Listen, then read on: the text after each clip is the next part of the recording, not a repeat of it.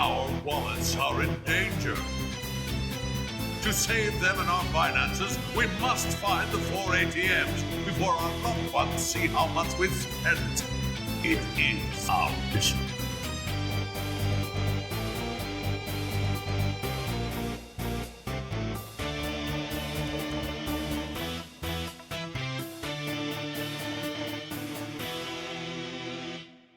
Toys! Toys, yeah! Toys, toys, toys! So many freaking toys! Toys, toys, toys, toys!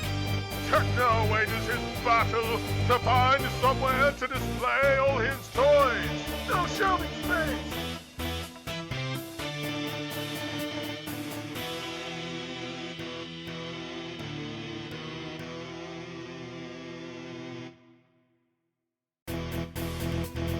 Our wallets are in danger.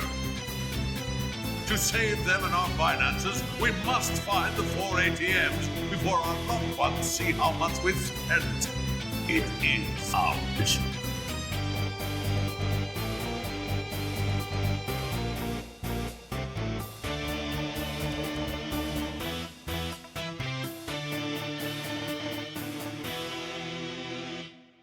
Toys!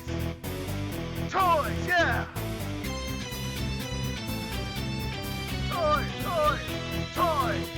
So many freaking toys! Toys, toys, toys, toys! Techno wages his battle to find somewhere to display all his toys! No shelving space!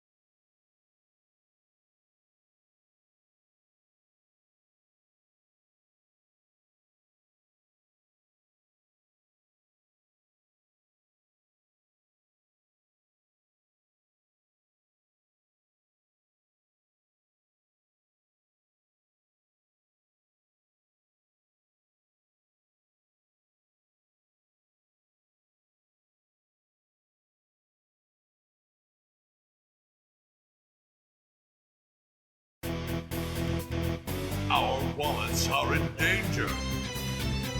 To save them and our finances, we must find the 4 ATMs before our loved ones see how much we've spent. It is our mission.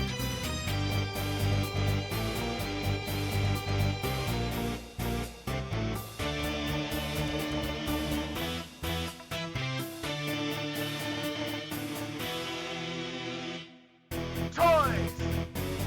Toys, yeah! Toys, toys, toys! So many freaking toys!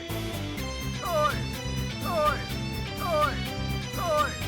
Techno wages his battle to find somewhere to display all his toys!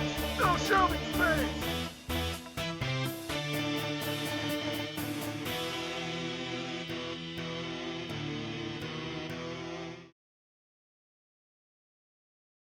Hello everyone. It's me, it's Techno, and I hope everyone is having themselves a good evening so far.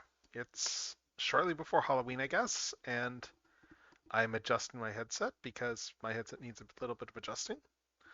But yeah, what's wrong with that one setting on here? There we go. That's better. I'm just playing with my headset because it's being weird. I mean, also my headset's low battery, so I'm kind of just charging it as well as we get going here. But yeah, I hope everyone's doing well, and we are just doing a little bit of stuff tonight. We're doing some toys and sprues tonight, so not a lot. Not a lot is on the docket for tonight. But hey, nothing wrong with that. Nothing wrong with that at all.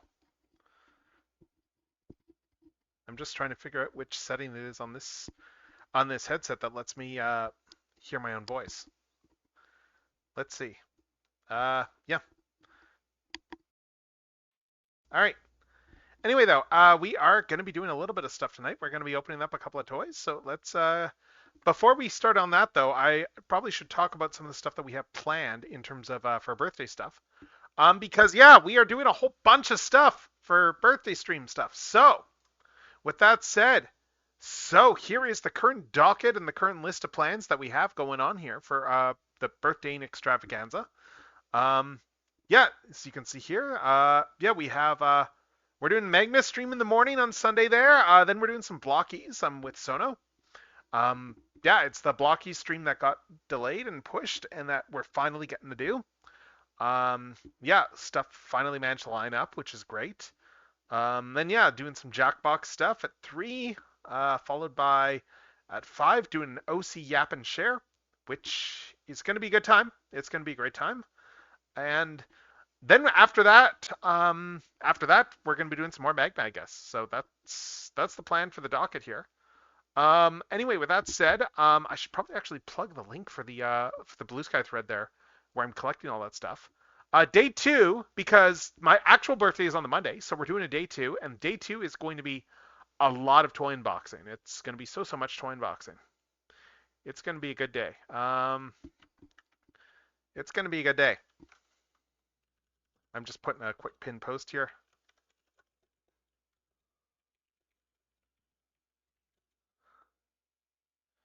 All right, let's put this quick post over here, and then we'll pin this. There.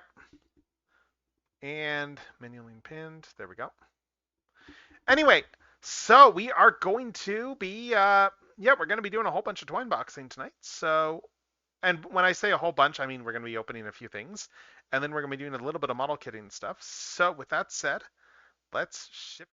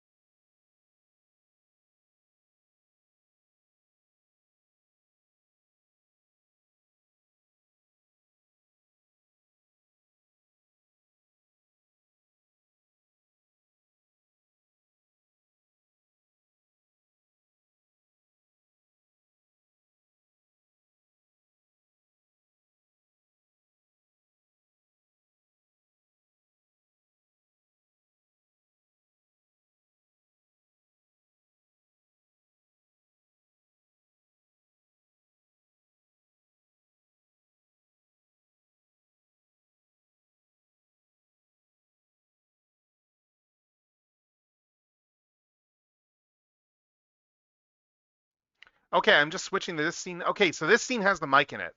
Okay, so I just, okay, good. I just need to find which scene has the mic in this. So I'm just switching back here while I get this fixed, but thank you so much for bringing that up, Hika. I feel like an idiot. All right, thank you so much. Thank you so much. Okay, so where is, sorry, let me find that scene. I need to figure out which scene that I put the mic in, because I moved things around the other day, but I must have, and in doing that, I must have mucked up the, yeah, oh, of course. Of course. I know what I did. It's because I changed up a bunch of my views the other day, and I forgot that the toy view doesn't share that. All right, so let's add the reference there. Okay, there we go. Oh my God, I feel stupid. Thank you so much for bringing that up, Hika. Yeah. Okay. Yeah. Oh my God. Okay, so you haven't been able to hear me this whole time then, so I'm gonna have to just reshare some stuff. Because yeah, one of the things is this, the glow in the dark stormtrooper over here, or rather Royal Guard. And if I turn off all these lights here and turn off my main light, yeah, you got this really cool looking glow in the dark effect on this guy.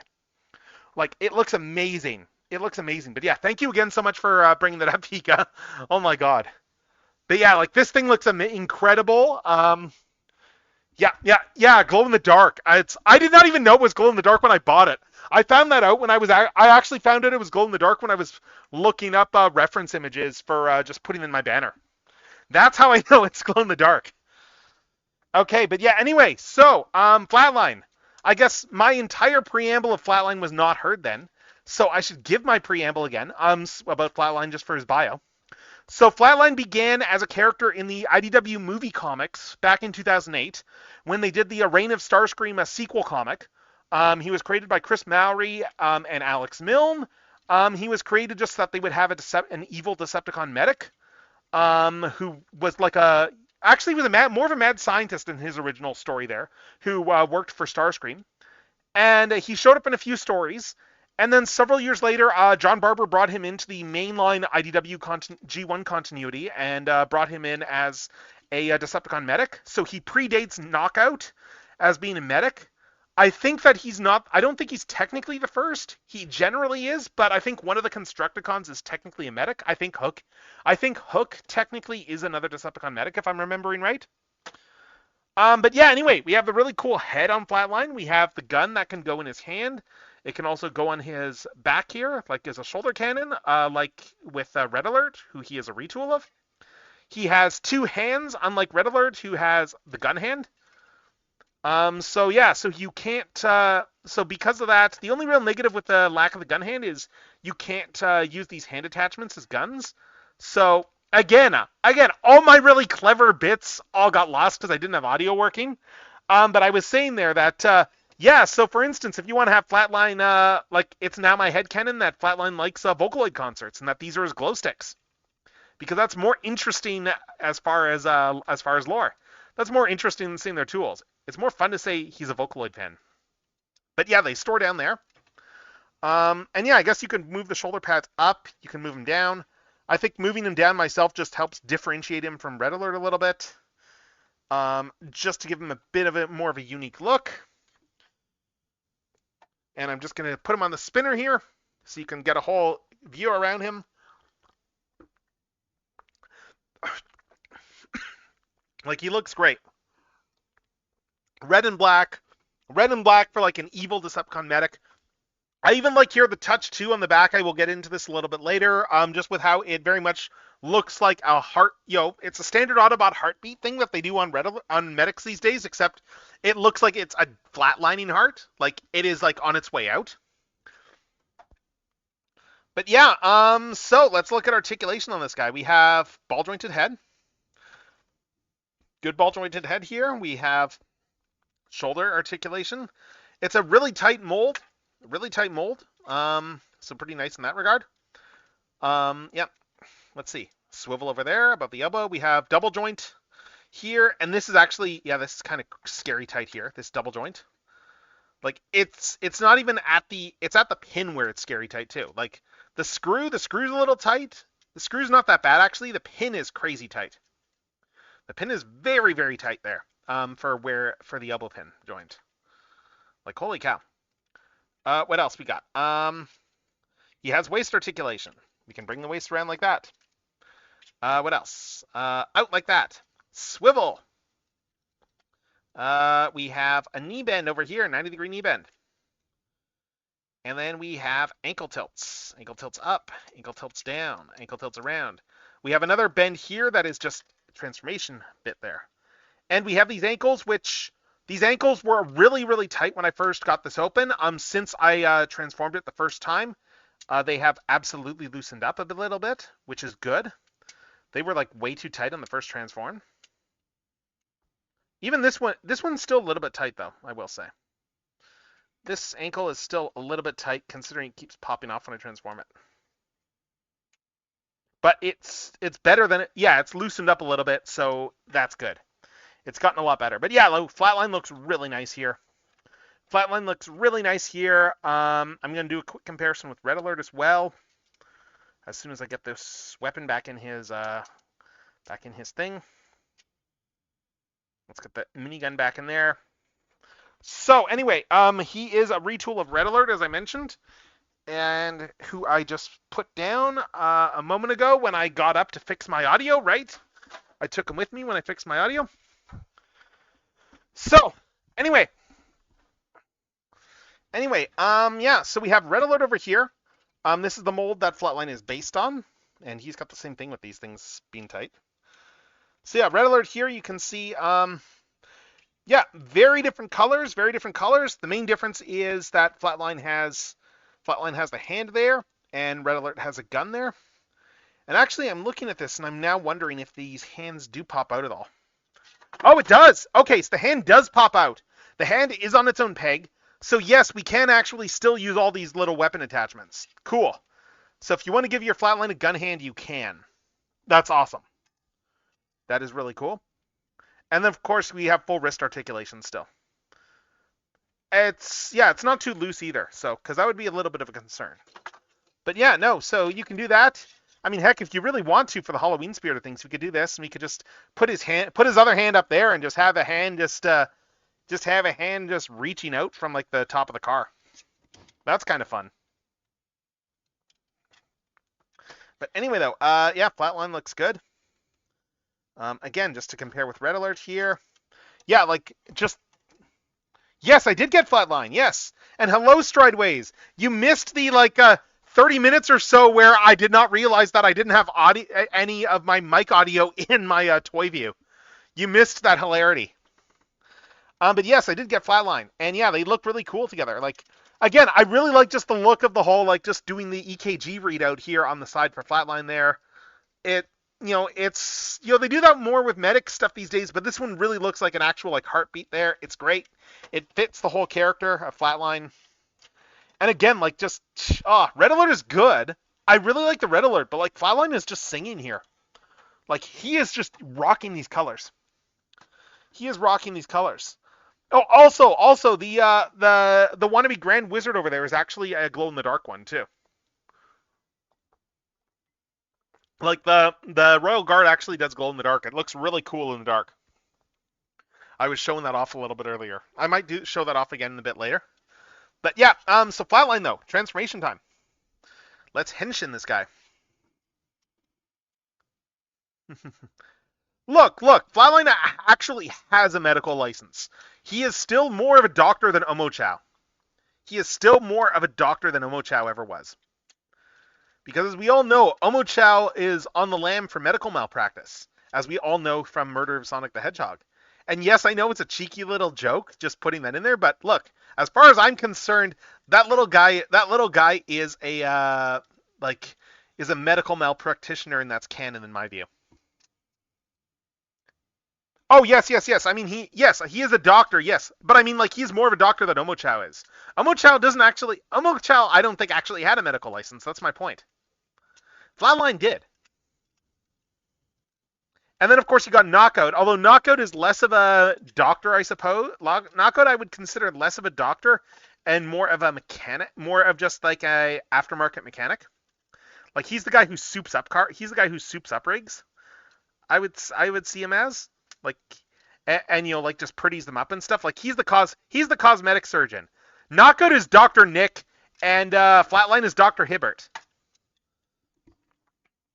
But yeah, Flatline is Dr. Hibbert. And yes, that means he does. And yes, that means Flatline. That is actually like way too appropriate of a joke as I think about it. Calling Flatline Dr. Hibbert. If you know anything about his history involving the RC triplets, and if you no, that's Knockout. Knockout's the guy who gives you upgrades.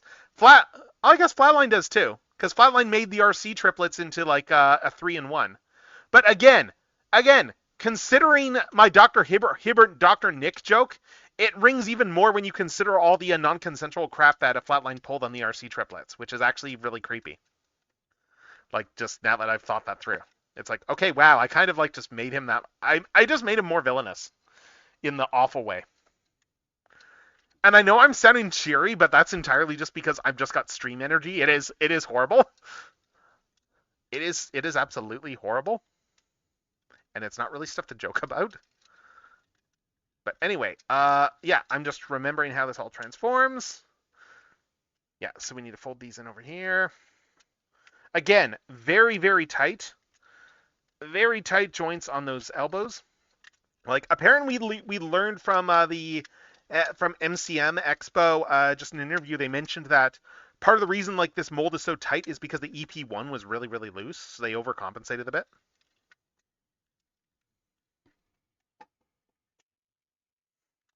Well, I mean, Hook is technically a medic as well, in fairness. Hook technically is a medic, so I mean, there could always be that. But anyway, there we have it. There we have Flatline fully transformed into his alternate mode. I'm just looking to see where this ends up here. If there's a way to store this little guy. I mean, I guess we could put it over there. Is there a place for the third one to store, though? I don't know if there is. Well, I mean, like, G1 Flatline is a medic, I would say. Oh, and they show that here, too, actually. I'm just looking... Oh, there is storage for this. Good. There is storage for all this stuff. All right, so let's get into the storage, because it does exist. Storage does exist. I just need to unpeg the roof again.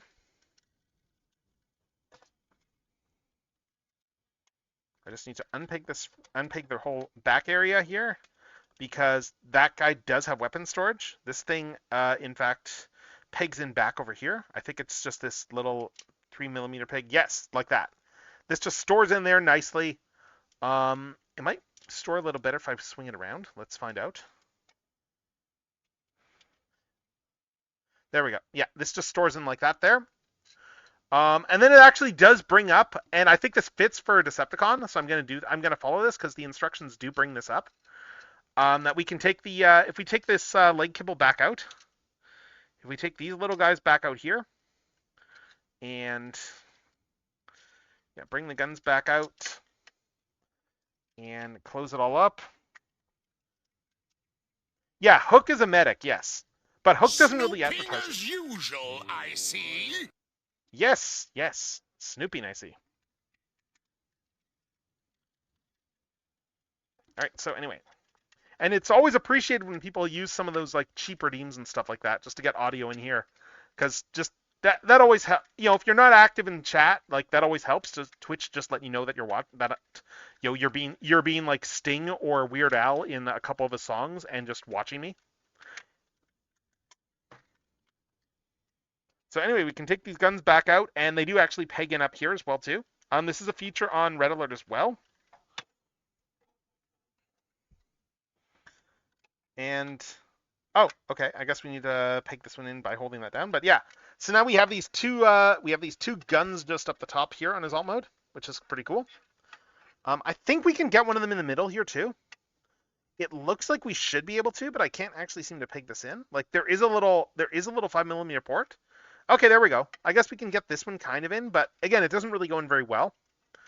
It looks like it should support stuff, but maybe that's just for blast effects. I don't know.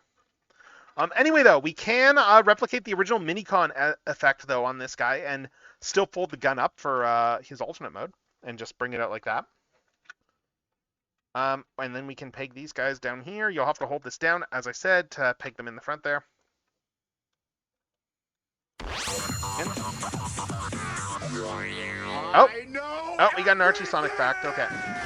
We got an Archie Sonic fact. Yeah. Mm-hmm.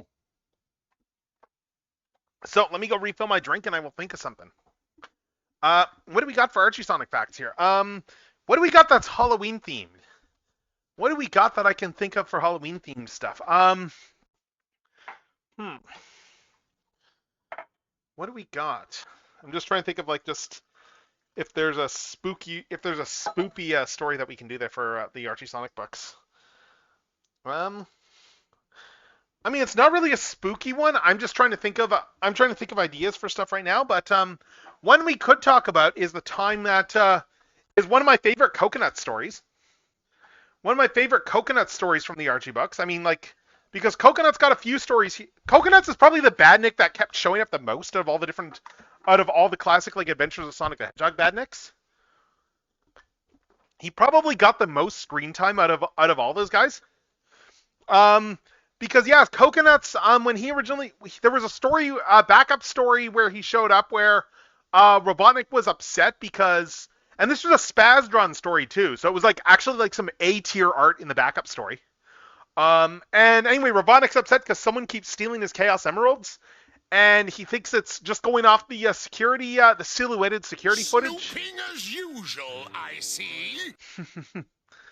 But yeah, just going off of the security footage, the suspicion was that it might have been something like an anteater or something like that. So anyway, so Robotnik sent Coconuts in to capture it, and Coconuts was like, "Don't worry, boss. My coyote friend gave me this entire book of ways to catch these things." And then we proceeded to get an extended Roadrunner reference to Coconuts continually setting traps and getting caught in his own traps. And completely failing at every turn to, stop someone from stealing Robotnik's Chaos Emeralds. Anyways, it turned out, Coconuts never found this out, but the silhouetted character was actually Bunny. And, because, yeah, like, just silhouette, like, just the way her ears were oriented made her look a bit more like an anteater sort of thing there. Because just the way her ears were folded. And, and then in the end, it was like, yeah, she was just stealing Chaos Emeralds for fashion accessories. So anyway, it was a Wile E. Coyote story with Coconuts as Wile E. Coyote. And again, like, it's a fun little side story. The sort of thing you didn't get as often later on in the book. Like, it's the sort of thing that you only really get in the... It was like within the first 30 issues or so, I think. It was a fun Spaz story anyway. But yeah, so that is Flatline in his alternate mode. That is alt mode Flatline. Coconuts actually does have like three more notable appearances, come to think, aside from like his original one back in the day. There's Island of Misfit Badniks.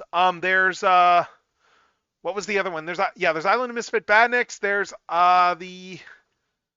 actually no, I think he had a couple out of there too. But there was that appearance.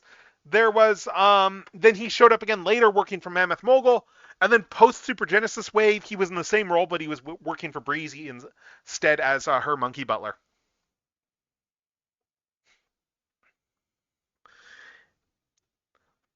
Oh, I mean, like, Cerebus syndrome. I mean, like, that might have been what they were referencing in terms of looking like an aardvark, just because of, like, how one of the ears kind of looked like a snout the way that it was sitting. But anyway, that is the toys that we have to open, because we are doing kits as well tonight. I don't know how far we're going to get in this kit. Probably not very far. I don't have any model kits time slotted out for the next couple days yet, but we are going to do some stuff, because we have something that actually... I didn't realize it when I actually picked this playlist, but it actually fits very, very well with the playlist. Because next up, we are starting in on this thing here. We are starting in on this full action plastic model kit, this Hamoxie in there, of this Julian kit. And yeah, it is a Chinese zombie. It is full like Chinese zombie here. And yeah, and she's got like a whole bunch of parts on her and stuff. She's got a whole bunch of different looks for this thing. It just looks Shang-Chi. Okay, thanks. Okay, but yeah, it looks really cool. Yeah, you can see here there's a bunch of different configurations for it there. It comes with non-zombified parts too. It's got the whole armed look. It's got the cool looking feet and stuff there. But yeah, this looks really cool. So anyway, we are going to let me just pull this out. Let me get this thing open, and let's take a look at the inside. Let's see. Oh, nice. The presentation on this thing, I need to show this off. So presentation, when you get this box open, this is actually fairly premium. Like, it's full on got like a box window here as well too. And it's just like advertising the character here with just this fun little chibi art. Fun little chibi art here. And then we pull this guy out here. Yeah, it's a fairly premium box, honestly. And then, yeah, we got something here. This is showing... Oh, this is just showing how all you got the different hand configurations. Oh, interesting. Yeah, it's saying here. Regarding the hand configuration of the Julian figure body, we have made meticulous adjustments during the mass production phase. For the standard blue and special edition skin tone handsets, we have replaced and additionally added one pair each based on the original configuration. Currently, each color is equipped with 7 pairs of hands to cater to more styling needs. So that's kind of cool. They put a whole bunch of hand options in this, I guess. So yeah, we got a lot of sprues in here. So I am going to have to... Yeah, I'm going to probably keep this box off to the side here. I need to figure out how I'm going to advertise what I'm building, because I'm going to need the instructions. We got some instructions right over here. Because normally I put the box in my actual display, but it is a little bit big. Let's just see if this will... Well, no, this might work. We just got to put this all the way back there. So yeah, so we got to put this here. Let me just adjust the camera angle a little bit, because we're going to want to have a better... Hold up. We're going to want a bit more of a top-down angle here. So something more like this. All right, so this will work. We want a bit more of a top-down angle. Yeah, so we got the Royal Guard glow-in-the-dark guy over there. We've got the instructions over here. And yeah, we can see here that we have all these different configurations. We have just the base body there. There's pink skin tone accessories as a bonus gift, so you can do the entire figure. It's even got some different faces for the human version too, like this freaked out face here. I'm just looking at this here. So we got those bodies. And yeah, you can just essentially, like, you can build the base body. You can build like the armed display as well. And then there's a whole, but look at this here. We have these really cool accessories here for the helmet and stuff like that as well. So yeah, what else we got here? Let's see. Yeah, we got all this. We got a lot of parts in here. I'm just looking to see what all's here. I'm just looking to see if there's a rhyme or reason to the actual assembly. Looks like they start you with a basic body assembly here first, and that's only a few pages. Okay, so we're going to start with a base body. We're going to start with the base body here as is shown off there, and we're going to go from there. And I'm probably going to start with the zombie version because it's Halloween. And you know what, zombies? Of course I've got nippers ready. Yeah, I've got my broken god hands and my non-broken god hands ready to go. Of course I do. So let's see. I need to start grabbing things out here. Let's start grabbing sprues. And oh, this is nice here. They actually have all the different color, all the same colored ones bagged in the same baggie. That's actually pretty nice. Like this is definitely feels. Oh, and then we got some more bits here. It feels a little bit more premium than Bandai stuff to an extent in terms of just how it is actually packaged. Like all of these bits are individually packed. There's even some that are pre-painted here. Yeah, I think this is pre-painted. I don't think this is gold, unless it is gold plastic. Maybe it is shiny plastic, but I mean, it looks really good. It looks more like it's painted, so this is spruce. So I don't know. But yeah, anyway, we got all this stuff here. We are going to start with the zombie stuff here, and I'm just looking to see what other colors I need.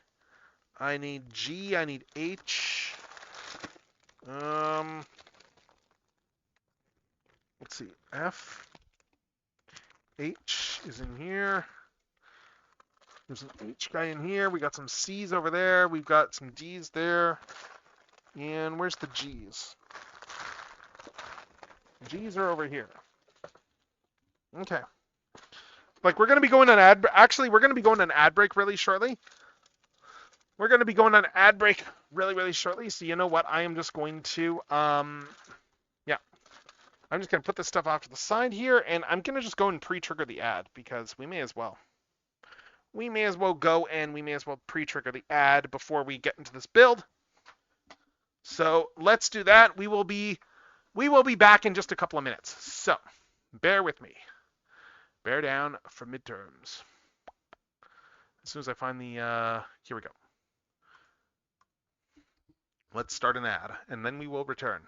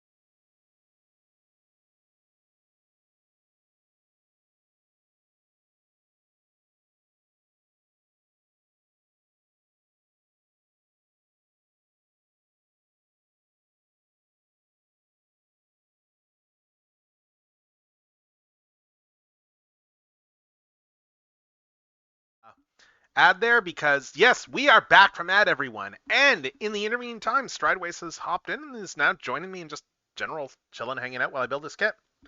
And as I was joking to him, it's like, yeah, you can see there's a giant square here. Yeah. This is why I need to get I'm the original PNG Star model that I've been Walker. working on done already. I'm the original Star Walker. These Alright, anyway. birds are pissing me off. I might actually, I'm the original actually, I'm gonna just Star drop Walker. the size of this thing. Where's my model thing here? Sorry, I'm just trying to remember where I put the actual view for the Discord models. God, I love Zombieland Saga. It actually got a movie this month. I need to check that out, track that down at some point. I heard it got a movie. Yep. I mean, yeah, like legit, like I kind of love like Zombieland Saga is amazing. Yeah, didn't it have like actually really good trans rep? It had very good trans rep. Yes. Yeah, very good trans rep. Where is? Oh, I put the. Oh, right, I put it in that view. There we go. There we go. Found the view. Yeah, no, it had very good trans rep. They full on got into the whole fact of like one of the characters in the series there, Lily. Just the idea that like, cause like she was a trans woman there, but also like she was a child trans actress girl, who was but a trans yeah. woman.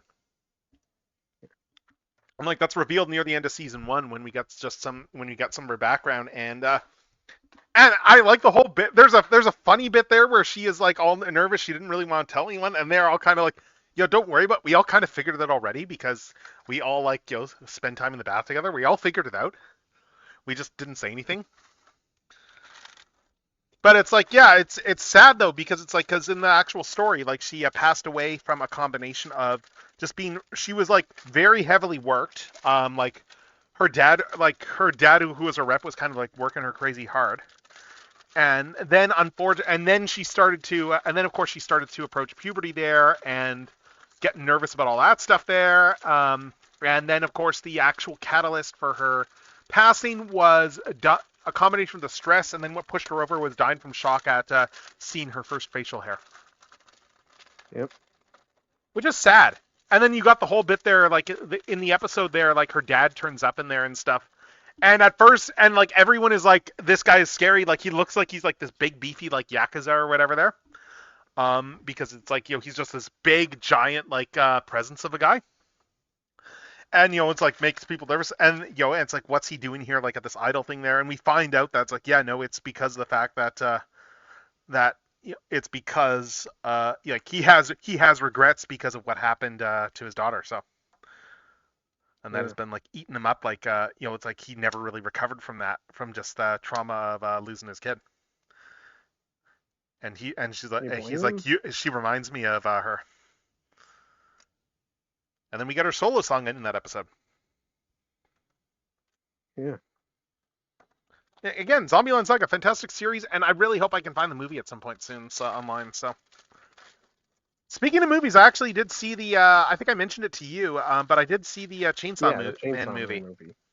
Yeah, the movie with everyone's favorite idiot, Denji. Yep. Like seriously, Denji is like such an idiot, and it's the best. He is an idiot in the best way because he is just like, he really doesn't. He really is not the sharpest tool in the shed in terms of his. But I mean, he has the excuse of like he's like what, like 16 years old. Yeah. And it's easy to forget that in the context of the story that he's like a 16-year-old operating in a world where he really should not be operating because he is too much a kid, and he is full on getting groomed by his boss. Yep. Like in the creepiest way. And okay, so they gave us 2 of these, I guess. Yeah, I guess they gave us 2 of these because of the 2 bodies. So it's probably that's why, because it's like the 2 different hair sets here for just I assume that's why they gave us 2 of these. Yeah, so let's see. So we got G17 over here. Though, oh my god, if they gave us these specifically just for these tiny little pieces that are on the sprue, that'll be like the funniest thing. With that in mind, though, let's see. Yeah, so let's just do this guy here. Yeah, G17 and then G2 is up here. I'm really curious to see how this all comes together.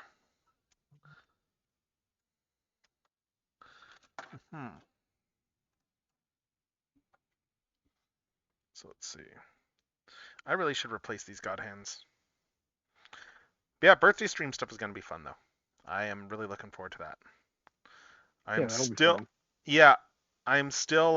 don't know how late I'm going tonight because I still have like a bunch of art I need to do, but I also don't have any plans on Friday night, so my Friday night will probably just be like sitting at home drawing and like watching, like seeing. There'll be channels that I'm in where people are doing movie nights, so because it's Halloween. Yeah. So I'll probably just watch some Halloween media while I'm finishing up stuff. I've got a whole bunch of. Makes sense. Yeah. I've got 6 of the chibis done for line art, and then I need to do colors on a bunch of them, and do colors on all of them.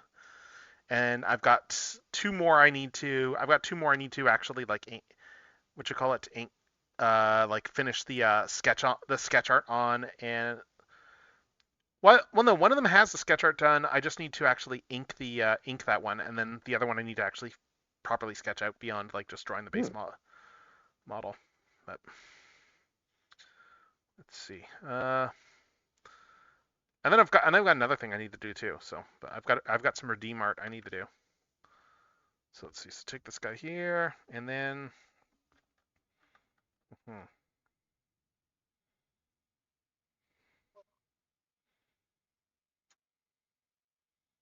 Actually, you know what? I should change to my. Maybe I'll change to my sprue the moment view. Let's just do a little bit more of this, and then I will. Sprues. Let's see.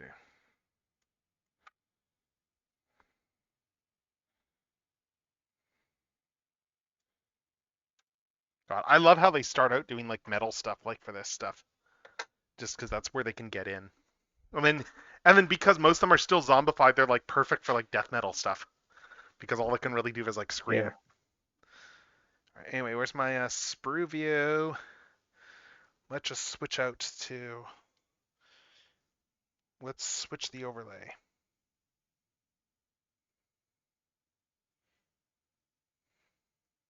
On death metal.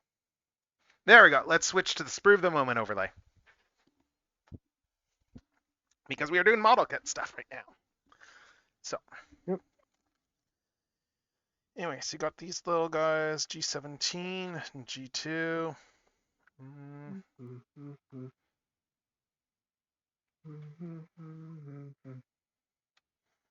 Oh, this is the back of the hair, isn't it? Okay, I see.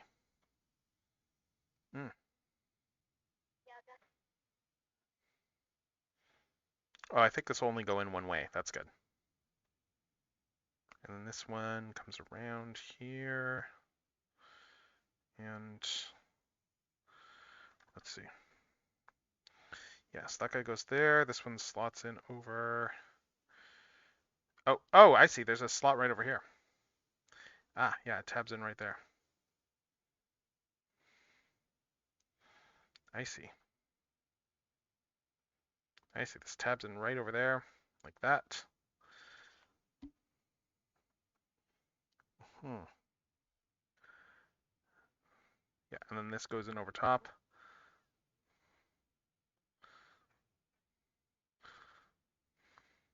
Yeah, and then so this whole bit goes on over there, like that. And then, yeah, then we start getting the faces here. We got E2, E4, and do I not have either of those out here? Let's see. C1 is in here. I need, where's the D1s? D1s are over here. Where did I put my scissors just now? Let's see. Oh yeah, so it was cool last night too. I saw like a there was a local production of adaptation of the story Sleepy Hollow that was like really interesting. So like it's one of those things where it's like you watch it, it's like wow, that was really different than the Disney story, and then you look it up, and then it's like, oh, actually that was like pretty different from the original story too. But it's like a really interesting different in terms of like the spin that they did on the story. Because where did I put the scissors just now? Of course I can't find my scissors. And they're going to be somewhere like, oh, here they are. Yeah, exactly. They're just right off to the side. Let's get this out here. But yeah, what was cool about it though was it was a Sleepy Hollow story that leaned, like, they still kept the basic, like, the basics of the outline and stuff like that, with like the, Ichabod Crane going to Sleepy Hollow and, the stuff with the Headless Horseman but the thing they leaned into in this adaptation was the Revolutionary War elements of the story. Yeah. Are there any? I am just looking at this. Are there any pre-applied faces? And let's see. Okay, there's all the hands there. Oh, cool. I just spotted this in the box too. I'll open this up as well in a sec, but I'm just looking to see if there's any where the pre-applied faces are. There are some on the Okay, it's probably in this bag somewhere still, because I see some on the actual zombie head face. But hold up, let's just. All right, I'm gonna have to. I'm gonna have to remember to. Let's just see if I can get the. Oh yeah, I see. I see the faces in here. Yeah, I'm gonna have to remember to plug my camera back in at some point because I've like it's 100%, but I unplugged it just for charging the headset. So I am going to have to plug this thing back into the camera, like probably in like half an hour or so. At that point, like the headset should be definitely charged for like the rest of the night anyway. But let's see. So we got all the pre-applied heads in here. We got a bunch of. Oh, there's even a little screwdriver in here too. Cool. And some little screws and. Oh, interesting. I wonder what all this stuff is for. We got a little spring here. We got some nuts and bolts for screws. We got. Oh, is this wires? Okay. I think some of this stuff might be for because there are some electronics in this figure, so maybe this pertains to those. But we got all these faces over here. Though. We have some. What do we want to do for the for the face here? Because we got. Let's look at these here. We got this just neutral face here. Neutral face. We've got like this more bashful face. We got like a closed eye face here. We got a shouty face, and we have a back of the head here, which I guess is neither one. And that is, we are going to be pulling this one out as well too. So yeah, any thoughts, chat, like in terms, or even you, like in strideways in terms of like, which ones we should be starting with? I don't know. We got options.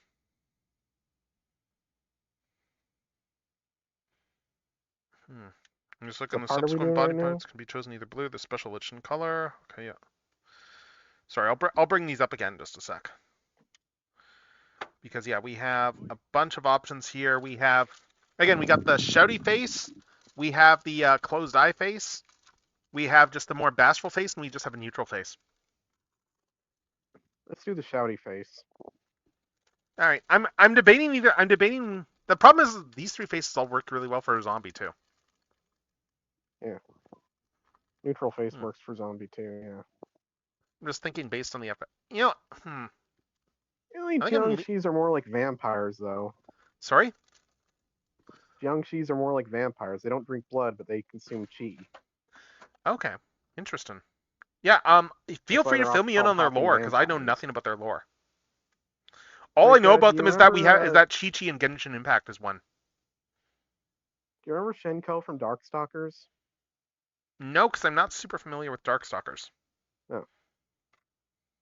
Okay, well, Jiangshi are also called hopping vampires because in like the original mythology that they couldn't really walk. They were still stiff from, being corpses. Okay. So they just kind of hop around. Interesting. And yeah, they feed on chi, not blood, but chi is life force, so if you get drained of life force by one of them, you're basically dead. All right. Okay, where's the earrings? Yeah, they're less like zombies and more like vampires. Just they aren't like blood-drinking vampires. Interesting. Can you kill that? Sorry. Oh, yeah. Let's see. I'm just looking for where the, I'm just trying to find the piece here that the earrings are on now. I zapped them. Yeah, cool, thanks. Blocked. Yes. You're all blocked. The ultimate power. None of you are free of sin. I'm just looking. Which one is it? It is E2. Oh, it is on this one. Okay. I need to get these. I think it's just the gold. I need to cut out the earrings out of this.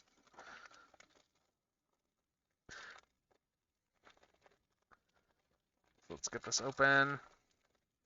We got E2 over here.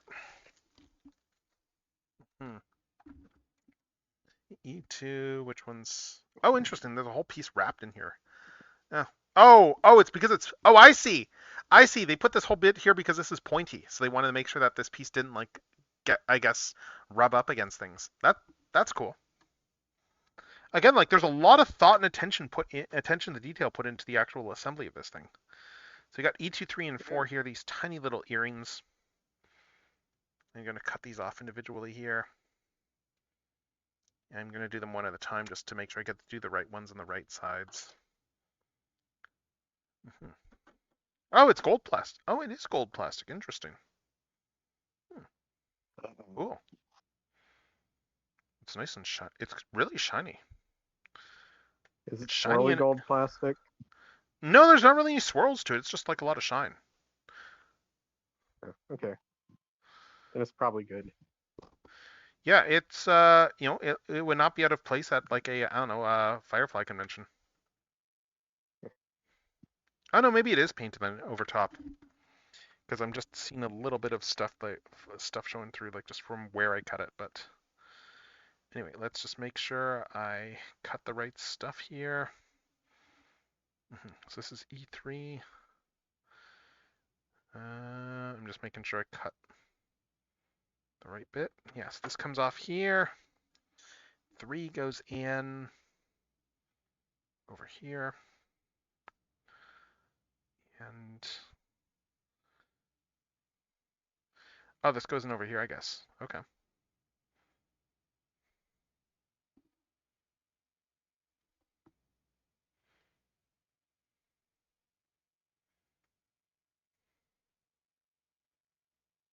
Oh, is this the right piece? Am I? No, this is the right piece here. I'm just trying to make sure I get this in right. Yeah, okay, yeah, these go into these little holes over here. Oh, like that, yeah. Yeah, so tiny little guys. Let's get the other one out. Yeah.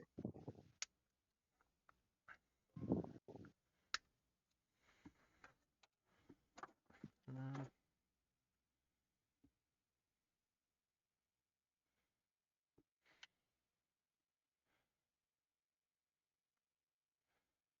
I forgot how long my Zombieland Saga playlists are in terms of time. I guess it doesn't really matter if they loop. Yeah. I mean, like, there's like 2 seasons worth of music, so. Oh yeah, so these go in over here, and then we plug this guy in over top, just for the back of the head. Mm. And then it's just saying, yeah, like replaceable faces from the bag. Ah, okay. Guess this goes in here. Yep. Interesting construction to the head so far, though, I gotta say. And actually, that's kind of really cool the way they did the earrings, looking at this here. Just the earrings are just like attached to the back of the hair there. That's kind of neat. And they still have some swivel to them, too. Like, you can actually swivel the earrings. That's kind of really cool.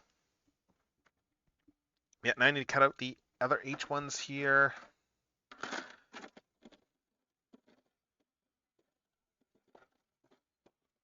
Let's see. So we have H4 and 18. Okay.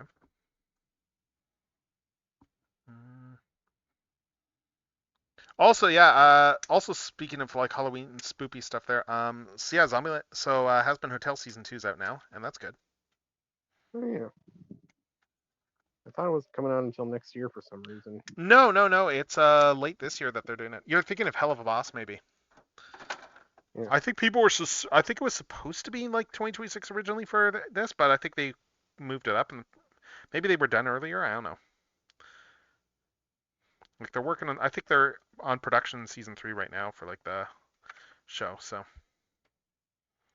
Like I guess like I guess Vivian was like Vivzy Pop. She was posting about how she's excited because they're now recording a character. They're now recording a character that's like in her drafts and stuff like that for the series. But she was like, I wasn't sure like when we got picked up if we would get far enough to actually get to this character.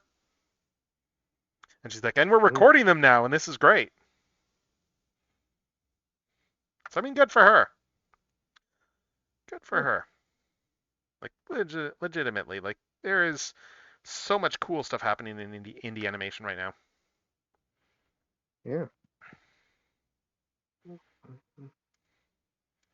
I need to watch more of Murder Drones, for instance. Like that's a fun one.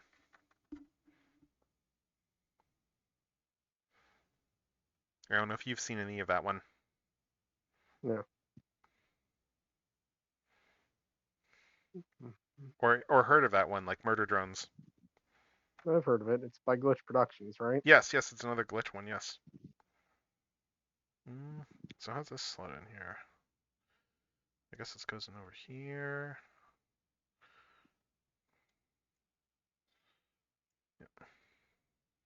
Okay, so this. Oh, okay. Wow. There's a lot of little connecting points. This just slides in over there on all those little slots there. Wow. Like again, this feels like it's very well thought out in terms of how they built this thing. Like there's just so many little slots just to put everything together. And yeah, this just all snaps together like that. There. Bring it together. There's the back of the head here. And again, that's probably why. Do we have more than one of these? Or I think we just have the 1H sprue, and I think that's because like this back of the head there, you're going to be using different head parts if you're doing like the helmeted look, probably.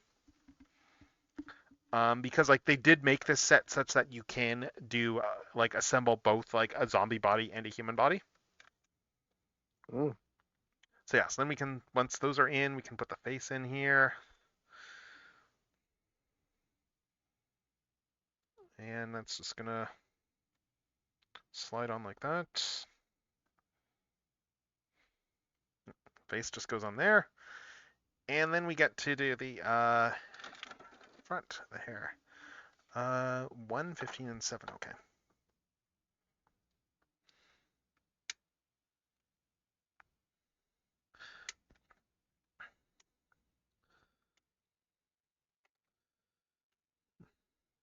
One. Oh no, that's not 1. That's 1, 4. No, H1. Okay. H1.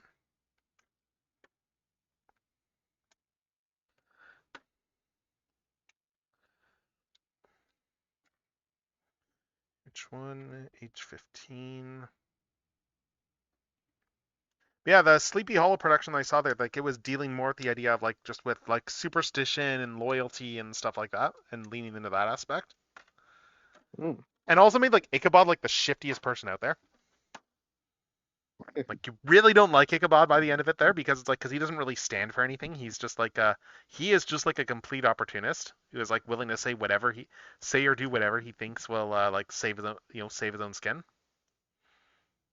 He stands for nothing. What'll he fall for?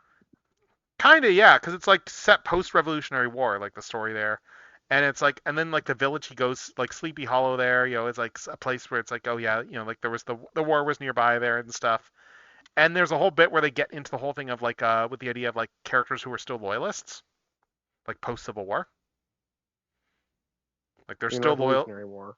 Yeah. Post-Revolutionary War, like characters who are loyalists, where it's like they're still loyal to the crown, but like like there's they also were like just canny enough to like just not get like they were helping out soldiers and stuff during the war, but they were like just didn't risk their. I think there is the element of they were risking their own heads a little bit, but they were doing it in secret so they wouldn't get caught. So that way, if depending on which way the wind blew, they would be fine. Yep. And it's funny, it's interesting there. So because like you got a few different you got a bunch of different perspectives like all throughout that with regards to just the stuff like knowledge and ignorance and critical thinking and all that sort of thing. And like in the actual playbill, like they full on reference the fact that this was, that informed by current event, the decision to put this on stuff. Like there's a lot that was informed by current events in it. Mm. Like with regards to stuff going on. And like there was some, God, the one joke that they put in there with regards to teachers, just like everyone laughed at and not in a good way, unfortunately. It was like the audience knowing laughter there, considering that all the crap they're putting teachers through in this province right now. So Yeah. they essentially just to give a summary here of the way it happened here. Like so in Canada they have a bit in like there's a bit in our constitution there, like Charter of Rights and Freedoms, and that guarantees a whole bunch basic human rights and all that sort of thing there. I guess kind of like your Bill of Rights in the U.S., except it goes a bit further. Yeah. Like in terms of just like there's a lot with regards to discrimination and stuff like that in there. Like it's more about like things like discrimination and equality and all that sort of stuff there, and freedoms for assembly and all that stuff. But there is a bit in there that is known as the notwithstanding clause, and that is a bit there that says that that this article, if it's invoked, can be used. It can be used for a 5-year period. It can be invoked by a legislature there in order to override something in the charter, like for a period of up to 5 years. So like there was an active mechanism like in there for being able to suppress rights. This was all written in the 80s too, I will note. It's not like it's like ancient history. This was like early 80s that they wrote all this. Like when it No, was it no wait. Yeah, it was early 80s. Like it was for like the like when we did the constitutional repatriation there. But anyway, the big controversy with it is the fact that it's like the lack of there's really a lot less limits than there should be on that legislation, and they used it to force when they legislate stuff to force the teachers back to work and stuff, they decided to full on use this as well and just take away their right to strike and to take away the right to strike and stuff. And it was already an like the provincial government's kind of awful, but yeah, I can tell. Yeah, no, there's like their own recall legislation is now starting to be used against them. Wow. The stuff so it's because people are not happy, and a lot of there's a bunch of ministers that like barely won their seats in the last election, so it's like, oh, if you can flip if you can flip 4 or 5 of them, then that gets rid of their majority. But yeah. Anyway, though, it was a fun little joke though, just from the standpoint of like everyone kind of chuckled and but anyway, this is E2 6 from this one. So this guy here.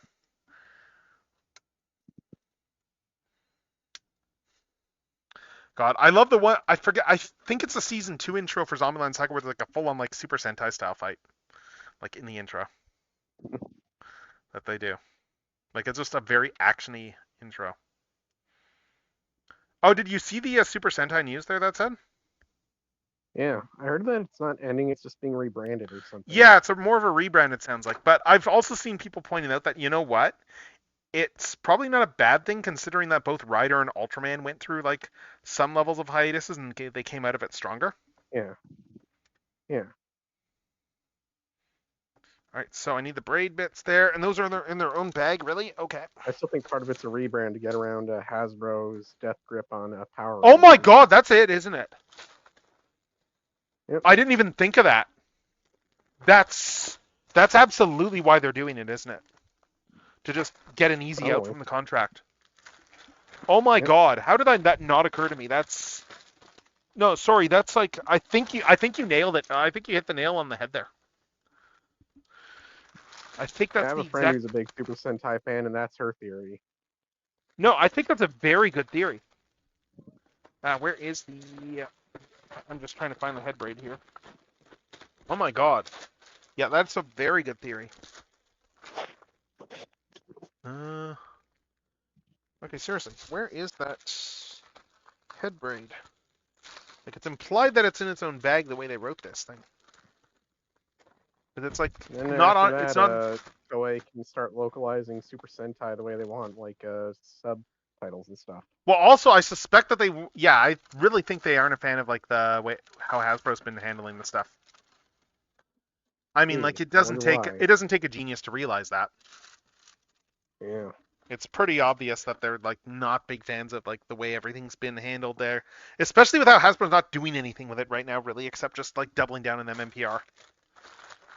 Yeah. And this way, and then this way, like gives them a lot more control. Yeah, that is a very good point. Where is my?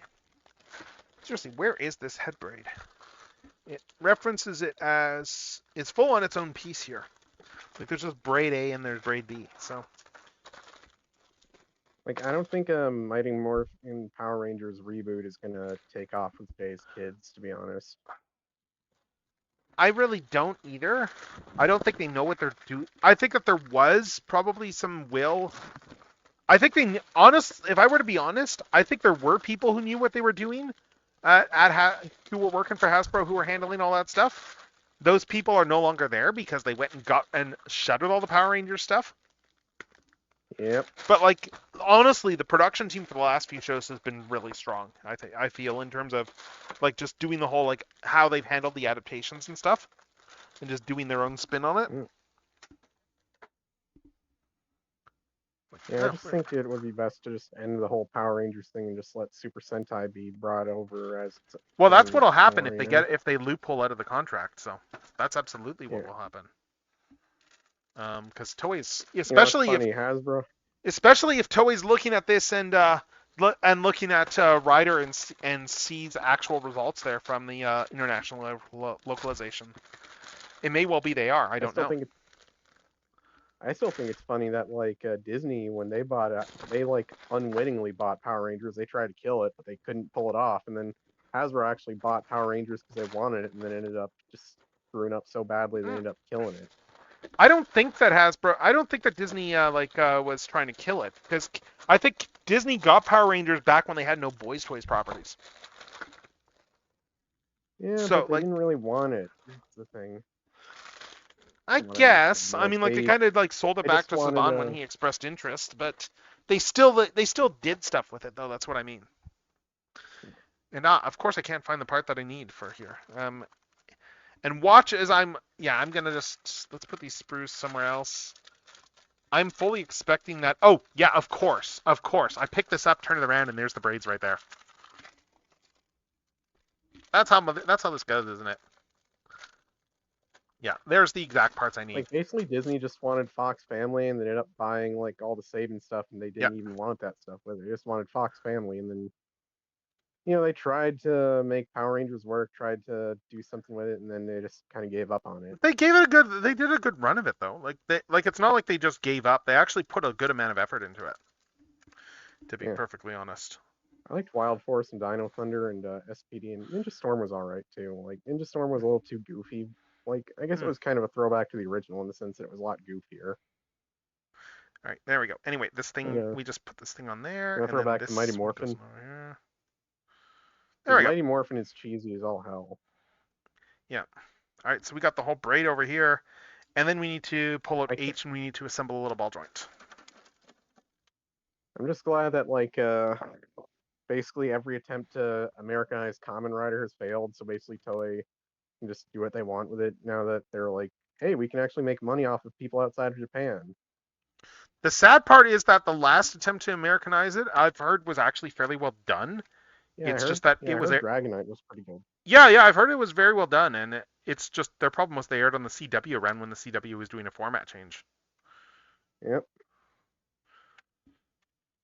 Like the people who worked on the show are like pretty proud of the work they did. It won an Emmy. Yeah, exactly. They won a daytime Emmy on that series. But then like it also got burned off like so many other shows before it because it didn't really fit the network direction. It sucks, but it happens. Okay, yeah, and they gave us 2 of these ball joints here, and I guess that's probably so that we can do like put the hair braid on like one of the other bodies too, because there's 2 hair braids here. So yes, there we got a ball joint. Plug it in. Oh, okay. Oh, interesting. There's a 3. So I did put it in the right way. Good, because one side is 3 millimeters, one is 2 millimeters. So there we go. There's how this goes. This is how this whole hair bit goes, and that is the little. There's the head. The head's looking really good here. And then onto the basic body now, I guess. Basic body unit, as it says. Let's see. Got all these bits here. Got these C1s. I bet there's going to be some symmetry to some of these. Where's the Fs? C1s. There's Ds there. F. I see. I'm just looking here. I see some C1s. I see some D's here. Let's see. All right. I think my headset is probably charged enough by now. There we go. If it starts beeping at me for low battery again, well. All right. So I'm just reading this here. Yeah. So we start with. Oh, it looks like we do the torso first. Okay. Oh, and my playlist finished. Oh, okay. That's why there's no music. Okay. So there is a limit to my Zombieland Saga playlist. Good to know. Apparently. Yeah. I'm going to have put something else on here. Let's see. Actually, I'm gonna change from just chatting because we're doing model kits now. Yeah. Miniatures models. What's this set called again? Where is the? Why do I not have a thing somewhere that I can easily look at for what this set is called? Let's look this up.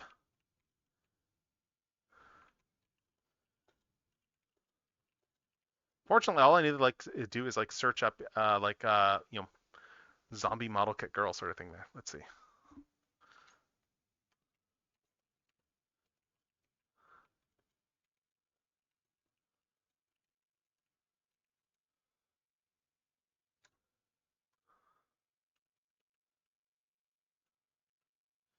There we go. Let's update this. All right, and there, we'll get back to, let's put a different thing on. Let's do some Soul Eater. Soul Eater is always good for this month. Yeah. It's Fool. nice. Sorry? Fool. Unless, actually, let's do my Fate playlist. I never put my Fate playlist on. Well, can I just sing one song from Soul Eater really quick? Yeah, of course. I know which one you're referring to. Excalibur, Excalibur. You know you from the missed. United King. I'm looking for heaven. I'm going to California. You know you missed a golden opportunity there. Yeah, Fate. I just realized. No. I mean, you missed a golden opportunity there with picking the Excalibur song. Because you could have not picked the Excalibur song. Good point. And then you could have thrown me. Because I said, oh, I know where this is going. Oh. And then you could have just like completely thrown me. Yeah. I mean, it's the only Soul Eater song I know the lyrics to, so. That's fair. I'm falling down into my shadow.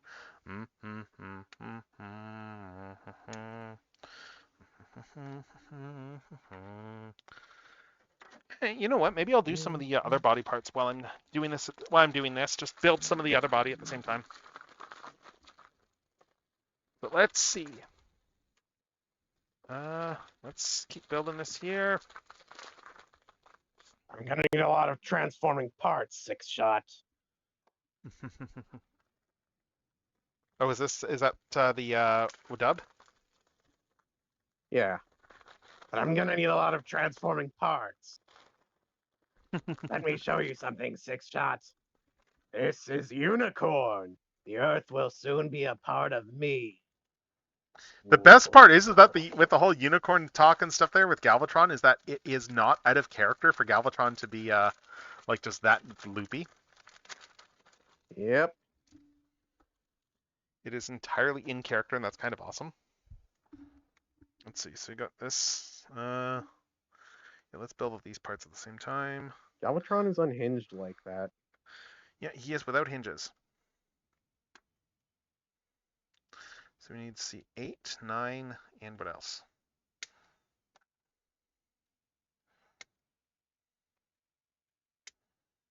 C8, C9, and then 11 and 12.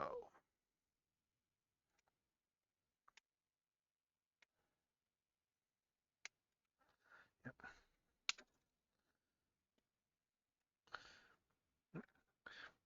Oh yeah, what was a gong show today was ordering that like the Fans Hobby TFCon exclusive off of Chosen Prime site. Yeah. Yeah, because so Chosen Prime, like they have a history with their with the Fans Hobby pre-orders of those overloading the site. Yeah. And just it being like an unpleasant experience to order just because like the site cannot handle the traffic, like that sudden spike of traffic of everyone trying to buy the same toy. Yeah. And this one was like, it's a big one because it is a retool of the Fans Hobby Overlord and the Skyquake. Oh. So it's a big one. Like new head, new chest sort of thing, some new guns. But like, yeah, it looks really good, honestly. But anyway, so like they posted on Facebook, they're like, oh yeah, don't worry. It's like, yeah, we're ready. They were not ready. Like the site just Typical. like completely the site completely crapped the bed.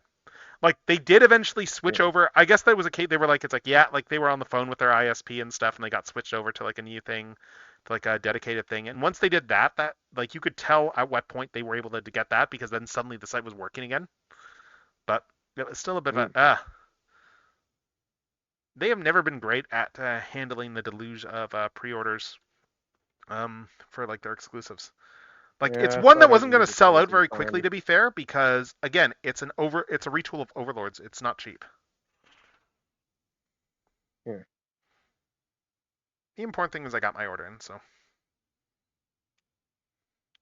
And then they also kind of teased in the actual product images. They also used that to low key tease the final figure in the set, which is kind of neat. So it's like we Mm. now know what like all the Predator jets are going to look like in the end. So that's kind of cool. Like it's kind of nuts that we only need one more and then we got the whole set of Predators. Yeah. Like it's kind of crazy, really. They've been at this for several years now. It's been a slow burn. It's been a slow burn project over multiple TF cons, and the last one's going to be at the LA show. Mm. Although the thing that's filling, I think, a bunch of us with dread is that so Fans Hobby likes reusing their retool parts, because who wouldn't? They like getting Yeah. more. They like getting more use of that. Like when they did what's his name? When they did Stalker, for instance, they did Machine War Soundwave as like a separate as a holiday exclusive there, like using all the same tooling because it's Mm. the same mold. Anyway, think about it. What famous deco was also done from Skyquake?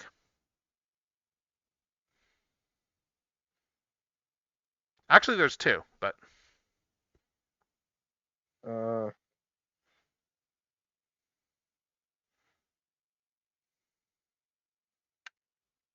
Machine Wars Starscream, Oh yeah. which has those of us who are like paying attention and know that they do holiday exclusives going, oh god, Oh yeah. because of how expensive that, how big that figure is, how Yeah. big and how pricey it's going to be, and it's going to look gorgeous because it's the Fans Hobby Overlord mold. God. And then of course there's King Atlas. If we're doing universe references, Yeah. who is like who is like just repainting them in the dye Atlas, which is still a really cool concept for a figure, honestly. Just like, hey, we're gonna make our own. We're Yeah. gonna make a Western dye Atlas using Skyquake. Like credit to the people who were working on the brand team on the Universe line at that point for just how clever they were getting with some of Yeah. their redecos. Considering how that mold was like fairly long in the tooth at that point as well.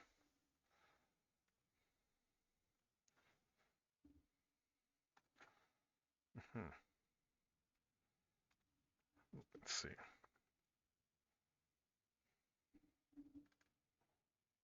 Let's see, but okay, so we got both these bits done. This is going to be the back here. Got the 2 bits of the back here. And then I need, which ones? D18 and F21, okay.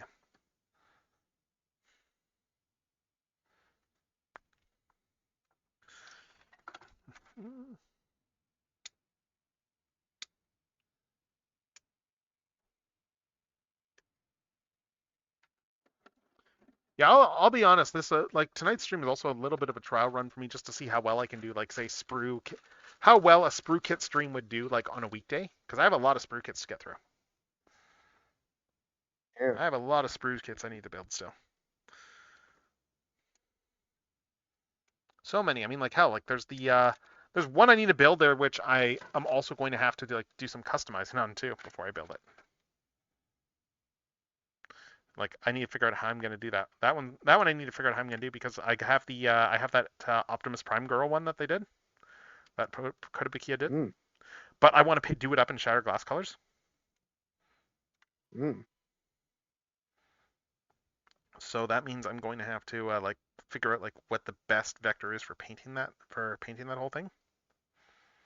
Like at what stage do I paint the part? Like do I have to clip all the parts and then paint them, or like when do I paint stuff? I suppose is the question. Like I Yeah. probably want to paint them like after I get it off the runners, I'm guessing, but then of course the runners are how you keep track of that. So I'll need like make sure I have photography and just to keep track of like where everything goes and stuff.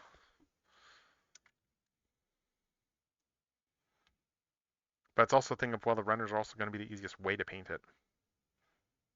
So I mean, there's always like I guess I could always paint it on the runners and then just do touch-ups afterwards. That's an option. Yeah.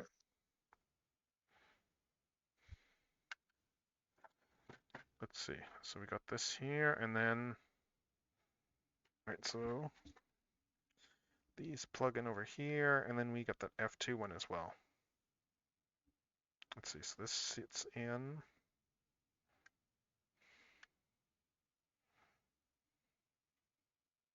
Oh, okay. I see. Oh, that's cool. Yes, this all just comes together like that.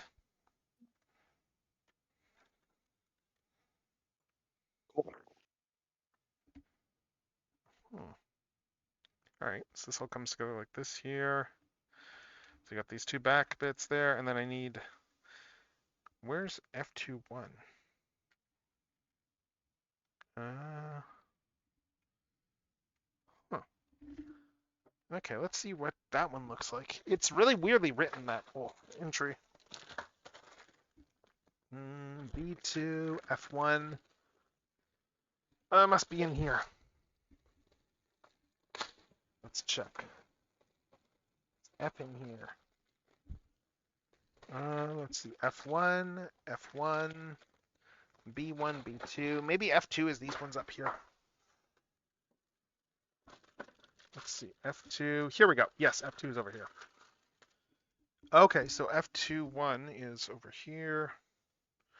And that is, here we go. Yeah, this is like the front of the chest here. Okay. So I think this just goes into the hole. You can only really do one body at a time with these build bits. So let's do this one first. Yeah,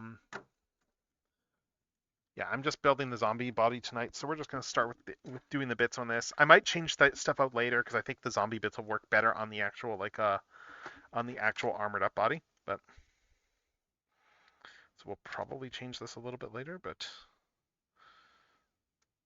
not tonight. Not tonight. Okay, so we got this here. And I'm guessing this comes around over here. Okay, this is weird. Huh.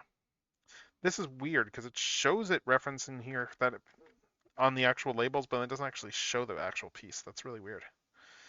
Well, we'll need this piece, so I'll just put it there for now. All right, so next up, C2, 1, 2, and 16.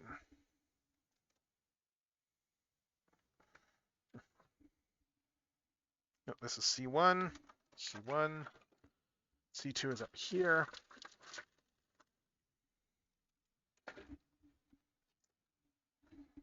C2, 1, 2, and 16.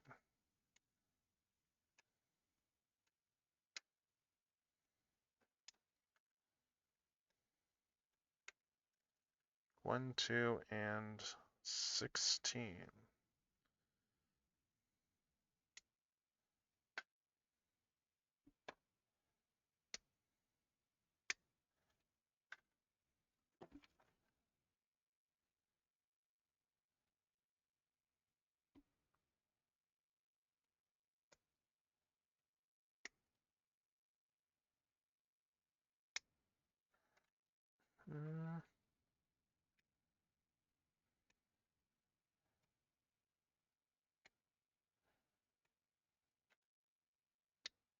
There we go.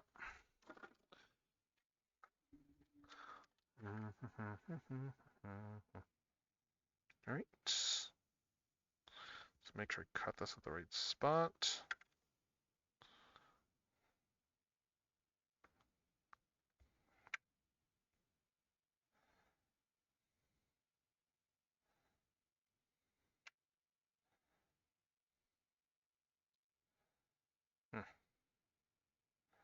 This one didn't come as clean as I was hoping.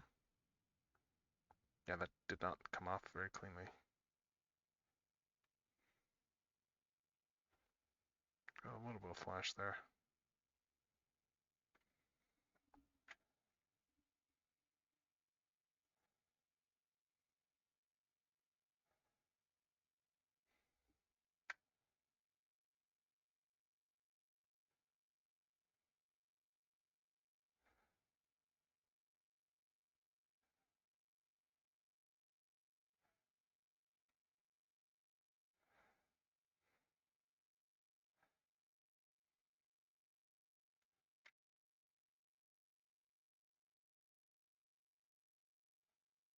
Hmm.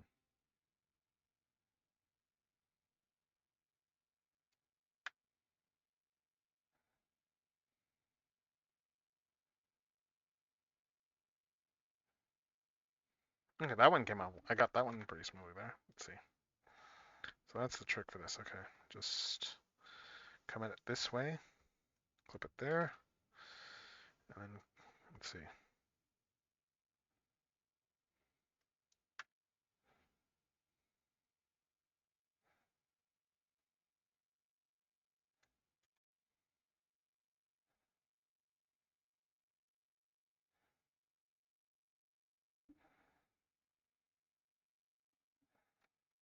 And then where's the? Oh, I need to do both of these still. Okay. Hmm.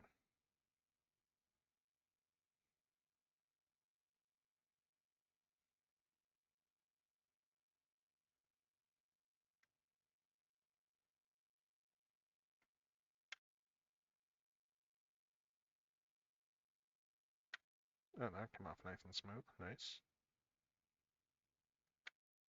And that one there.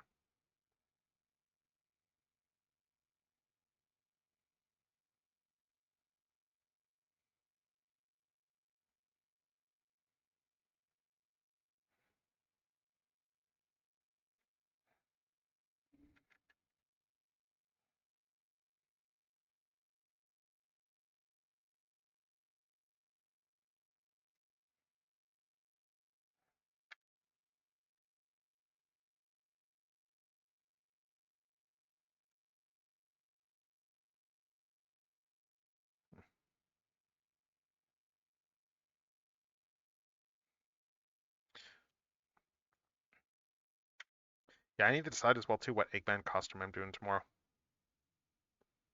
Yeah. Because obviously I'm doing one, I just don't know which one. The fact that I get to say that is kind of the best thing. The fact that my question isn't do I dress as Eggman, but which Eggman costume is the best problem to have. Yeah.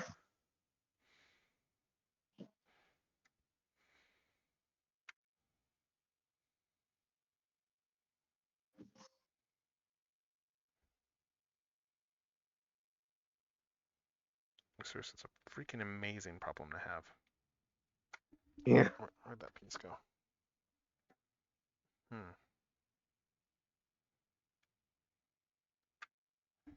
So we got Meanwhile, this I'm here. just dressing as Tears of the Kingdom Link again. Oh yeah, you mentioned you were doing Tears of the Kingdom Link. Yes. Yeah. That'll be fun. For Halloween last year when I was give stuff to trick or treaters, and I do it at conventions, so you know. Yeah, exactly. Yeah. Yeah, you get mileage out of something like that. Okay, so that one goes there. Where's the other guy? There it is. And am I putting these on the right sides? I think so. Yeah, this is right. Like you can see here that this is just where the shoulder joints are there.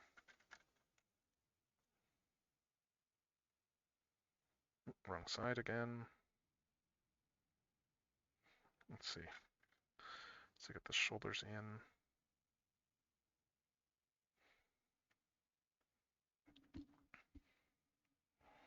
All right, yeah, so we got this in here, and then we just put these two halves together.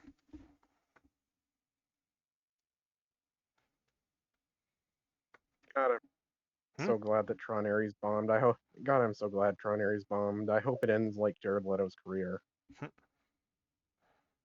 mean, it's probably gonna like, I don't know. He'll probably get something else. I'm sure. Unfortunately, someone will cast him in Yeah. something. It won't be James Gunn, but someone will. I know that's a cool assembly here with the shoulders there. You just fold them back in there, and then yeah, here's the James whole. Gunn and I both hate Jared Leto for good reason. Oh yeah, James Gunn does not like Jared Leto. And oh, did I put this? Oh, I put this on backwards. Cue the C3PO panicking, you fool! You put this on backwards.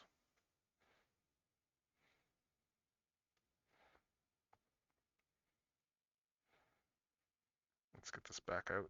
Let's back you out. Yeah, there we go. Yeah, this neck is on backwards here. Did I do it? I did it right on this side, and I didn't do it right on the other one. Okay. Yeah, so let's fix this. God, I gotta take this entire thing back apart again.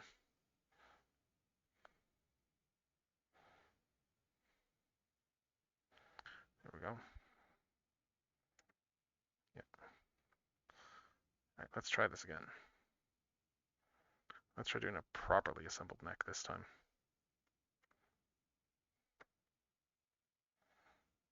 So that goes here, and this guy goes back in over. Was it this part it goes back into, or I think so. If only I had another one I could look at for reference, you know, like I do right there. Ah, there we go. Yes, there we go. Okay, now the neck's on properly.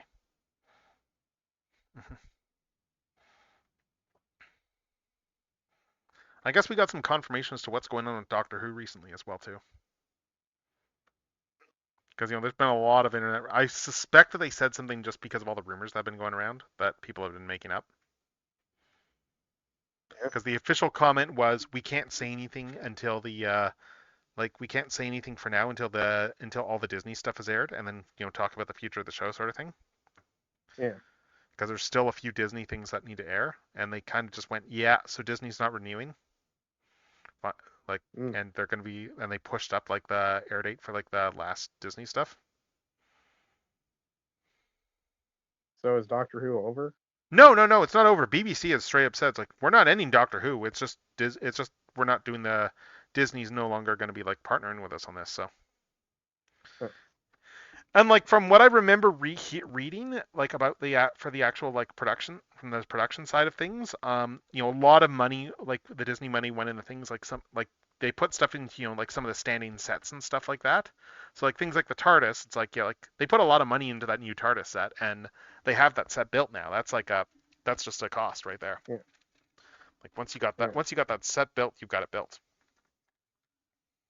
All right, so we need E1 and F1 now. All right, so let's see. That's F2. E1 and F1 were in the bag. Oh, we're getting ads shortly though too. So I will pull some stuff out. We got a couple of F1s there, and where's the E1s? Because we're gonna get ads in a couple of minutes. I can't see how many minutes because that's info's over on my desktop, but we will begin ads very shortly though. And that'll give me a chance to look through these. Oh, there's E2. Oh, it's one of the golden ones. Ah, so it's these ones here. Yes, it's the K-pop Demon Hunter ones.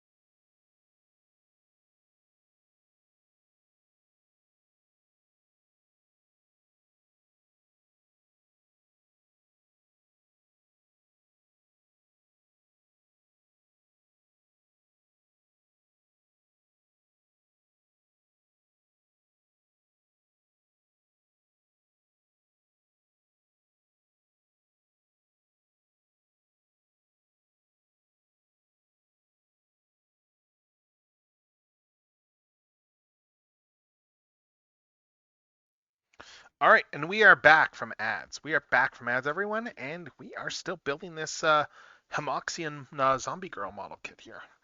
And I forgot to do this earlier. I was going to build this as well, just because this is. I forgot that this is in the thing too. So we got a little acrylic standee too. Like we threw in a little chibi acrylic standee of the figure. And you got a couple of options for the base. We either just have a standard base here, or you have the more interesting option.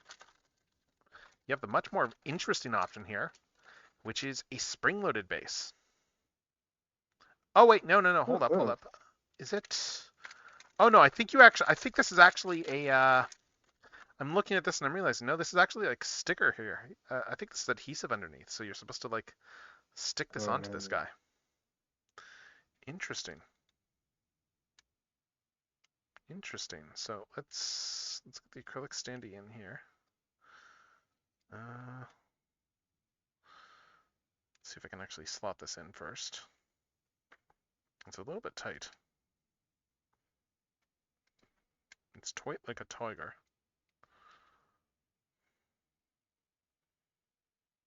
Oh, there we go. Now we got this base on. Okay, there, it's in. It's nice and solid now. Yeah, so there we got a little acrylic standee of the character. Actually, looks really cool. That's actually really fun that they did that. And then we got the little spring-loaded bit here, and yeah, I think it's just meant to be you pick which one you put on there. I don't know if there's another base to it or not. I'll have to look because I'm skeptical looking in this bag here that there's like enough weight to this thing to actually stay up. So there's got to be another. So I'm just like, there's probably another piece somewhere that this attaches to, because there's no way that this thing can actually support the just stay solid and support the weight. There probably is a way though, but I just don't know what it is. But we got a little chibi standee though, so I'm gonna just keep it in frame. I didn't even get some acrylic standees made of OCs. Let's see. It'd be fun to do. Anyway, we need E1 and F1. No, E113. Okay. Oh, this little tie here. Okay.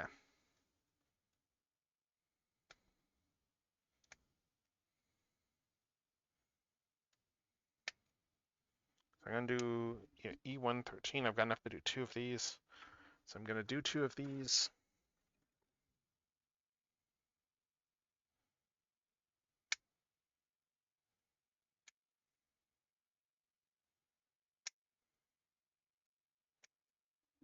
E113, 213. So we got those there. And then we're going to want F1. Oh, this guy came off too. Okay. Yeah. Okay. I'll have to make sure I don't lose this. One of these bits came off. Yeah, and then we need F113,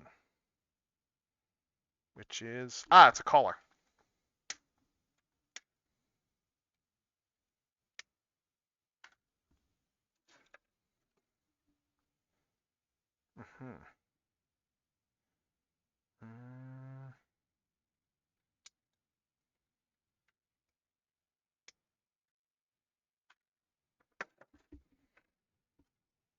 Let's see.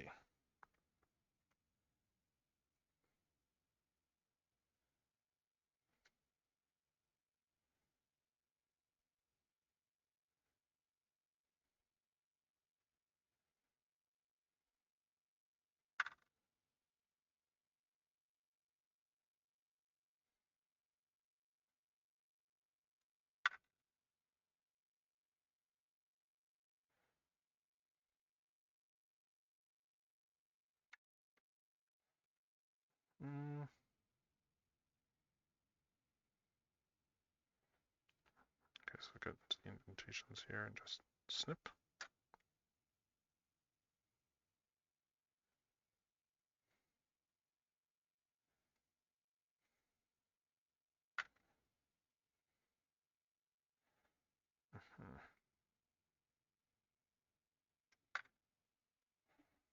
And then we snip this one.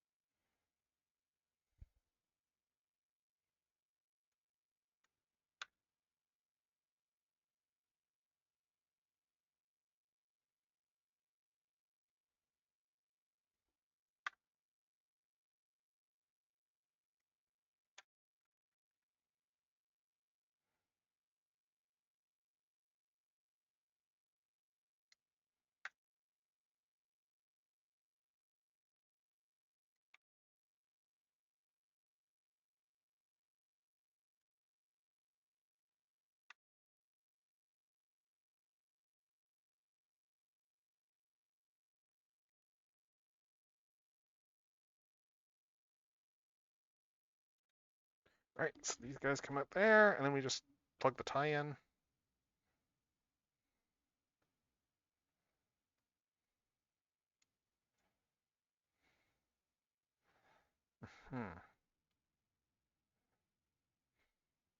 Trying to think what else I have to yap about, like while I'm doing this. Yeah, this just nice. Yeah, and this just fits in perfectly there. Looks really good.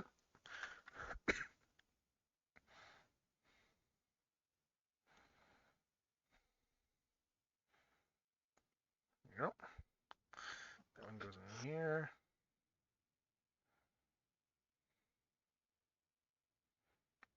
Yep. That one's in here too. Got both these colors, and then we just put these on here. And it's just, yeah, it looks like it just locks in. It just locks in via this little slot right here.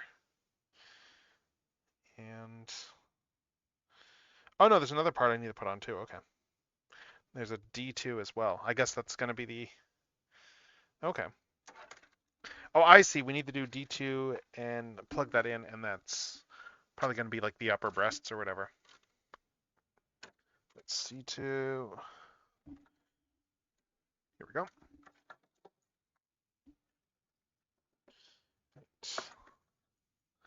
Yeah, here we go. Yeah, this is like upper chest stuff, it looks like. D2. And grab the other D.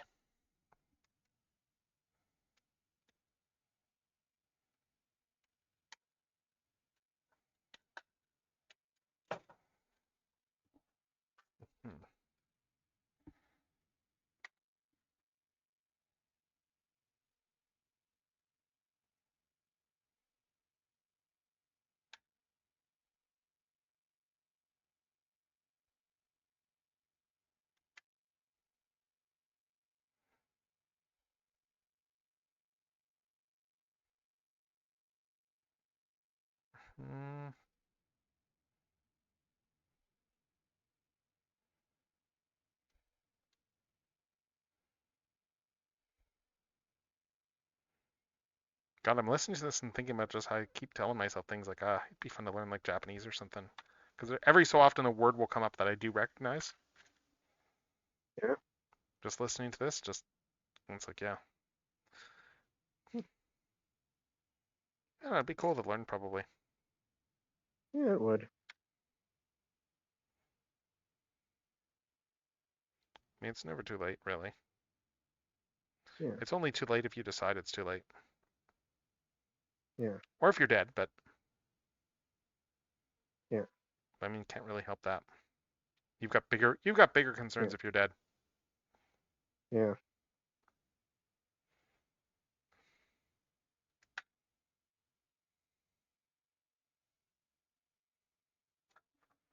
All right, anyway, we got these bits done here, and these are just gonna plug onto the chest here. So yeah, so we got upper chest. And these just, yeah, it looks like this just plugs in over here. Yeah, so we got an upper chest that plugs in like that.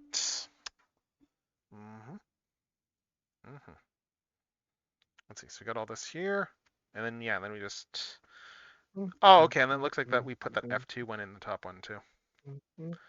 I'll have to see if there's a second F2. Because yeah, this comes down over here. Yeah, this just fits over there. I guess this just hangs out back there. It's just a little bit loose there. This just collar bit just comes in over here. Slots in over top, like that. Yep, there we go. And then we take the F2 one that we cut out a while back, and we plug that in over here to fill out the rest of this, to fill out the rest of the bottom here. So there. That goes in pretty well. I'm just gonna, I think I've only got the one F2, but I'm just gonna double check that. Yeah, F2 one. Let's just double check the bag here, but I think I've only got one F2, so. I think the idea is that if you want to swap these, like some of those parts, like the neck ones will be common, but So yes, this is all we can do. This is just going to be discarded stuff for now. There, yeah. Until of course, like we build the other stuff. All right. So next up we have what's up next? Lower torsos next. It looks like. So we need these B ones here now. I've not seen B yet.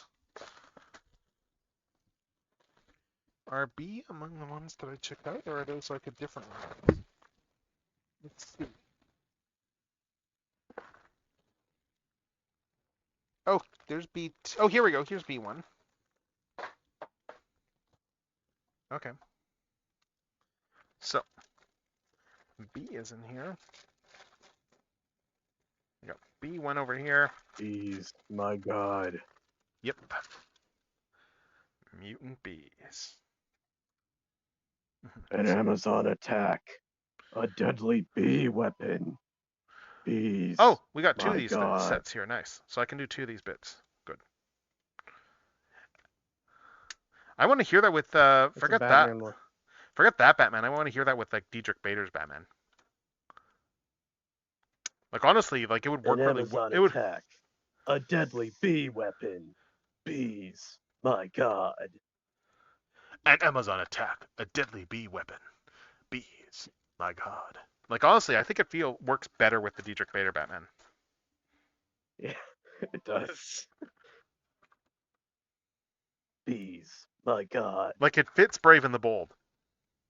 Yeah. I'm surprised Brave and the Bold didn't reference it. You know that they love referencing the Was silly that stuff was from that the was the bees thing a thing yet?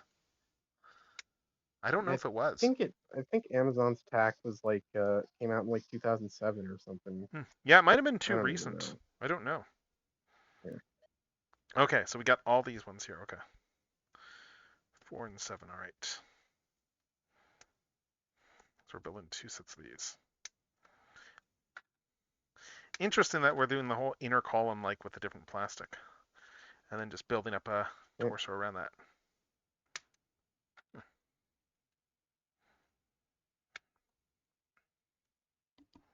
But yeah, deadly bee weapon. Bees, my god. My favorite Batman cartoon, honestly. It's a good one. I think that there is a lot of like underrated stuff to some of the other Batman cartoons, though. That's it. Like for instance, Beware the Batman like does not get enough attention. Yeah, especially since it got shafted so hard by Cartoon Network. Mm-hmm. I mean, they had like Beware the Batman had two things going against it. Yeah. Yeah. The first one was the scheduling that Cartoon Network eventually gave it, like when they killed the show. But the second one was that they had to start late. If you remember what happened. Yeah, they wrote it off after a Tsunami Marathon. No. You're not thinking. No. No, I'm not talking about that. Like I'm talking about like how the show started its run late. And I think that's what killed its momentum. That they started it like 6 months late. Oh. Oh, you don't remember any of this? No. I remember them running a marathon and then writing it off immediately after. Yeah, I mean they did that, yes, but no. What happened was, so what was coming out and everything like that, and then unfortunately a non-common writer shot up a theater. Oh yeah. And then they decided to, because of that, they made the decision to go back and redo all the guns in Beware the Batman. Yeah. And make them like more science fiction-y guns. As opposed to like, kind of like 90s Spider-Man, I guess, where like there were no realistic guns in that show. Yeah. And that added a whole bunch of production time onto the series. Yeah. God, I remember that shooting now. Yeah, that kind of ruined people, like just stuff for people dressing up at the movies too. Yeah. Because it turned into a no masks, even though the guy didn't wear a mask. Yeah, wasn't he just dressed up like a normal guy? He was dressed up as the Joker. Oh. That was why it was a big deal, because the guy was. dressed up as the Joker and shot up a theater. It was awful. Yeah.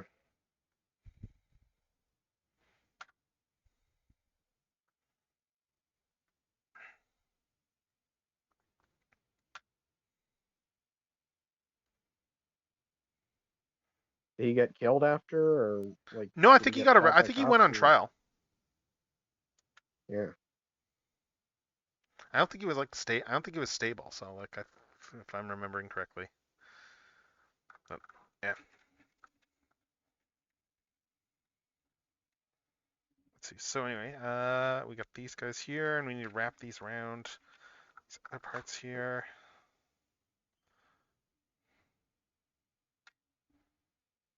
Mm, The depressing thing is, I'm pretty sure the Joker would have actually done something like that. I don't know. Like, I think the Joker would have been what's funny about this. Yeah, The Joker has a that's twisted true. sense of humor, but he has a sense of humor. Yeah, It's just really, a really lot of messed up. writers forget that and just make him a serial killer in clown makeup. Mm. Yeah, no. Like, he usually has a point to what he's doing. Yeah. Like a Like, lot of it's like writers just forget that the Joker's supposed to be funny, from what I understand. Like a like lot of the laughing qualified fish. writers these days. The laughing fish, for Yeah, instance.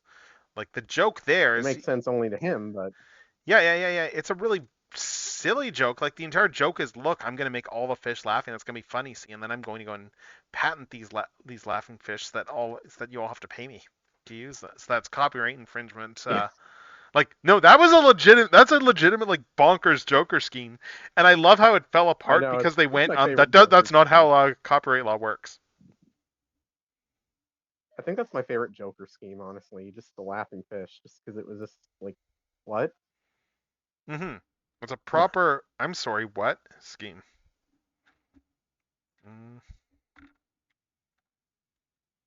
We need more of the joke. We need more schemes where the Joker just does something that just is weird. Yep. Those are the best Joker schemes, like where he does something just completely bonkers. Like I like too the fact It's that like with the way they adapted it into a Mad Love as well. yeah, Like where Harley then reappropriate because Joker's like this is a failure sort of thing because they're not smiling.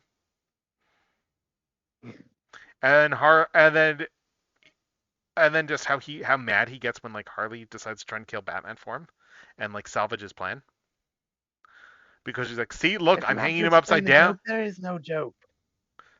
Exactly the whole thing where she's like, okay, I'll hang Batman upside down, and then they'll be smiling, then that'll be good, and then it's like, yeah, as you said, like the Joker's like, if you have to explain it, it's not funny.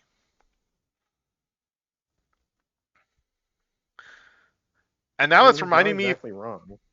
no, he's not wrong. That's also reminding me of one of the best gags in Has Been Hotel. Sorry, no, it wasn't Yeah. Has Been Hotel that did it. It was Hell of a Boss that did the gag. Oh. Where you've got like a joke there where Mammon is remarking like on like it's a flashback thing there for like Mammon when he was starting his clan pageant there, and like making a remark about how like women aren't funny. It's like of Yeah. course we won't have any women because women aren't funny. And at that moment is when they put up the like written by Vivienne Madrano title credit. Yeah. God, yeah. As I said, it's one of the best gags in that in that series. It's a great gag. It's like one of those. It feels like a kind of fourth wall gag that you'd seen like Chowder or something. Honestly, Hmm. like if you ever watched the Cartoon Network show Chowder, that had a No, lot I'm of aware of like Chowder, fourth but wall breaking jokes. I've never seen it, but I'm Yeah, aware of C.H. it. Greenblatt makes good stuff. I mean, It's speaking of C.H. fourth wall Greenblatt. I'm breaking not jokes and Hell surprised. of a Boss. Yeah, speaking of fourth wall breaking jokes and Hell of a Boss, you know the kind of freaks up there who drool all over you. And they I mean, all I think flip the what screen. I mean now I'm thinking of the did you watch the shorts for Hell Not of a yet. Boss? I need to. Because they have one where he goes to kill somebody and it is they do a bunch of shorts where they're just on odd jobs like for season 2. I think they did those because they were like they're not really doing enough of the killing stuff. Yeah. And they wanted to still show some of Was that. this one with Emberlyn? I think so. Yeah, the one where with the fangirl. Yeah. Where she immediately starts fantasizing about how it's like a demon is there to kill is there like and just creeps him out. God, yeah. Blitzy Coon. Yes. Oh my god, that whole bit. And then she shows up afterwards and it's like guilt, and that's why you don't build billboards. Yep. That's why you don't invest in billboards for advertising, because then your clients can find you when they die. I do love too that the whole as I think one of the best ones for like when they actually went on a assignment for killing people was with rich inventors, where it was like they built like an aging machine there or whatever, and then like got caught in it. You know, like they were working on a youth machine, That's got one caught where in it Cherub backwards. first appears, right? Sorry. That's one where Cherub first appears, right? Uh, were the cherubs in that one? Oh yes, they were. Yes, yeah, cherub was in there. Yes, yes, you're right. But I do love the fact that And it's like the way that ends, where it's like they're all like it's like they're happy, they're dead together, sort of thing. There. yeah, I'm just thinking of how like one of the bits in the episode was like basically they were trying to inspire the guy, like Cherub was trying to inspire the guy to stay alive by showing him nature, and then just Hmm. Imp just pointing out how brutal nature is. Yeah, and they just made them like horrible people too. And you just saw and like even Blitz was shocked at how like vicious nature could be. Like he just had to look on his face like, holy shit. I mean, yeah, nature can be pretty awful. It's I cool, mean, but you gotta be messed up to like, something's gotta be messed up to like make make a literal demon who commits assassinations like, oh wow, that's yikes. okay. So there's a specific orientation to this. All right, and that orientation is do it like this. Ah, yeah, it's just saying pay attention to the install, like in terms of which side is the front. I've seen people compare it to the surprised Pikachu face, like the face Blitz has got. They do so many You can great tell that reaction there's a lot faces of in that show. yeah. I think it comes from Viv just being like a webcomic artist, and you kind of have to draw good reaction faces for like doing like And probably static hiring from a art lot of instead of people like with those backgrounds too. yeah. I'm sure there's a lot of webcomic artists that like cut their teeth like working on that show. Let's see, F2 again. Okay, let's see. So we got the F2, 2, and 3. Yeah. So again, we're getting into stuff where we can only really do one body right now until we build the second one. And I don't know if I'm doing that tonight. We're just doing the base one anyway. I think.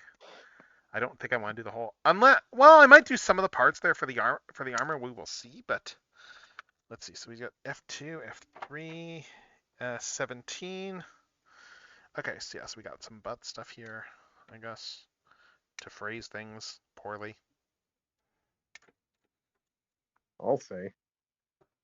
Yes, very Really poorly. made an ass out of yourself there.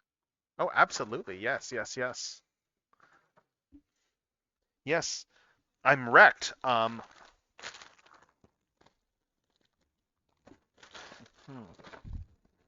Butthead. Okay, what's the piece that goes over here? There's a D7. Which one's D? Oh, wait, D is skin tone stuff, isn't it? Yes. Yes, it is. D's are up here. Yeah. I'll still cut those out, but... Yeah, anyway, yeah, Has Been Season 2 stuff is good so far. We've got, like, already a whole bunch of musical numbers out of that. Nice. Mhm. That's the whole point of the show, really, at this point. Yeah. I mean, hell, even just some of the casting there, I guess, is casting a spoiler if I don't say what they're playing? No, casting is fine. Okay. I mean, like, we got freaking like, Liz Calloway in, like, episode 2. Oh, nice. Who was, like, the singing voice of many characters, including, like, Jasmine and Aladdin. No, that was Leia Salonga. Oh, was it? Or... Yeah. Okay, what did Liz Calloway, unless she did stuff on Broadway for Jasmine, but I thought, like, when I was reading stuff that she's got a bunch of, I know she's got a bunch of credits, but I think she was in like The Lion King too. yeah, I'm not sure. Like the direct DVD sequel, The Lion King. I may be wrong. I'm pretty sure she was in a lot of Broadway stuff as Oh, a lot probably. of Hellverse voice actors. I mean, like, yeah, Given like, how like I'm sure it's gotten easier and easier to get Broadway people in because of the fact that like just the people who talk of how people talk and who like working on the show. yeah, And the I need fact to she watch got, Centaur World. I've heard good things about Centaur World. Yeah, I found out Brian Stokes Mitchell plays the villain, and I'm like, oh hey, I love that guy. What's he in? He was in a Ragtime. He was Cole House in like the Broadway musical Ragtime, Okay. and he was also Jethro in The Prince of Egypt. You know, the guy who sang "Look Through Heaven's Eyes." Oh, okay. Like he was the singing voice That for one I know. Jethro. Yeah. Yeah, Look at your life through yeah. heaven's eyes. Ragtime, like it's a musical my mom listened to a lot. She still listens to it a lot in the car Okay. sometimes, but like I know came that. I out in guess the one I'm 1998, looking. and Yeah. I guess the one I'm looking forward to musicals there in terms of adaptations is like Wicked Part 2. So God, that'll be yeah. that'll be yeah. That's like not far off now. Yeah, I remember. It was like we. I was just chatting about that with my brother there. Last night there we were just mentioning that because it's like because last year like we took our mom to go see it because she's a big Wicked fan. Like, and she was actually the one least enthusiastic about seeing it out of all of us because she was like, oh, I don't know, Meanwhile, like my mom, because when she found out they were making a Wicked movie, she was like, "Oh my God, they're making a Wicked movie." well, 'Cause no. To be she loves clear, my Wicked. mom was a big Wicked fan. Like she's seen it multiple times. Like she's seen the actual So was my stage. mom. It's just that she was really hyped for the movie because she Hmm. knew it was gonna be. She was hoping it was gonna be good. Yeah, mine. I think I mine was was like worried it would she turn didn't out want to like be let down Cats, by it. but Yeah. I was worried it was gonna turn out to be another Cats, but I mean, they got a it director did who not actually turn out to respects be another musical theater. Cats. Yeah, You know, like from the and a director great who cast too. from the director who gave us GI Joe Retaliation. Yeah, go figure, huh? Well, I mean, that's not the only thing. He also did Crazy Rich Asians, and that's kind of what gave him the ability to like do whatever the hell he wanted. And he was like, "I'm a big Wicked fan. I Yeah. want to do Wicked." Yeah, I think he just wasn't a good fit for GI Joe. You know, like or maybe they I just don't didn't give him a good dislike the writer. film honestly. Like I remember reading interviews. Like I don't think it's like poorly directed as a movie. That's fair. Like I think the movie itself is fine, honestly. But I mean, that's opinion. But I didn't really have an issue with it. I mean, it's still like probably like in terms of just when you actually look at how much these stuff is in there, it's like yeah, like there was a lot of stuff in that film that is like very like faithful to the actual to the comics. Like I mean, like the Snake Eyes Storm Shadow stuff, for instance. It can't be as bad as the Michael Bay Transformers movies. Did So you see? Yeah, did you see a Retaliation or? no, I'm not super into GI Okay, Joe. so the The best only GI that's Joe fair. thing I really followed was That's fair. Renegade. So like the whole premise of the movie there is like like just like they're continuing on from the first movie where it ended with them having the unresolved plot line of how Zartan replaced the U.S. president. Yeah, they directly follow on with that. Yes. Yeah, like that was like Cobra. That was like their secret plan. Like in the movie, that was like the plan within the plan. Like that got very little airtime. And at the end of the movie, you had like Zartan posing as the president. Like because even though they stopped Cobra, like GI Joe never got wind of that plan. And you know it's Zartan because he got Jonathan Pryce like humming the same song that like Pop Goes the Weasel, which they'd established like they had Zartan like doing.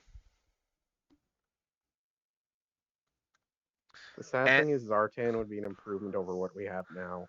oh! I need to tell you about what Zartan is like as president now. Then so Oh, it's he's funny you say worse. that. I need to tell you about. So anyway, so Zartan is like it's one of Jonathan Pryce's best roles, like Zartan playing the president, because he gets to cut loose and have fun. Yeah, like it's Jonathan Pryce, who's like very talented actor, and the man gets to just be like completely flippant and stuff like that, like in terms of when he's not like doing the full like I'm the president type character there. He is just completely just you can tell he's having a blast playing this part because he is just being completely flippant about everything. It's great, and sarcastic and dry wit and all that sort of thing. Like it's like very much like, but it's Jonathan Pryce, so yeah, it just works all the better. And it's the sort of thing he doesn't get to do that often, like at his age, in terms of parts. And yeah, where it gets great though is you get all that. Oh, okay. Is you get all that stuff there, and then you get. So anyway, so the whole premise of the movie is that Cobra takes advantage of their embedded president there to wipe out GI Joe. Like they do like a airstrike on like a GI Joe mission there and take them out, and then meanwhile like they break Cobra Commander out and recast him and make him actually look like Cobra Commander. Yeah, because in the first movie he didn't look like Cobra Commander at all, right? He got a helmet. He had a weird helmet. He doesn't actually call himself Cobra Commander until the very end of the film, and the helmet kind of sucks. What? Oh, have you not seen the first one? Like in terms of the, do I need to go again, into? I'm not a super big G.I. Joe fan. Okay. I'm gonna have to go into the GI Joe movie lore then, because it's like that gives me something to talk about while I'm doing this, because that is some crazy stuff, because it's like you can tell like that it is a mix of, it is very Hollywood in the sense that you can tell that you had producers who had their own vision that was not necessarily what anyone else had. Yeah, like so like there's the obvious stuff where it's like, G.I. Joe's envisioned as an international force, which, that, let's be honest, that's just a reality of how they were going to approach this. I think that's better than having them be a real American hero. Yeah. No. It makes perfect sense. They even had a Brendan Fraser cameo in the film, like where he's like playing like their training officer there. But yeah, so they had like Channing. It's got Channing Tatum as Duke and stuff. Early Channing Tatum, and it's still hilarious that like in the first film, like they kill off Channing Tatum really quickly in the second film. But what's funny about it is that in between the time that they delayed the second film and the second film came out, because it got pushed back like 8 months to add 3D. In between that time, Magic Mike came out. Yeah, and Channing Tatum became a big star from that. Yes. So then they kind of reoriented the marketing focus on the film there, because they were like, oh crap. And again, like he gets killed off like in the first like 10 minutes of the movie. Jeez. Yeah, because they got like played Roadblock Duke, as the main character. Yeah, and he's played by Dwayne Johnson. Yes. Let's see. So we got what do we got over here? D8 and yep. Here we go. Yeah, so we got that stuff. For every Hasbro thing Dwayne Johnson was in, like in the early 2010s, I'd have 2 nickels. Except yeah. Anyway, so the premise with the original ones is you've got like Baroness who starts showing up, and they establish a backstory that Baroness was actually like Duke's former fiance there, who like after her brother was like a military scientist, and he died in an explosion like when Duke was protecting him, and after that they kind of split, and then she disappeared and went off the grid, and then she comes back like with black hair and evil and stuff like that. Wait, and then we Baroness find was Duke's ex-girlfriend. Yeah, they did that. Yeah, Baroness is Duke's ex. Yes. Anyway, so and then and then Destro is the main villain in movie 1. Like they've got what's his name? The Ninth Doctor playing him, Eccleston. Yeah. Chris Wait, Eccleston. Yeah, Chris Eccleston is Destro. And honestly, it's a fairly faithful. I will acknowledge, as far as Destro adaptations go, it's actually a pretty good one, because they got like all the Destro lore in there. Like the opening of the movie has like a flashback to like medieval England there, like where like his ancestor or Scotland, or like his ancestor gets stuck in the metal mask there for like selling arms to both sides and getting caught. And anyway, like Destro's, like doing his own world domination thing there. He's an arms he's running Mars. He's like arms dealer, like doing his own like world domination plots. Like Cobra doesn't show up until much later in the film, like as a thing. And it's like, and then he's got his main scientist, like the Doctor, as he's called there, who is like developing these vipers. No, just the Doctor, as he's referred to. That's what the toys are referred to and stuff. Anyway. So the Doctor, he's Cobra Commander, right? So anyway, so the Doctor is doing all the Vipers. It's like their soldiers implanted with nanomites to make them stronger and controllable and stuff like that. We also and Nanomachine, son. essentially, yes. It's the magic nanomachines can do anything type stuff. Where's F2? Here we go. Is F2 this fortune. is this GI Joe or Metal Gear? Anyway, so what happens then is, yes, we get all that stuff happening there. They go to stop, fight. The GI Joe goes to like fight Mars and stop them and stuff, and like there's a raid on the GI Joe base, and then like Duke goes after them and stuff, and because he's like newly brought in the GI Joe at the start of the film, like they got Dennis Quaid playing Hawk. Yeah. But yeah, Wasn't it's Hawk voiced by Michael Bell in the original cartoon? you'd know better than I would. I've not seen much of the original cartoon. Yeah. But anyway, so they do that, and that's when Duke learns that, like, when he gets captured, he then learns that the doctor guy is actually Rex, who survived the explosion, and who, and they actually do have like a bit of a Mindbender cameo in the flashback. It's like, oh yeah, like the Mindbender is like the scientist that like was working on stuff there, and he got grievously injured in the explosion and had to use nanomachines to survive, and needs like a whole breathing mask apparatus and stuff. Very Darth Vader-ish, I suppose, in terms of how they're handling it. In terms of you've got this whole breathing mask, and and it's Joseph Gordon-Levitt playing him. And this is Two-Face. Hmm? Two-Face. No, he didn't. No, you're Wasn't thinking it- of wasn't it- No, you're thinking of Aaron Eckhart played Two-Face. Oh yeah, Aaron Eckhart. Yeah. No, Joseph Gordon-Levitt was like at that point that was Robin. like early adult career Joseph Gordon-Levitt. So when he was just starting to Yeah. get like a lot of like adult roles and like getting like stuff like Inception and all those sorts of things. Yeah, and he played like Rob, the guy who was a stand-in for Rob in The Dark Knight Rises, right? Like the cop who was Yeah, kind of friendly with yeah, I Robin think and so. all. Yeah. He was that one cop. Yes. Yeah, that was Gordon-Levitt. Yes. But yeah, and that's when he started working with Nolan. So. But anyway, see, we got all that stuff there, and then yeah, and then anyway, and we learned that Baroness isn't actually evil. It's just he brainwashed his own sister with nanomites. And then Wait, what? Baroness isn't evil? she's not actually evil. She's just brainwashed. That's dumb. Yeah, it is. It is. It is, especially since it then makes it into the whole. It's like, oh, Destro is like full on just like doing the romance thing, but it's like but it's with a brainwashed one, so it makes it creepy and stuff. But Yeah. but anyway, so they beat Destro. Destro and Cobra Commander, get away from like the. I'm trying to remember what Destro's scheme was. It was some sort of big weapon scheme, and then like Zartan was like the backup plan, like reusing, like they gave Zartan the shape changing with nanomites, and then like they were using, and then while like Destro was doing his big plan, like the other plan was replacing the president, and GI Joe never caught on to that one, and that plan actually did Joe succeed. kind of suck at their job, huh? Well, they beat Destro. They capture him at the end of the film and lock him up, and then in their whole prison complex, and you get the whole Ra saved the day, freed Baroness from the nanomachine's son and stuff like that. The battle's done. We kind of won. Send her victory cheer, all those sorts of things. So does she become evil in the next one? Oh no, she's not in the next one. No. Okay, and then we need C1, 6, and 16, and then C1, 5, and 15. Okay.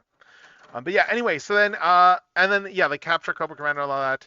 Anyway, next cut, and at the end of the movie, there's a whole bit, like, with Cobra Commander when they're escaping, when he injects, it's like, he double-crosses Destro, injects him with nanomachines himself, to give him the metal face there, and then they are doing the whole sequel bait setup there.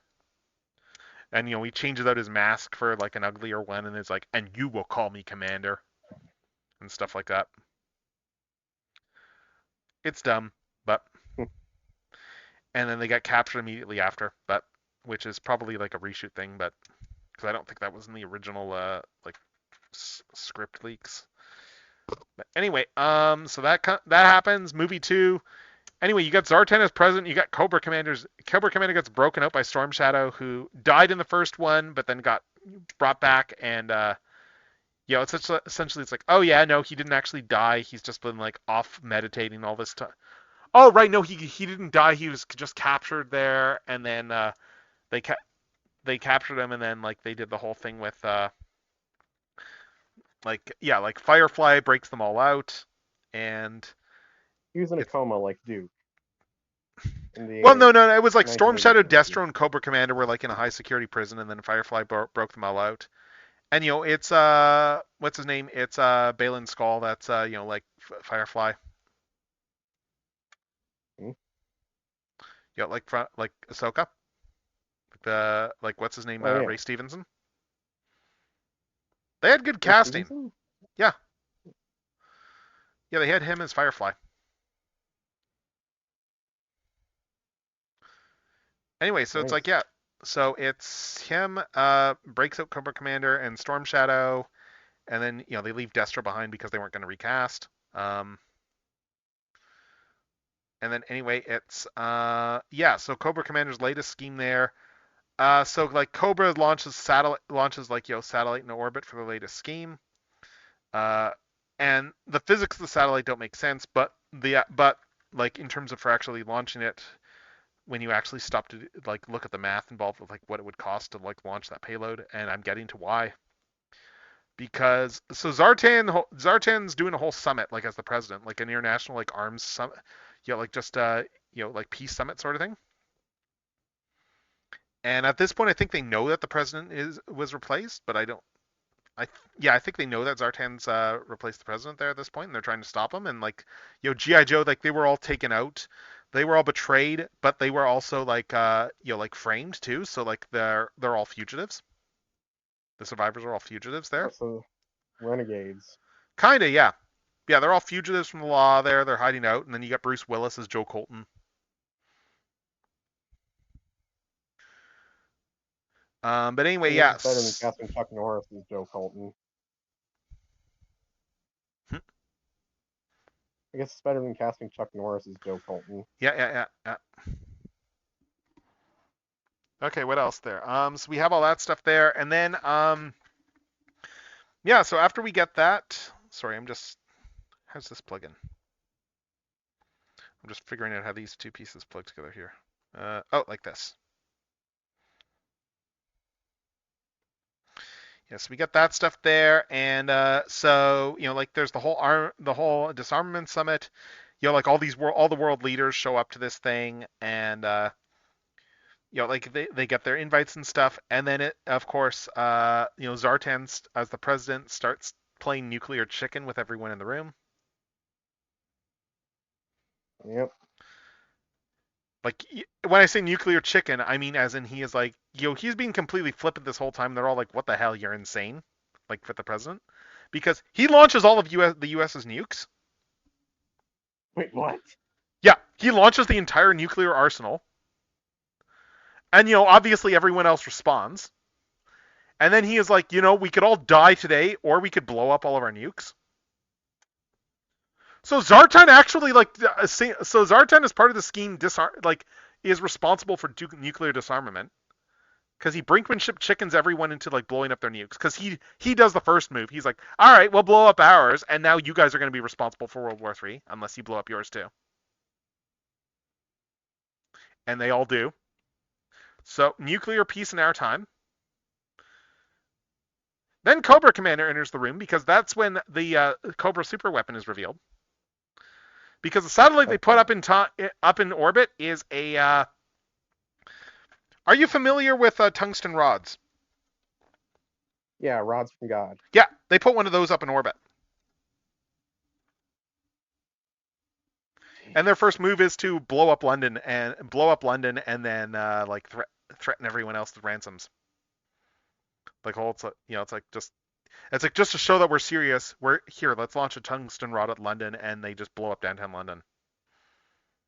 And probably like quite a bit more because it's a tungsten rod, but yeah. But anyway, yeah. So Zartan does stuff worthy of the Nobel Peace Prize.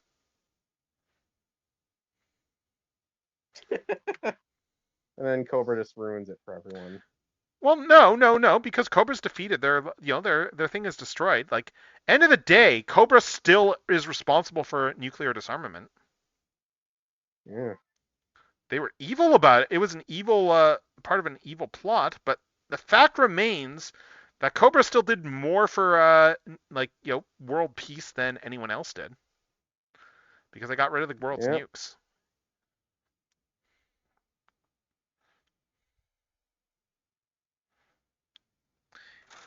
Anyway, yeah, that's I forget what the whole point of me describing Cobra's whole scheme was in G.I. Joe, but retaliation. But anyway, that's the deal. That's the dealio. Cobra actually did more good than any actual government. I can't believe it. Oh yeah, the comic I did at the time was like, had Cobra Commander getting the Nobel Peace Prize.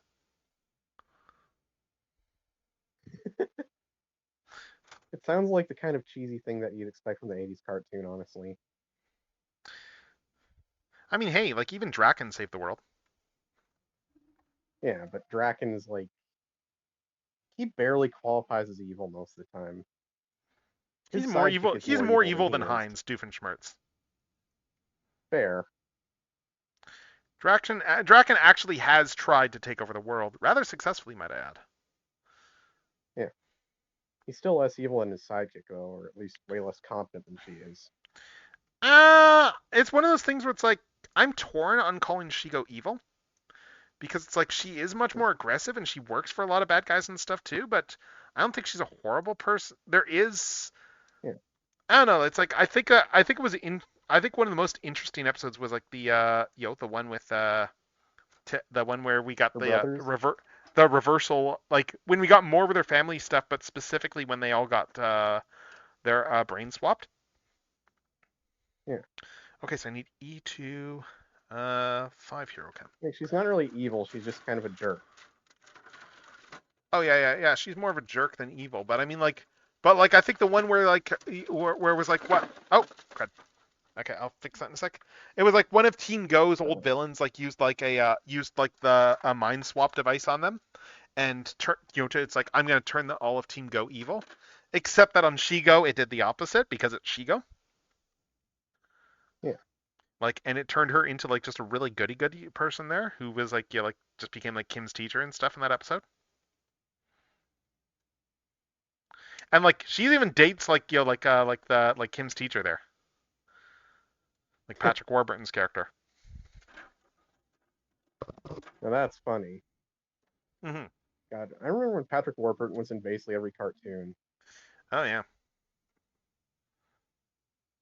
I He doesn't miss do a lot those these days, days. does he? Come to think, probably doesn't Yeah, I need to, think but like the only cartoon.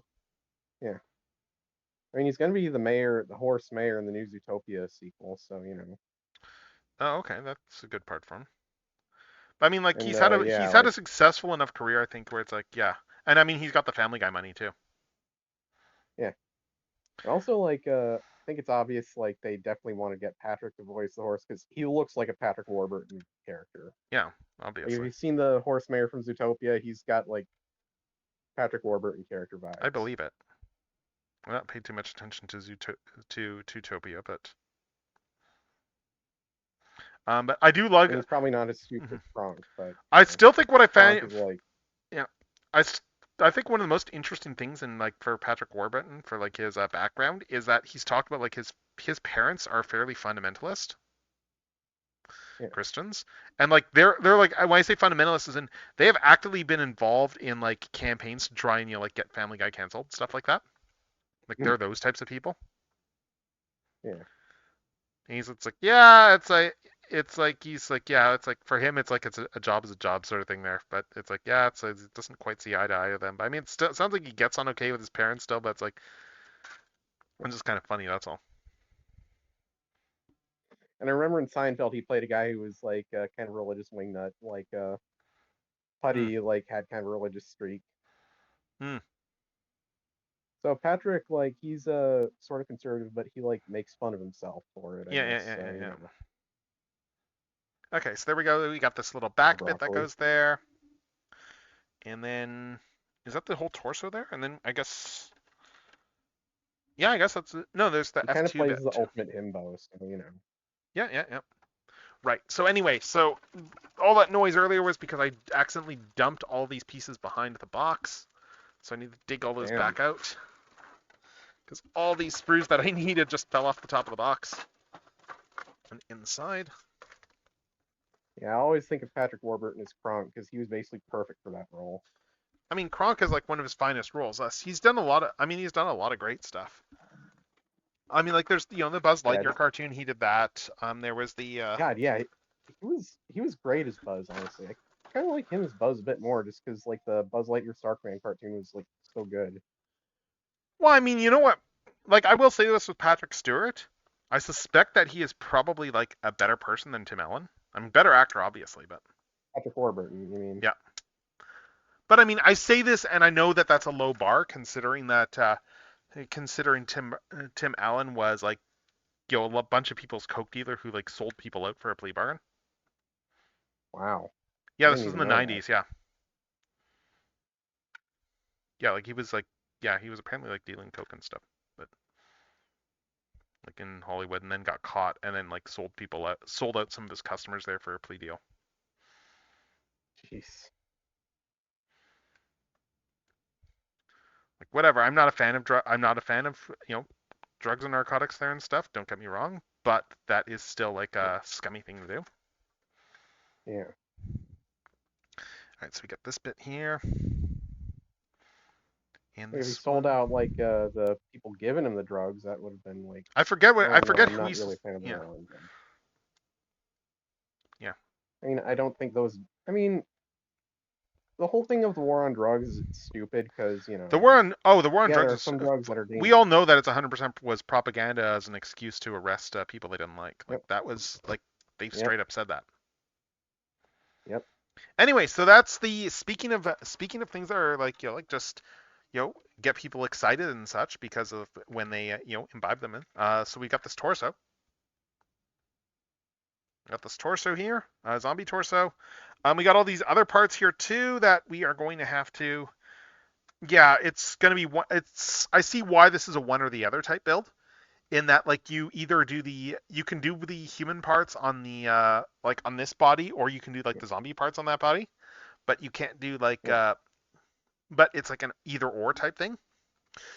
And then this is the basic body that just so if I do want to do like the human body later on, I'm gonna have to like take a bunch of this stuff apart and reassemble it. Damn. But hey, whatever. I'm probably gonna do Breaking that on later, but making a few eggs. I mean, honestly, I'm focusing on this one more so because like it's the 30th, and like just theming wise, it makes more sense to yeah. do this. But anyway, so speaking of that, we have all this here.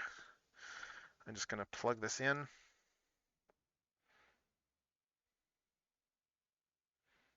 Is this ball joint into the neck properly? I don't know if it is. Huh, wow, the articulation on this thing.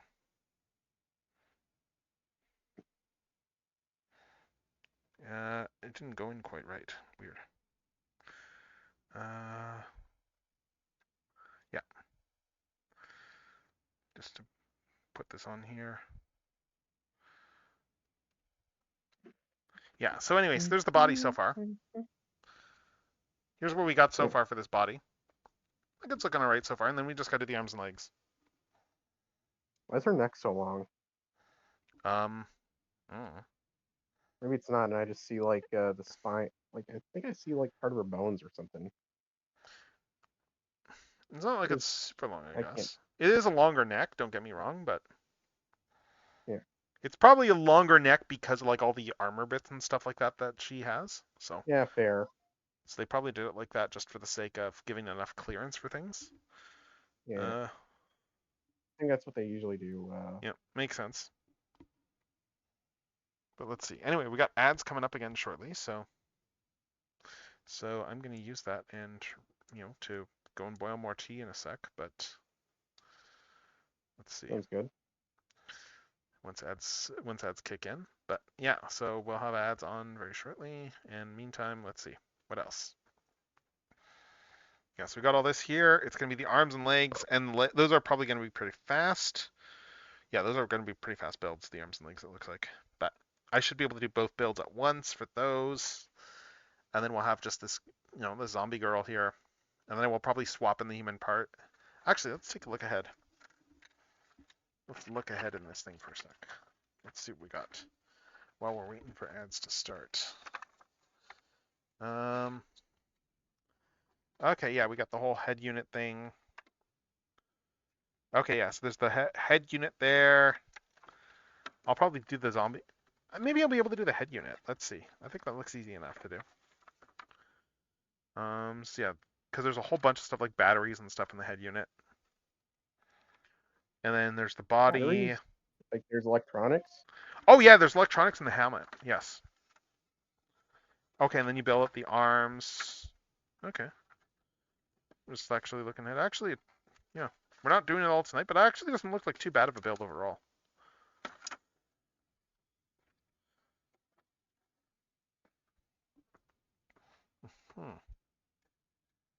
Let's see. What else?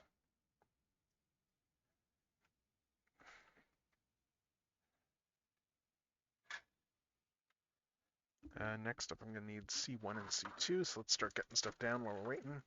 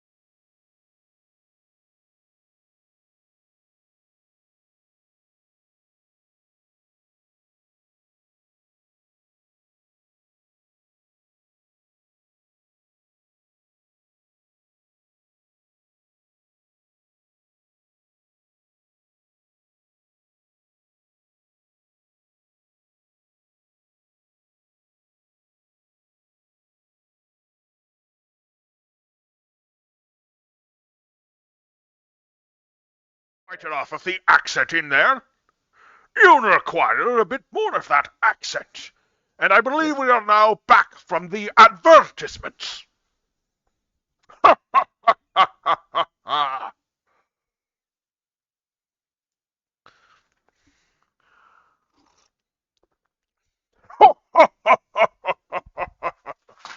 Nope, where did they step on there? Okay, I hope I didn't.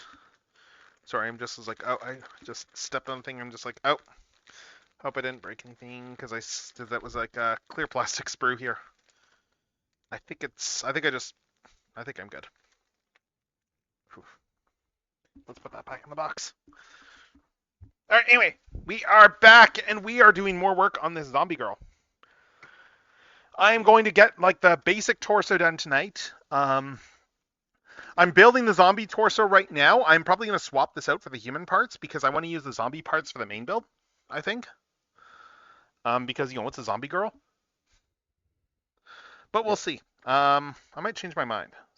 But anyway, we've got the arm, we've got the head and torso done now, and now we got to do the arms and legs. Let's see. So, where is C2? C2, 1110. Ah. Oh, interesting. This is like, I've not run into a build that's done this before. Oh my god, we're getting a raid. Holy cow. Awesome. Hello, everyone. Hello. It's me. It's General Techno, your friendly neighborhood affiliated antagonist. And we are doing model kit stuff tonight for, because it's October 30th, we are doing a zombie girl here. We are doing this Hamoxian model kit here, just to show it up there. Jiangxi, she's a vampire. Yes. She's a vampire. A Chinese vampire, more specifically, but yes. Yeah. But yeah, it's a fun build so far. Yeah, I hope your stream went well, Lila, at night. I did see that you were earlier tonight that you're doing an affiliate push yourself. I hope that went well. I hope that you got the views that you need in order to get over the top. Oh hey, and since I hope there's that a your stream was raid, good. I might as well inflict something up on you people. Oh my god, okay, we got another Archie Sonic Fact redeem. Okay. Yeah, okay, so the way these work here for anyone new is I have read way more of the RG Sonic books than, well, I could probably count them, but anyway, it's probably in the hundreds. So I have a lot of like esoteric knowledge just in the back of my head with regards to all this stuff. So I made it into redeem, and I've had to do so much stuff over like the last several weeks because Strideways keeps redeeming this. But anyway, so an Archie Sonic fact. Let me just think of something here. Quick, give me a prompt or something like that. For something to go in for. I'm trying to think of something.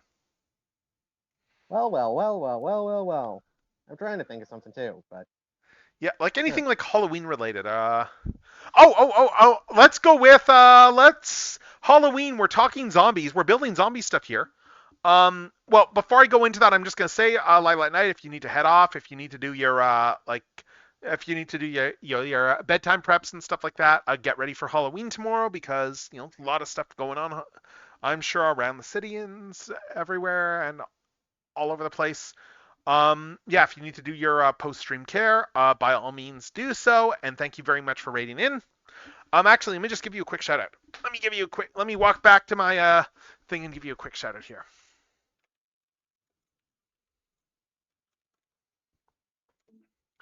But yeah, anyway though, so we're talking mind control and we're talking zombies. So you know what we're going to talk about? We are going to talk about, actually there's two things I could bring up. But in this case, I think we're going to bring up Regina Ferrum herself, the Iron Queen. She originates, and this ties into the Chinese element too, because she originates from a story there from the World Tour arc part of Sonic the Hedgehog, which I think was what, like issues 60 to 70, probably 55 to 75 or so. Like it went for a good. No, it wasn't quite that long, but I think it was like about a year or so. Like it was a World Tour thing where they were hunting for Nagas. And one of those stops they made along the way was Journey to the West coded. They essentially went in a Journey of the West. It was I think that was the one story that writers done for Sonic. But they encountered Monkey Khan, who was who had been a science experiment of Robotnik's. Actually, he'd shown up earlier in a story, Monkey Khan, and they went back to his home village and stuff, and he was trying to stop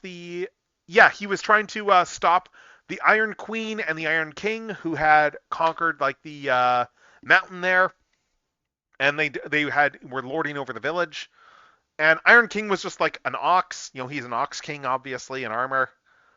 again, like we're just doing Journey to the West, and Iron Queen had a whole thing there where she was like mind controlling Monkey Khan, because and just using her like dark magics or whatever there.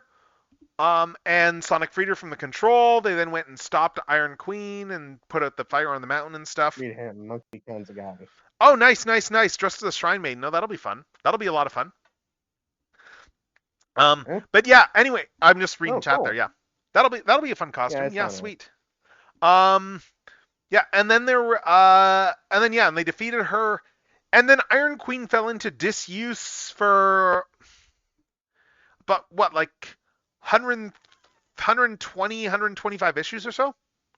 I think it was when we first started getting, when Ian decided they were going to start seeding bringing her back.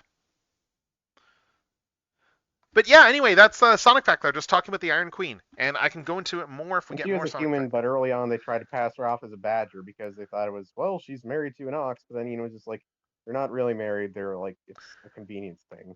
It was one of those things where I think the intent was to be some sort of Mobian Badger, like that's what they said in letters pages, but she wasn't drawn that way.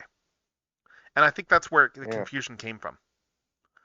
Because there weren't many humans in the Sonic books at that point. It wasn't very frequent that you would run into human characters. So 10, 11, and 4. And also, obviously, there's the fact that these Archie comics were basically, the editor was basically a total clown. Oh, who was editor at that point? I don't know, but I'm pretty sure he was the guy. I'm pretty sure that just Archie just didn't have a good editorial. I mean, Sonic was I don't kind. know why I'm talking like Bill Cipher. I just feel like it right now. Yeah, why not? Why not? So yes, we got that there, and then we got what 12 and 9. Yeah, Monkey Kong. Monkey Kong, honestly, is a interesting character. That should be another Sonic Fact thing down the line, talking about Monkey Kong. Yeah, the guy who was totally a backdoor pilot for some other comic. That, Well, like, no, was he was off just a putting Monkey King Sonic in reference. something. Well, yeah. There's not really much else to him. He's just like a Monkey King reference. He's just boneless Sun Wukong. Yeah, exactly. He's just Sun Wukong, yeah. So yeah, and then we got C14, and then C1.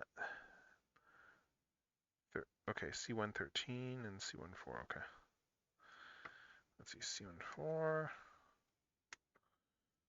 goes down here, and then C113 goes over here. And this is going to be one arm. All this stuff is going to be. Wow, yeah, both these steps are for one arm. Okay. And I'll just build this arm, and then I'll switch. Let's see. Yeah, I'm not going to do the whole kit tonight, but I'm going to get a good decent chunk of it done. I want to at least get the base, like, because there's two bodies with this kit. This kit has like both the base, like human body, and then like the armored one, and it gives you, and it's got enough parts that you can do either or with the, like you either do the human one in the armor, or you do the human one outside the armor. So I like that they give you the options.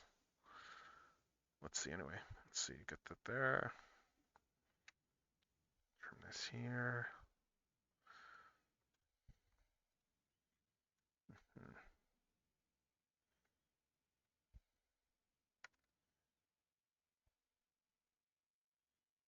God.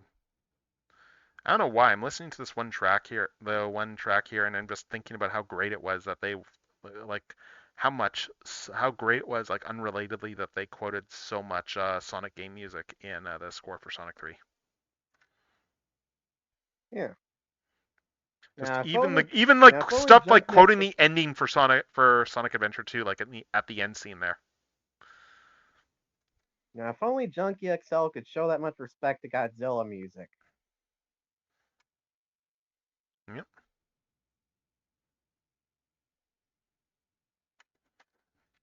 Well, I'm pretty sure Sega probably twisted his arm because, Sonic fans would probably eat him alive if he didn't put any Sonic music in the movie.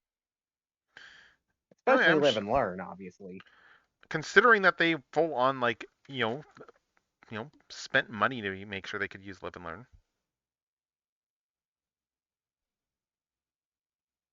Yep.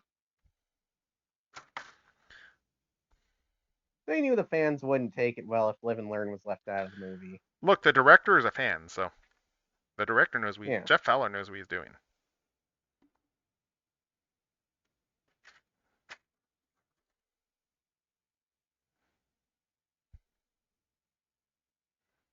I probably should. Let's see.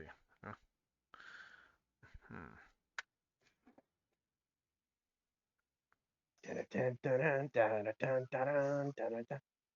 God, when I watched the movie in theaters and Live and Learn came on, like when Shadow and Sonic went Super Shadow and Super Sonic, I was like, yes.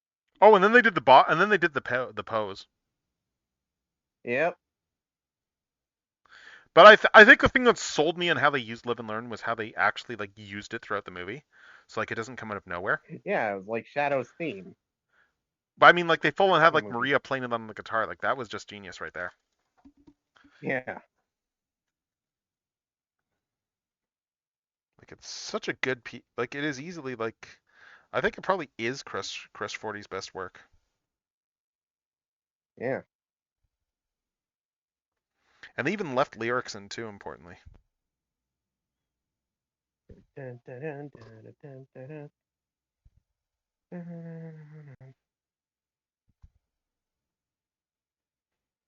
Yeah, they kind of made it Shadow's leitmotif for the whole movie. Mm-hmm. Which was a good move. But just even all the different leitmotifs they referenced, like for instance when the like there was stuff I was recognizing. I remember I was getting excited over the music use like while I was watching the film. Like case in point, like one thing that really got me excited was the bit where the ark is coming out of the water and rising up into the Yeah. sky because we were getting Eggman's theme from Sonic 06. Nice.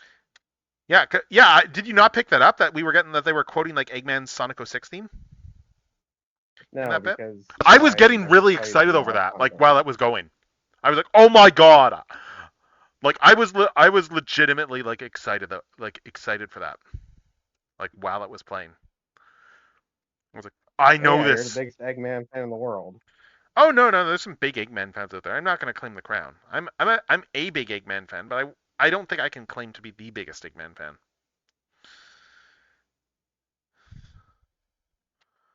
Now, for more niche characters, like say like Lugnut from Transformers Animated, I probably have a decent claim because I Yeah. staked that claim very early on.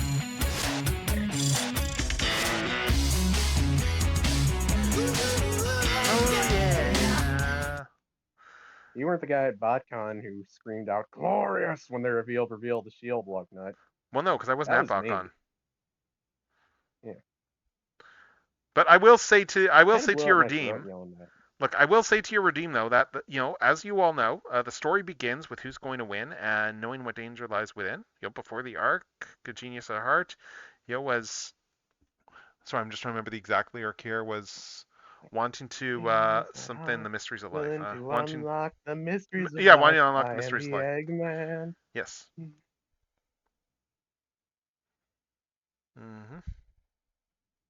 I can't hear that song anymore without thinking of the moon being pissed on. I am the enemy. I will succeed. Yeah, the big question I'm debating right now is: am I dressing as? I am dressing up like as doing an Eggman costume tomorrow. I probably am not doing like the. I probably won't do the full bald cap. I probably will just do like the. Because that takes time to apply. I've got like one of those cheap ones I'll probably use, just that I can. That's heavier, but I can just slap on my head. But the question, though, of course, is that I have not decided on yet is the important one, which is: so am I like I'm am I gonna be dressing up like when I get to the office, or am I gonna be dressing up when I when I am on my way to work, like for my walk into work? Yeah. Okay, let's see. So this piece here, this guy goes here, this guy goes on this side, I guess. Yeah, yeah, it's this orientation. Yeah, so it's just a case of do I want to do like Eggman like on the like just walking to work and of course I need to make sure I like don't stay up too late tomorrow night because I need to make sure I get up early for trying to grab Halloween candy. Like get Yeah. like 50% off Halloween candy because that's the true holiday. Half off. Yeah, Half see, off. that's the thing about my allergies. I don't eat Halloween candy. Oh man, that sucks. Yeah, I mean, I can have Tootsie Roll Pops at least, so that's one thing. Is it a chocolate allergy or something or? Peanuts. Oh, oh yeah, I guess that's a lot of stuff, isn't it? Yeah. Chocolate Used is fine, though. I can have chocolate, but... used to be there was a time when they would like full on like just make a big deal and like warning people about like peanut allergies and stuff. Yeah. Okay, so this one here, I can slap her arm. Okay, this arm is which one? This is the.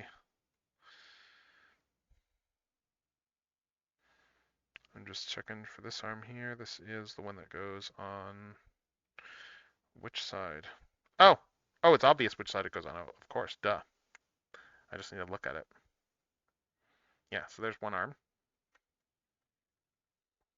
All right, now let's do the zombie arms. So,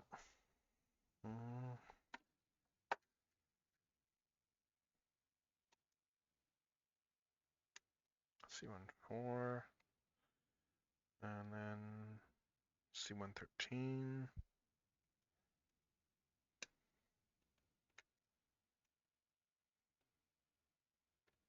413 over here. And I am probably going to. Actually, can I jump ahead on anything here? Let's see.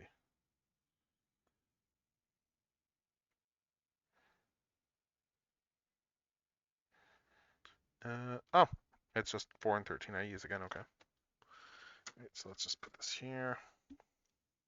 Okay, so just need 2 sets of these. Cool. They look You know, one of my different. favorite Nickelodeon cartoons was The Angry Beavers. That was good stuff. I remember seeing the audio for like what, like the like what would have been like the final episode or whatever, Yeah. where they kind of like did a whole bunch of like meta breaking the fourth wall. Yep.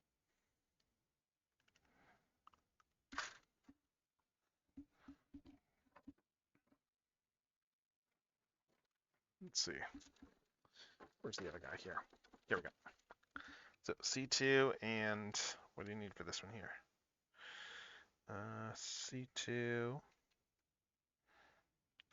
12, 9, 11, and 10 for 1. Okay.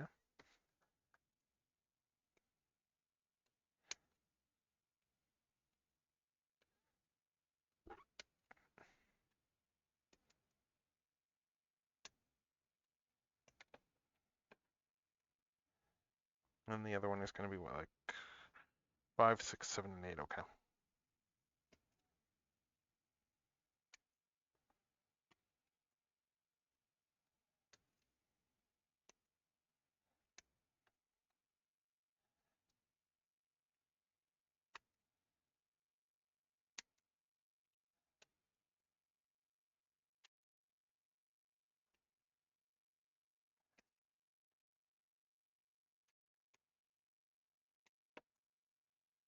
I wonder if they're going to make an Ultra Mammoth redeco of the new I don't know. big convoy. Honestly, I would love to see. I think I'd rather Good. see like Nemesis Prime first. Yeah, fair. That deco was a lot No, the cooler. Ultra Mammoth deco is amazing. Don't get me wrong. It's a Yeah. very good deco. But while it is a very good deco, it's still really hard to beat just how great the original, like just the concept on that original like Nemesis Prime, just the bloody tusk. Yeah. Yeah. It just looks so good. Honestly, it feels less like generic Nemesis Prime and more like what Beast Wars version of IDW Nemesis would be like.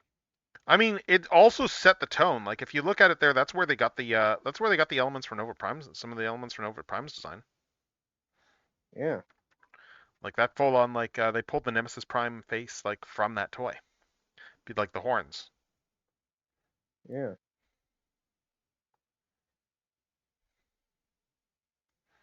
Because those horns are not on the original Nova Prime, on the concept that Dawn reused for Nova Prime.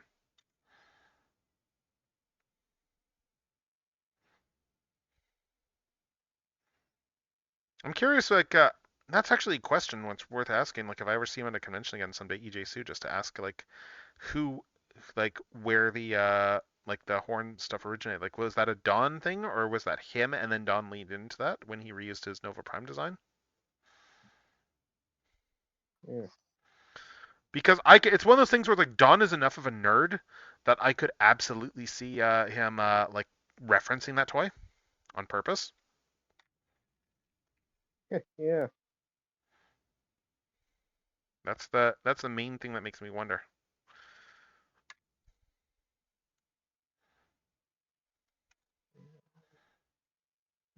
Did you see his oh, yeah, I guess you did see that, like his remarks there when Pat Lee resurfaced. Oh yeah. Where I was like, "Oh, good to see you. I'll have to send you all my like stuff with interest." Oh, hey Ramses. Hello. We are doing the Hamoxian model kit right now. Yes. I am not building the full kit tonight, I don't think. I'm just building like the base body. And then we're gonna call it like once it's done, I think. But I genuinely don't know what Hasbro is thinking getting Pat Lee back on something. oh, it was probably Hasbro Asia because like he hasn't been back to the States for a while. I'm pretty sure he owes too many people money. Yeah.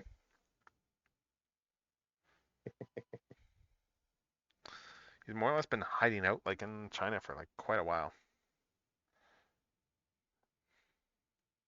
That's what happens when That's you're not that's what surprising. happens when you're a superstar who owes everyone money. Yep. What's the name that he gave himself because he didn't actually look up what the kanji meant? Michia Menotehi Funana. Yeah, I figured you would. For some reason, I thought you would know that. That's an old enough TF Wiki joke. Yep. Superstar Funana.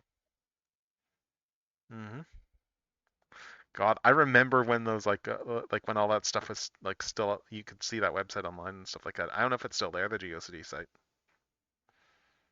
The Dreamwave GeoCity site with the exploding like Yes, the one with him walking away the from an image of him. explosion.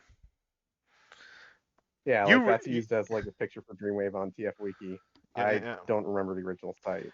Oh, you didn't? Did you not? Yeah, yeah, yeah, yeah. Exactly. Yeah, that was the last we heard. Like he was trying to get his girlfriend.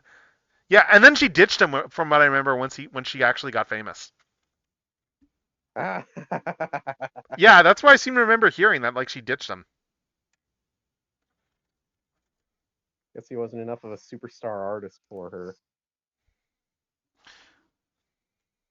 Well, she got his money like in because he was trying to get her like as what like Miss Hong Kong or something like that, like some Yeah. beauty pageant thing.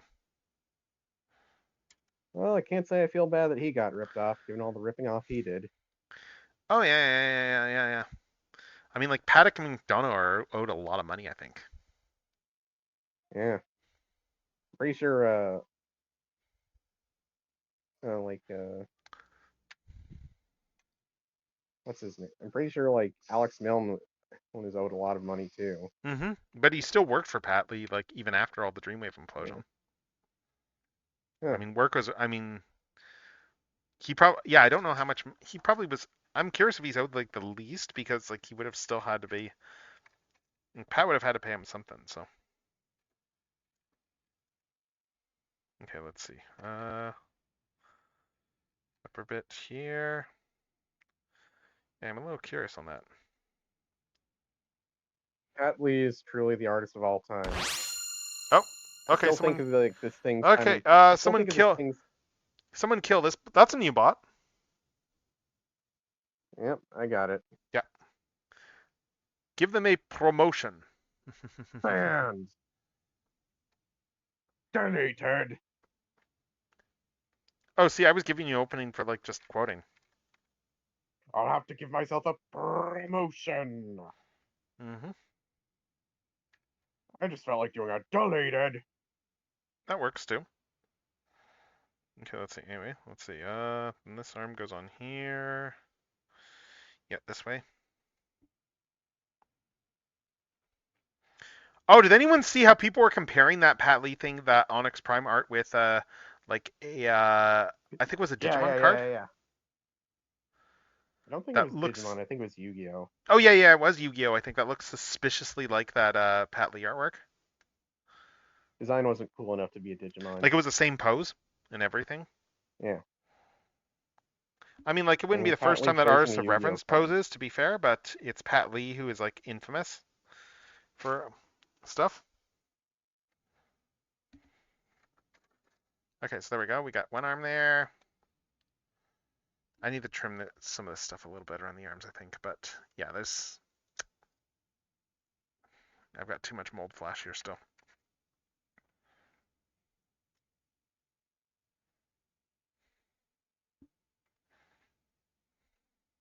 Pat might have used AI. Are you kidding me? Seriously? Yeah, Ramsey says that Pat might have used AI. Of course. I mean, if anyone would Actually, use that would it. be entirely in character for him to use AI, to be fair. Yep. Considering how like That's the what I mean. If Dreamwave anyone process, would use it. like the thing that people forget about like Dreamwave is that it's like they were doing a lot of Dreamwave was doing a lot of stuff which, to be fair, was like not uncommon in other markets, like the use of assistants. Yeah. Like well, it was very much like it was a very Asian market approach there, where you have where you have like the main artist credited, but like the assistants do a lot of the work. It was just that's not how Yeah. Western comics were traditionally done, because it was usually just one penciler. But I mean, that's how they kept their output up though. So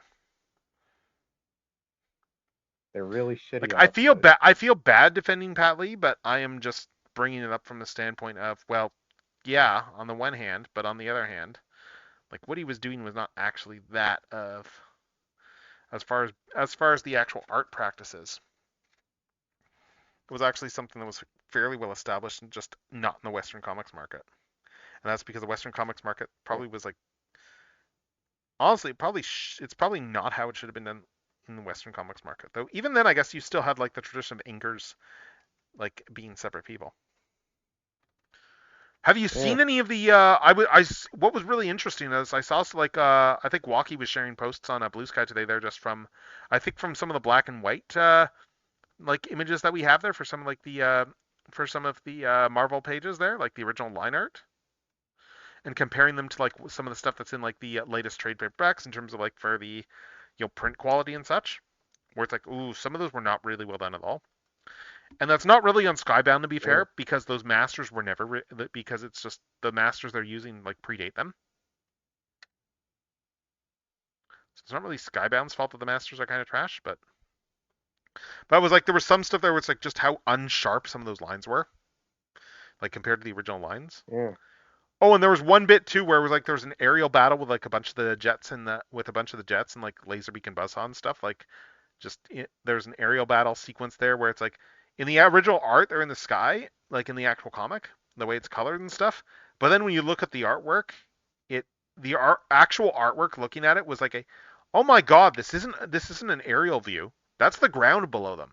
It's like a shot from above, and those are humans fleeing there. And those aren't clouds; those are explosions.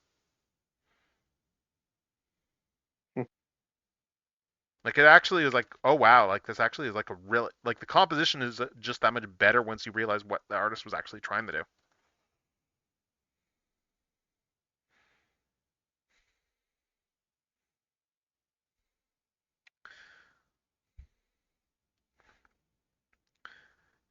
Hmm.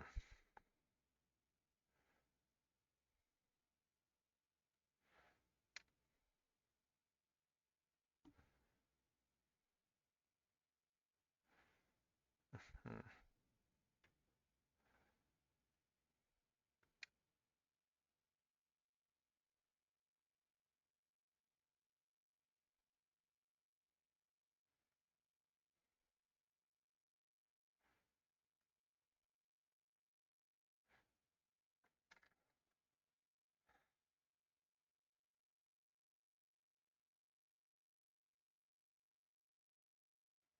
Let's see.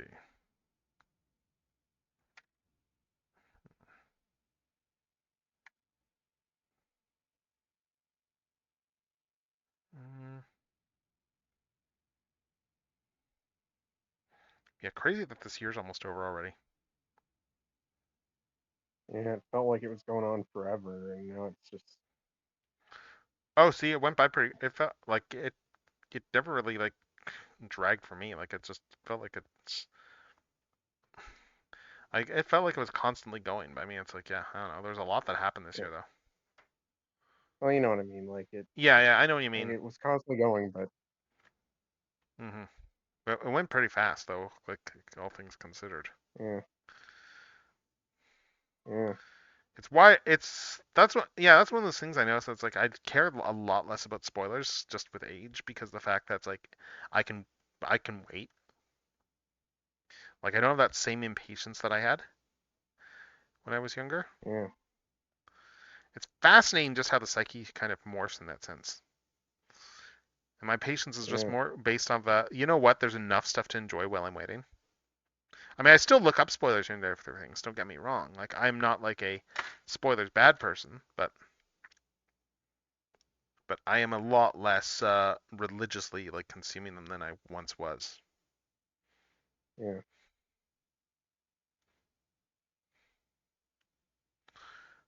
Yeah. Again, that's just time. Yeah, I can't wait to get the like I've got like I will have like I'll be able to finish like that the Mastermind Creations Ruination soon, so I've got that guy ordered. Oh, That'll yeah, be that fun. guy. Yeah, Mega Octane, like the last one, the Mega Octane that they did.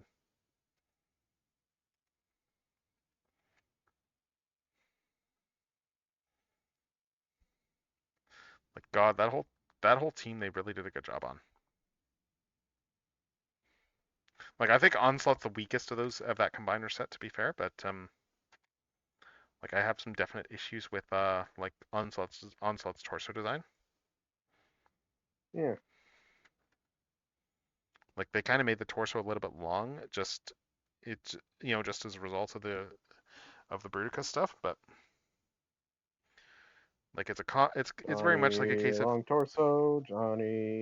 Torso, the man who comes in pieces. He's long. oh no, I was thinking a long long man, but Yeah, I just had to think of a MST3K quote. oh yeah, that's up this month, isn't it? Turkey Day.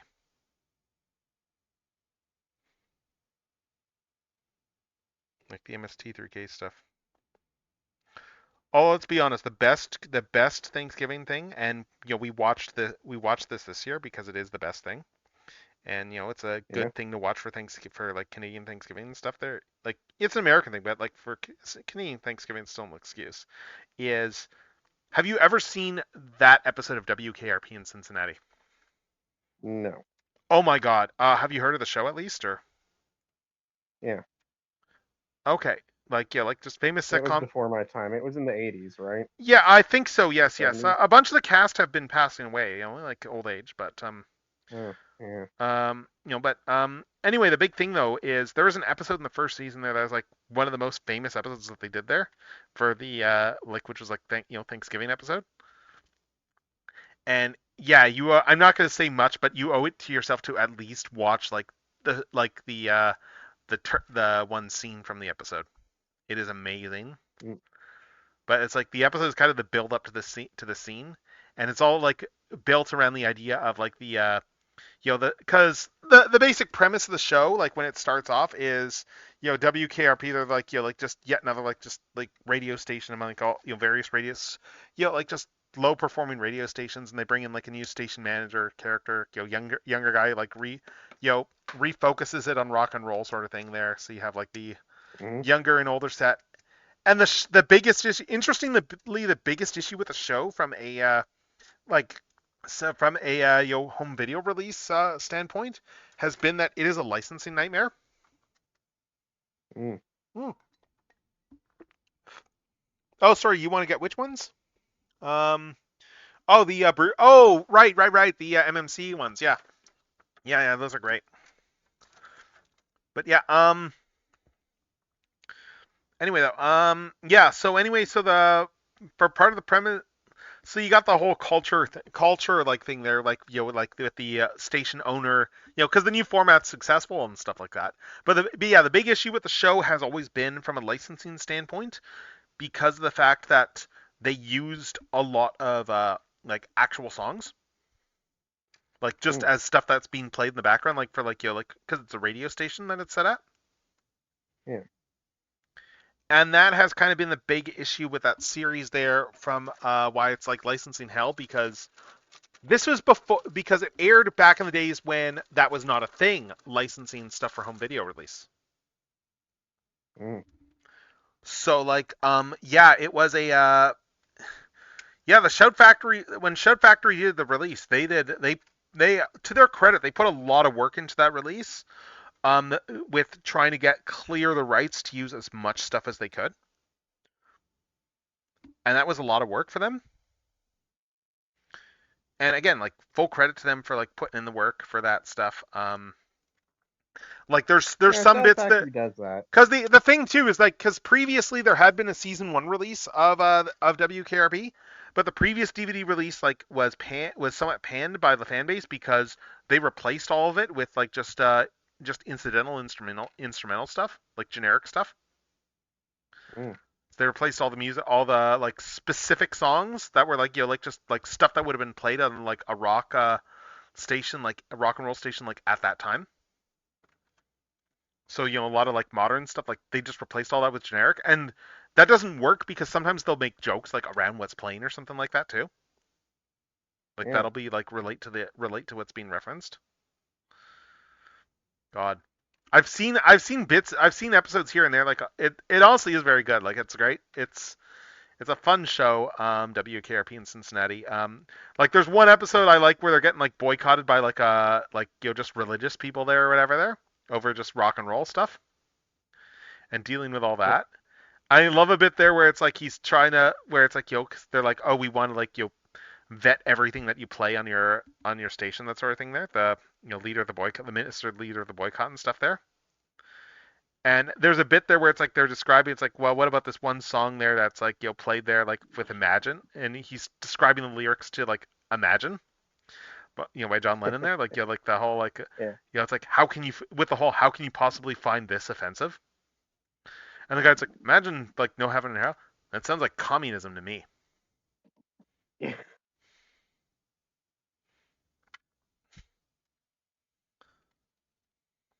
Yeah, it's a good show. But yeah, the Thanksgiving episode, you owe it to yourself to watch that. That is like the climax of that episode is just some of the finest moments and one of the finest moments in like television comedy. Like it's very easy to find that part of the episode on YouTube.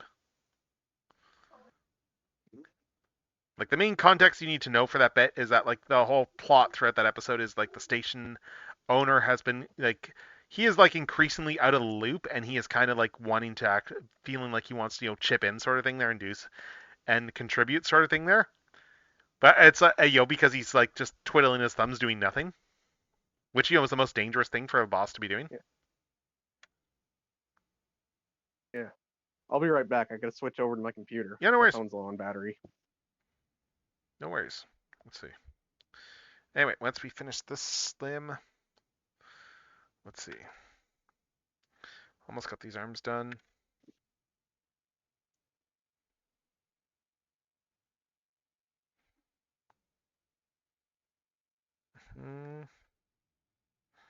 Maybe I should switch back to my Zombieland Saga playlist. It's been a bit since I had that on.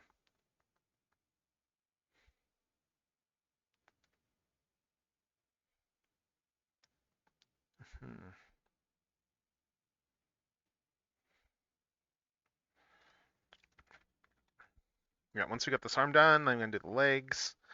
And I assume those will go pretty fast, but we'll see.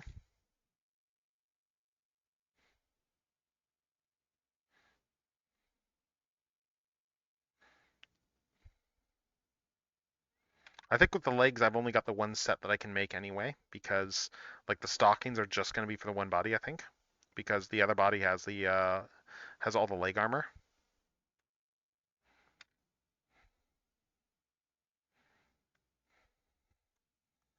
So anyway, so we got all these. There we go. We got all these bits cut out now. So let's start slapping this other arm together.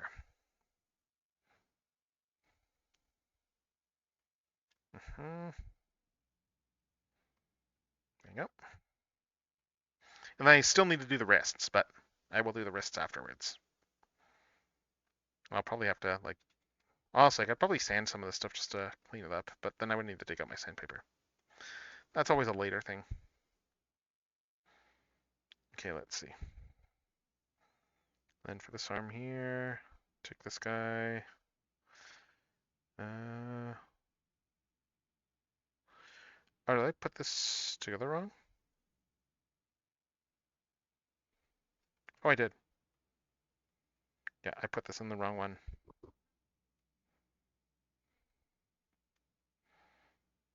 Okay, so I need to split this back up.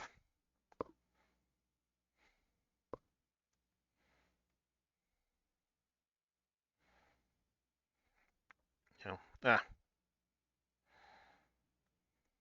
we go.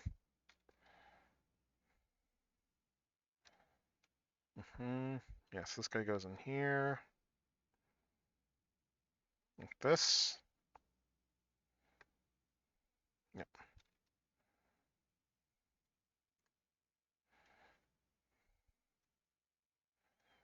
And then this guy goes up here.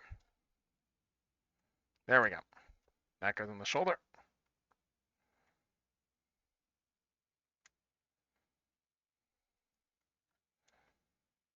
Yeah. And then this one goes into this torso over here. Again, it's an incomplete torso because there's a whole bunch of parts that are not shared parts. Well, I mean, they're shared in the sense that, but there's only like one set of those parts. So they included all these extra bits here so you could do both bodies and then slap one in the armor and then one in the actual, like, just civilian outfit. And I'm probably going to do this one in the armor later. I'm doing this whole assembly here because Zombie Girl and 30th, as I keep mentioning. So we got all that stuff there. So now we get the basic. Now we're onto. I guess I can do the wrists. Let's just do the wrists quickly. Those will be fast. I can just do these on the sprue even. Because it's just C1 and C2. Hey, nerds. Hmm? Sorry, just still in Bill Cipher mode. Let's see. You can hear me, right? Yep. Yeah, I just was abrupt, that's all. Let's see.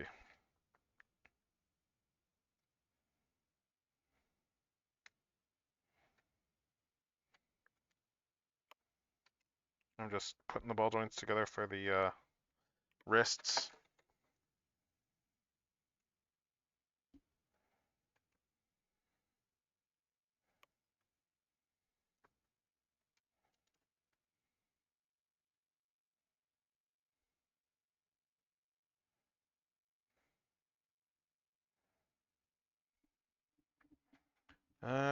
Does it matter which direction here for stuff? Let's see. Oh yeah, it does. Yes. And it's pretty obvious which one goes where. Okay.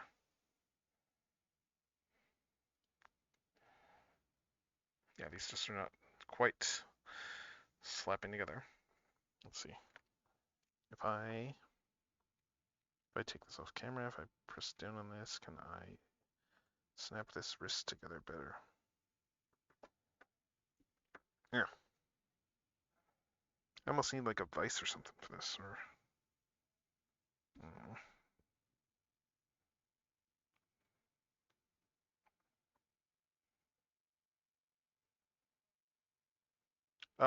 Oh, that's why.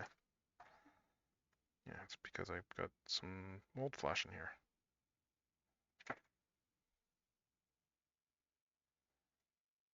I don't know why there's mold flash there, but okay.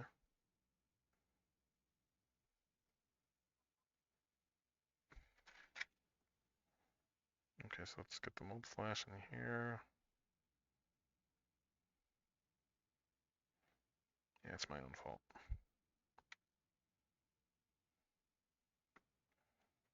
There we go, mold flash is off there. There we go, now this ball joint just pops together. Nice. Good. That's on me. Yeah, so there we go, there's one wrist joint. Second wrist joint is gonna be yeah, let's pop this one back apart and let's trim this one.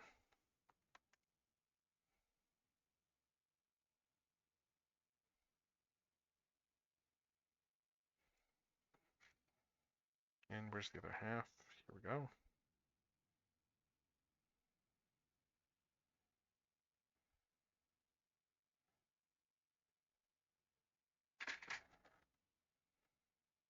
Mhm.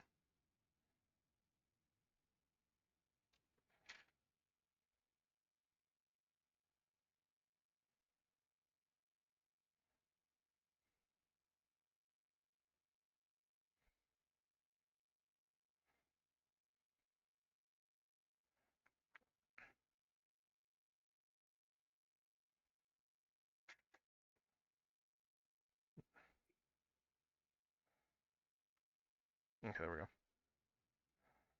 Right, and there's the other one.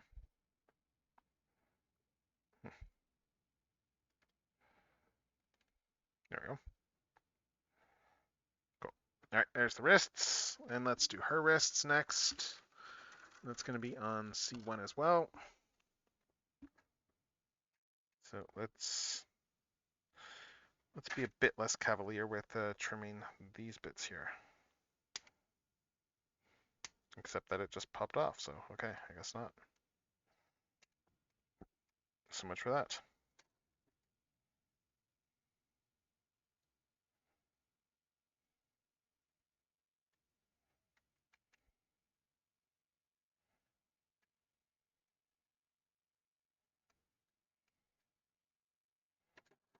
Mm.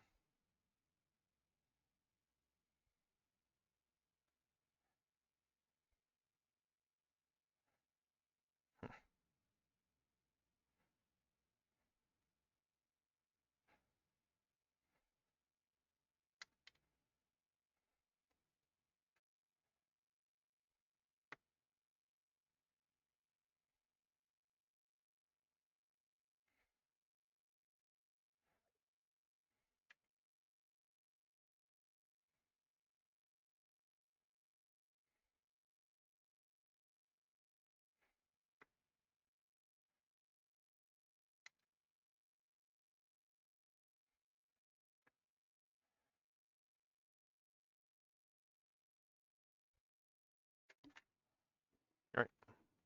Oh, nice, nice, nice. Nanaimo, sweet. Oh, you got Flatline, nice. Yeah, I've got him right over here. I was just transforming him earlier. Let me pull him back out, actually. Once I get these wrists assembled, I'll pull Flatline back out.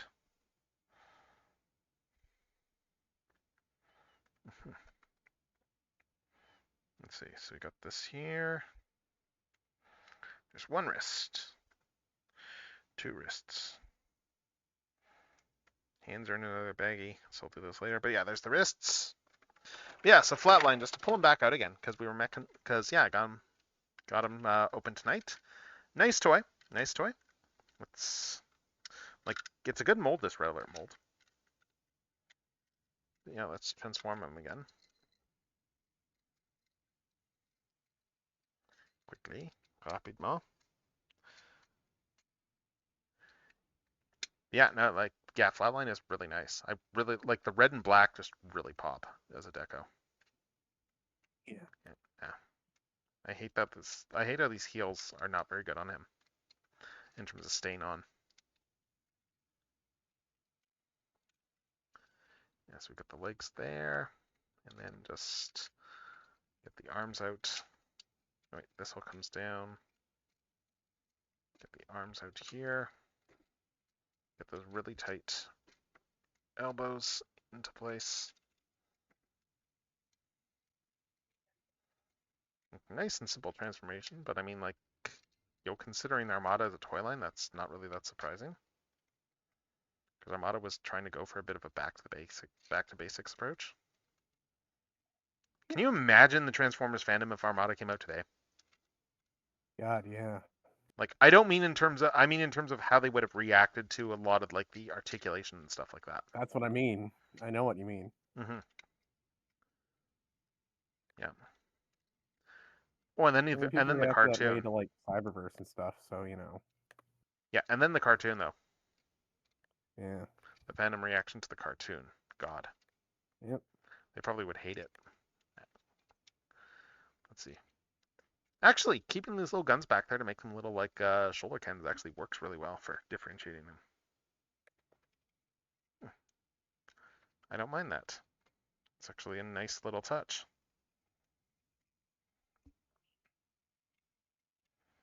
I might keep it this way. That actually gives him a bit of character. In what way? Oh, just keeping the little guns on the back here. Yeah. Like it just gives him some shoulder cannon, some just back cannons there. Just gives him a little bit of personality. And then just keeping the arm kibble folded down as opposed to the shoulder kibble down instead of bringing it up. Like just the little things to differentiate him just visually from Red Alert. Yeah. Like, I mean, yeah, he's quite nice. Hmm. Like if you leave the shoulder kibble down, it looks like he has a lab coat almost. Yeah, I hope you enjoy him, Bipolar Brown. He should be arriving on Monday. Nice. Okay, so now on to the legs. Basic legs unit. And these are going to be pretty fast, I think. We just got to do a couple of these. Yeah. We got... Get these out. Oh, nice. I think we're probably going to be done with the... Let's see, so get these out here. Get these out there. C110, C110, and then we want the D bits.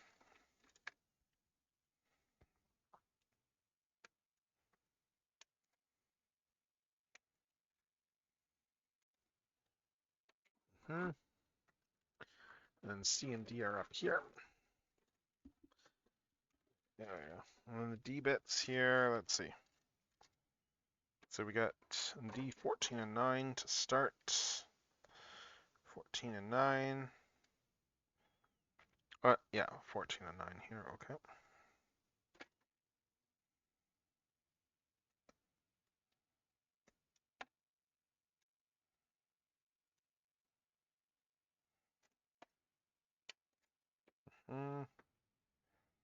Yeah, 14 and 9, and then...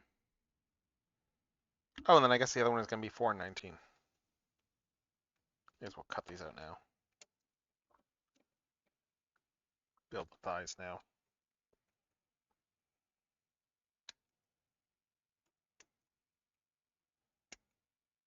Put those ones over there. And then we're going to want... Okay, oh, right, we want the stockings next, okay. That's why.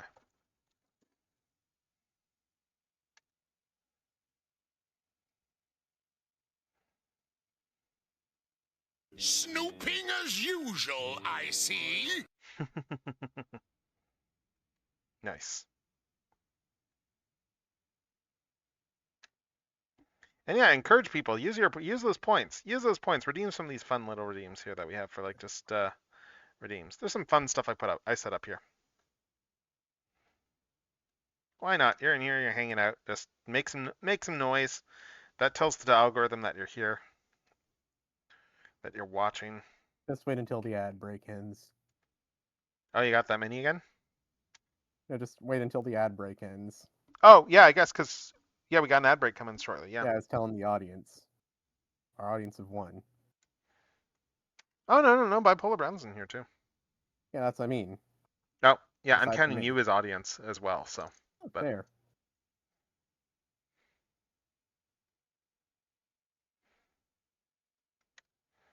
let's see. I wonder if Hika's still going with her stream. Because she's been doing like a Fata Morgana reading, House of Fata Morgana. Like I kind of want to read the story myself now. So, just because it's a good one. Just because of the streams that I missed. Although I could always just actually watch archived streams. Like to be perfectly fair, she's done a good job of reading the story. So.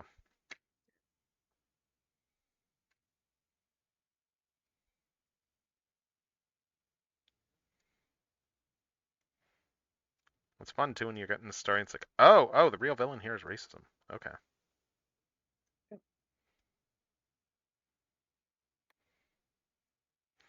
Like there was one of the stories in there where it's like, oh wow, okay, so racism was the actual villain here. Okay, I did not see that coming.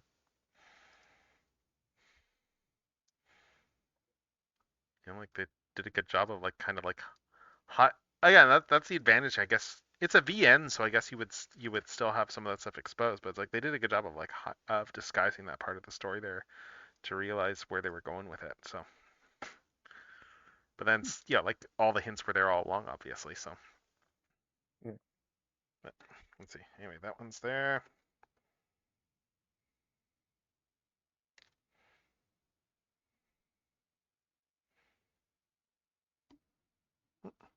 Oh, nice. Kangtai's swoop. Awesome. Oh, that is a. Oh my God, that's a good haul. I'm gonna be opening my Cronus and Onyx like on Monday there. That's gonna be good. Nice.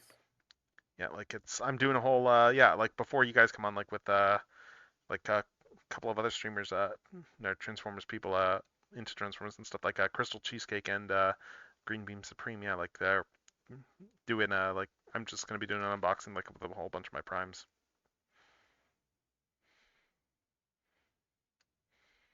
That'll be good.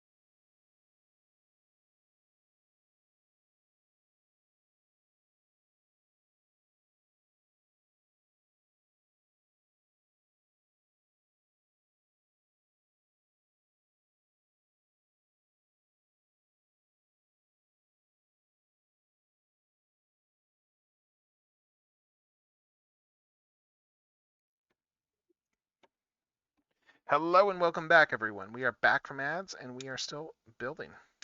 I'm just building out the rest of the space body, and then we will, and that's my main agenda for tonight. Yep. We are building out a Chinese zombie girl here for Halloween. Well, I guess vampires are a thing there based on the description, but Yeah, I keep having to remind you. yes, you do. You absolutely do.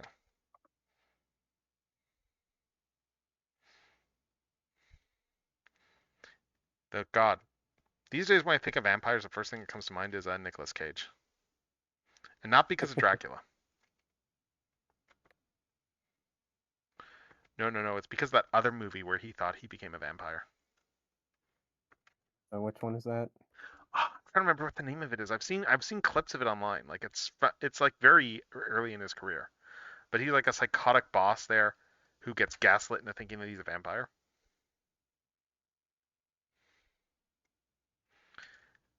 Like there's all he gets like he's convinced that like someone like like who bit him or like was a vampire and that he's been turned and stuff, and he just keeps getting like increasingly more unhinged as it's going on because he genuinely believes that he's been turned into a vampire. It's Sounds like like a his typical fangs aren't Nicolas coming in, Cage so he thing. starts wearing like plastic vampire fangs and stuff like that. Sounds like a typical Nicolas Cage role. hmm Oh, Completely understand. there's a bit from it online there where it's like he's just getting really mad at his assistant there, and just the meltdown that he has is like an oh my god, like just from like Nicolas Cage meltdowns because he's like I think it's like he's getting mad over like filing or whatever there, and he just starts going off on her like with the alphabet and reciting the entire alphabet, Yeah. and he just like incredibly like just unhinged demeanor to it.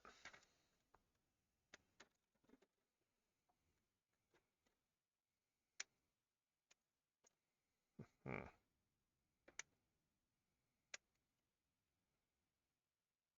Yeah, I have to say, I know like there's been like there's been the whole thing of like how is this going to turn out and stuff to it, but I am honestly like really excited to see how the like Robert Downey Jr.'s Doctor Doom is going to turn out. Like my brain is going to Marvel stuff because like Nicolas Cage and where he got his stage name from and Ghost Rider and stuff and Secret Wars and stuff. But yeah, like I genuinely am really interested to see how Downey does Doom. I think he'll do a very good. Especially because it feels to me like they aren't doing this as some sort of like oh hey it's it doesn't feel like that they're doing it as oh hey it's Iron Man but as Doom type sort of thing. Like it feels like they want to actually lean into him playing like proper Victor Von Doom.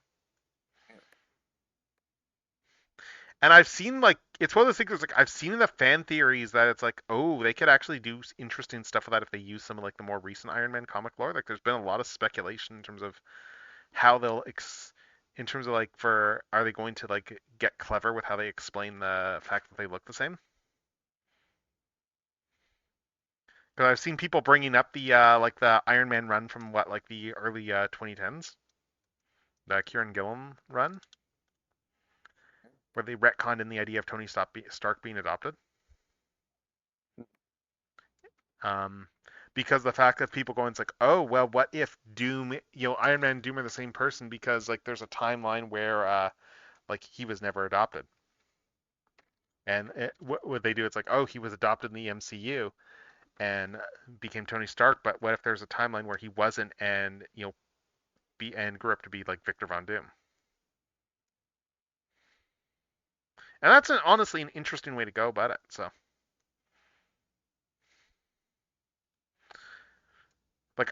I saw a whole thing with people going, it's like, oh, because the idea that that's been insinuated is the idea that it's like I think that the executives have brought up in when they've talked about this that the whole like RDJ is Doom.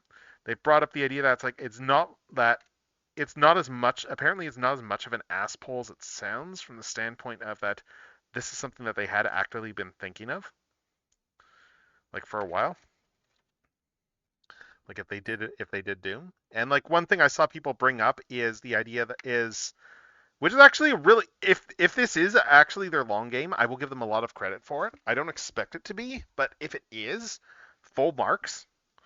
Because you know how there's the bit in Endgame there where like he goes and talks to his dad, Yeah. like on the military base, and he seems a little bit confused because of like because he he's talking about like oh like my wife's expecting and stuff, and like Tony seems a little bit confused by that.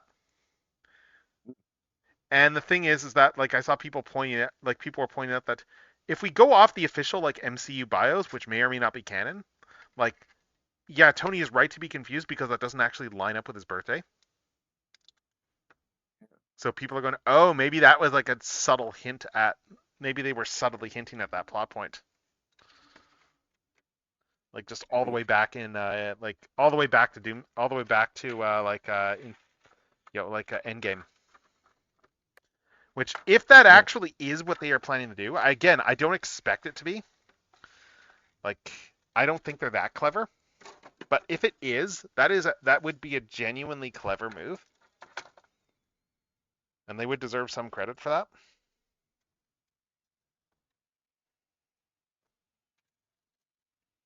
Okay, let's see. Let's make sure I get all these parts together. I need to just clear out all this cruft here. Can you believe we've only been on one page so far? Wow. We've only been on the 1-2 page spread for this entire build. I'm actually a little surprised. Normally this would be like several pages. Okay, yeah, I'm just gathering all these sprues together so I can just dump all these at once. Let's see. Where's my garbage bag?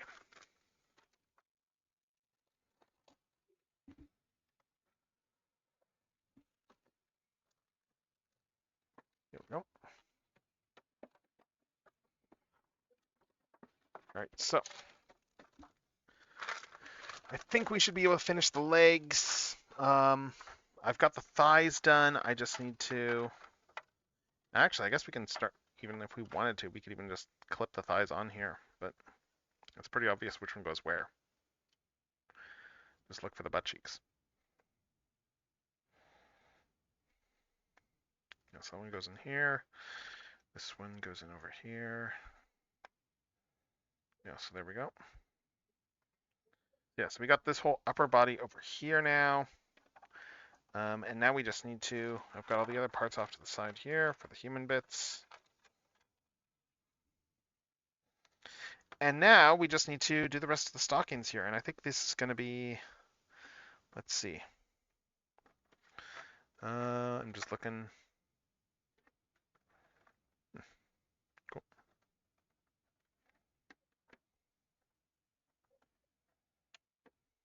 Just put that there. And okay, so I need to do G. Let's see. I guess I'll bring this one down. I think this is mainly G part. There's I parts and there's G parts. Okay. G is which color again? Here's G. Oh, I got two G's.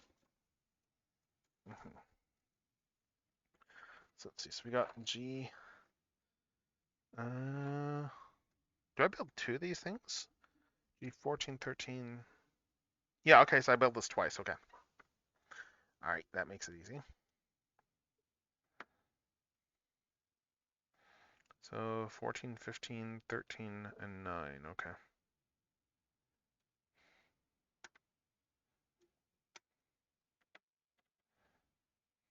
Mm.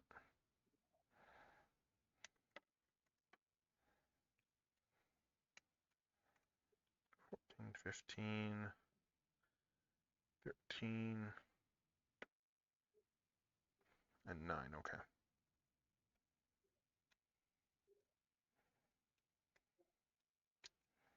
I think this is this is the knee that I'm building here. I build two of these.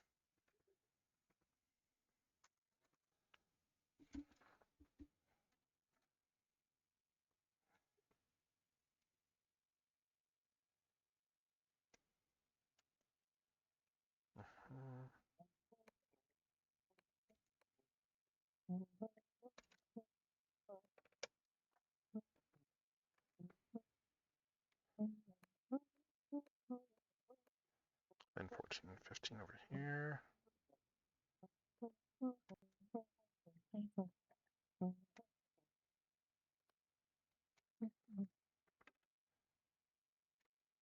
And are these the same build or are they just similar builds? I don't know.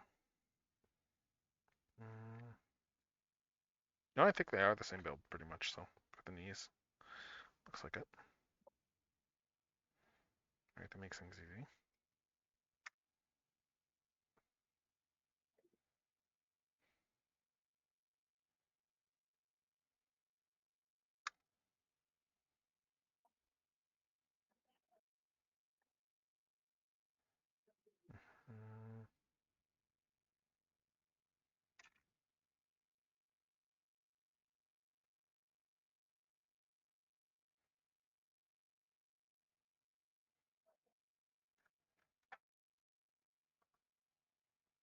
Let's see.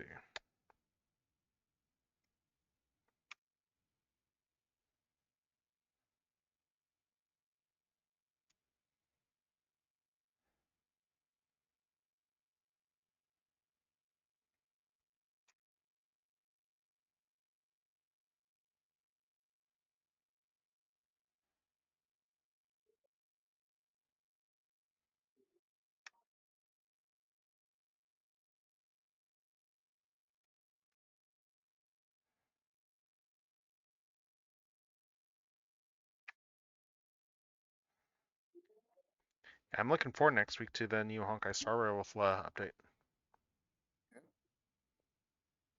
Should be good.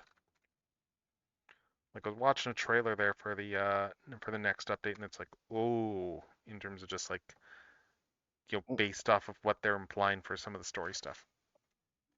Mm. Because there is this very, very strong implication that we are not getting a happy ending. Uh-oh.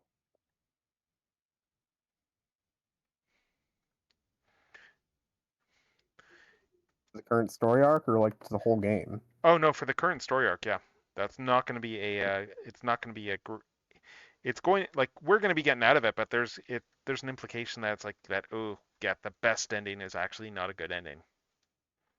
And that's coming from the perspective of the characters that of the Stellaron hunters, who are like a whole faction there, where their leader Elio has like a script, so to speak, of like the way things play out in terms of like the way things are going to be playing out, and knows the and is the Stellaron hunters, essentially their aim has been to try and push everything to like the best possible outcome pathwise. That's all. Oh, there's going to be a war between the eon. There's a war between the eons that's coming, and they want to make sure that it has the best possible outcome. Oh, did I put this one on the right way? Let's see. Oh, that's why I put this. Yeah, I put these on the wrong way. Okay, I thought this seemed off. But yeah, there's the element there that where it's very strongly hinted at in the latest trailer for the next patch, that it's like that. Yeah, they start going into like the way things could play out, and yeah, and talking about it's like, well, all of these outcomes have already been avoided by the fact the Stellar Hunters are here. Sorry, the Astral Express is here doing stuff. Like we've avoided these, and this, like for eventualities. So we're doing pretty well. And it's like, well, the way things go now, there's like one of two ways this stuff could play out. And it's like, and like it's. I do like that they have kind of leaned into the idea that like the eons, like the gods, so to speak, there are not necessarily like there's not necessarily like a good or like good ones and bad ones. There's kind of like just a bunch of outcomes, which are like destruction is obviously not good, but like preservation is also not necessarily good either, because like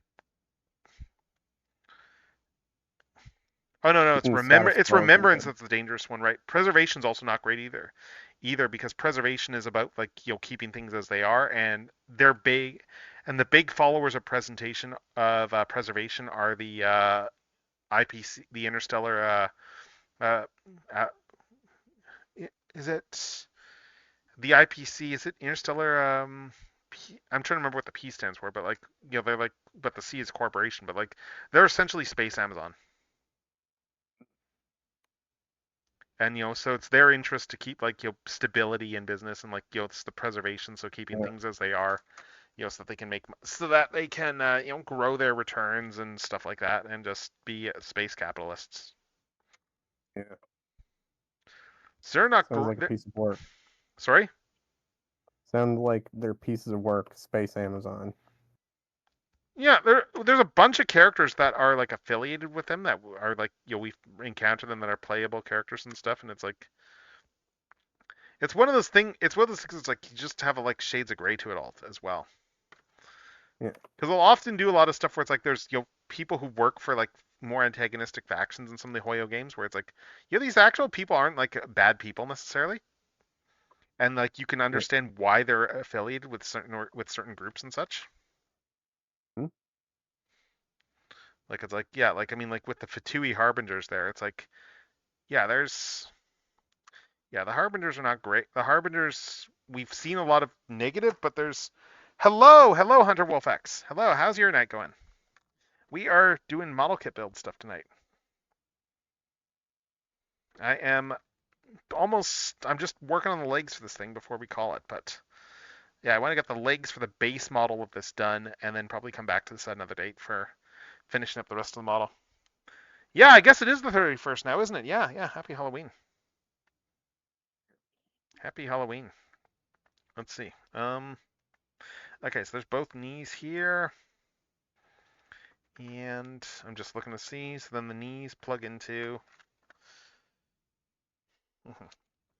These will be. Yeah, it's just gonna be the feet that are take a bit of time because it's I9 for the. Yeah, so I9 is the first one here, and then 7 is gonna be the second one.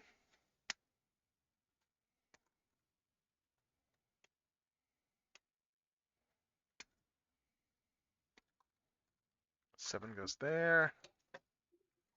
Let's see.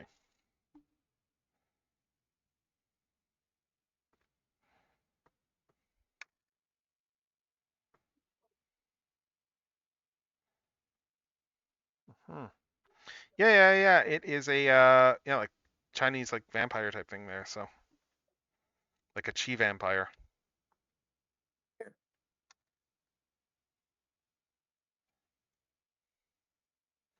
Like it's just honestly, it's just a really cool design. So which is kind of why I got it. So and I'm finally built, and I'm using Halloween as an excuse to build the thing. All right, so there's one leg there for there's the knee joint assembled, and this one goes on. This first one there is going to go on. Which leg is this? This is the right leg. Yeah. All right, so this one goes into the right leg there, like that. So we got the right leg there. I just need to, and then we need the feet after this.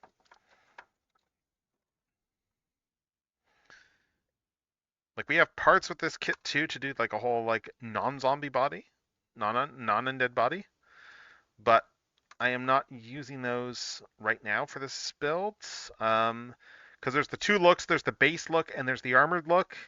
And while I'm probably going to keep the base look as the human body and then the undead look for the whole armored getup, unless I change my mind there. But while that is my intent on this, I am probably I'm like, well, it's Halloween, so we need to build this like as an undead, obviously. Um. Oh. Oh. Is that a term for girl plow? Is that an actual term? I don't know. I've gotten a lot of those types of kits. I've got a lot of those in my pile of things to build. Honestly, they're more interesting to me, like just than building just mecha and stuff. I don't know. So, but anyway, so we got like most of her done. I just need to do the feet, and then I'll slap some arms and legs on. So let's see. Feet are gonna be. Let's see. Okay, a lot of small bits here. We need eye again. What do we need here? I 2, 20, and okay, I12 and I2. Okay, yeah, I've not heard the term before. Okay, interesting. I mean, it's an apt term, so it makes sense. So 12 and 2 for one of these.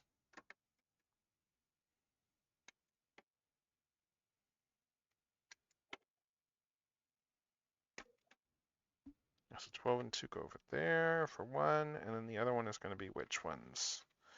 Other one is 15 and 20. Oh no, I5 and 15, okay. And this is going to be for the left foot.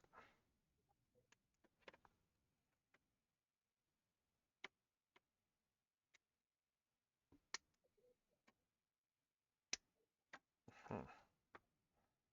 15, 20, and do I need this one anymore? Doesn't look like it. Right, and then we need G20.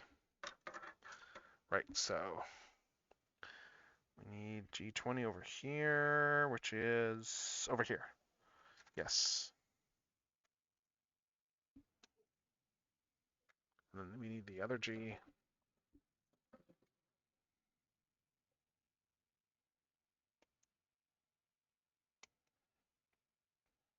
let's see. So yeah, so we got those ones too. We got G20 there, and then we start getting into the other ones.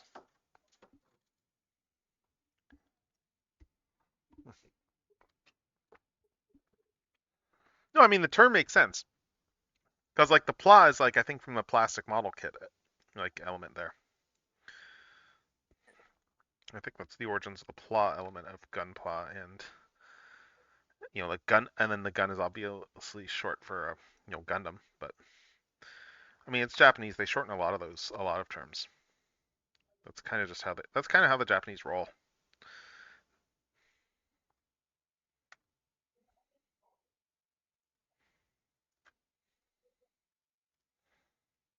Hmm.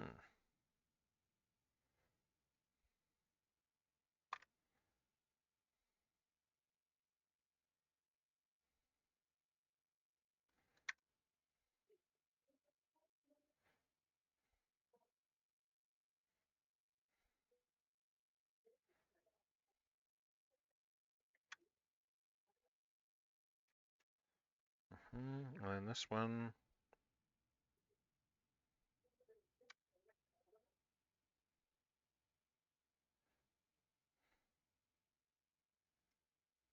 These ones are for the left foot. But again, let's see, just skipping down there. Let's see, so looks like it's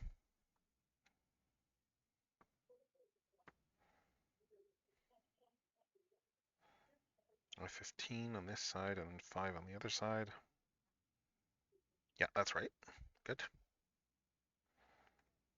So it's one ankle here. And again, I may as well just plug these together because I'm going. Oh, this one's not quite clipping together here. Oh, I need to plug in my headset again. Hold up.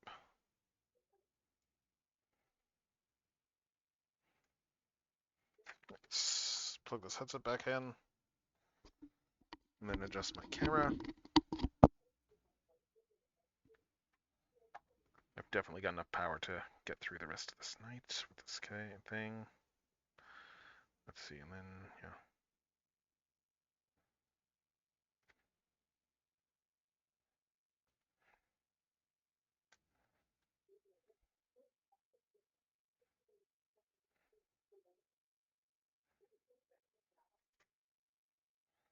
Okay, so there's this one here. That one goes on here.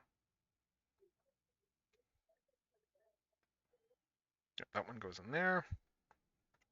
And then we do the other. Ah, it's nice how it just slides in. Nice. And then we'll do the other ankle. And then we gotta do the shoes. Once we're done that.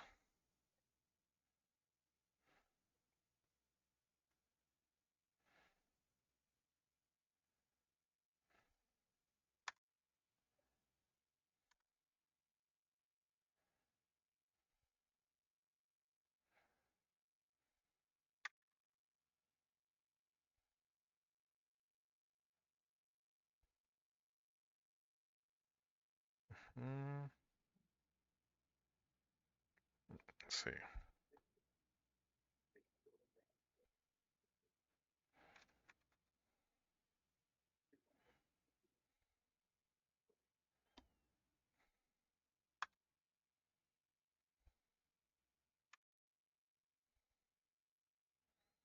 Right. Crazy that the end is almost in sight on this thing. Let's see. So this guy swings over here. Oh, I thought I missed some stuff. Yeah, I did. I missed that little flash right there.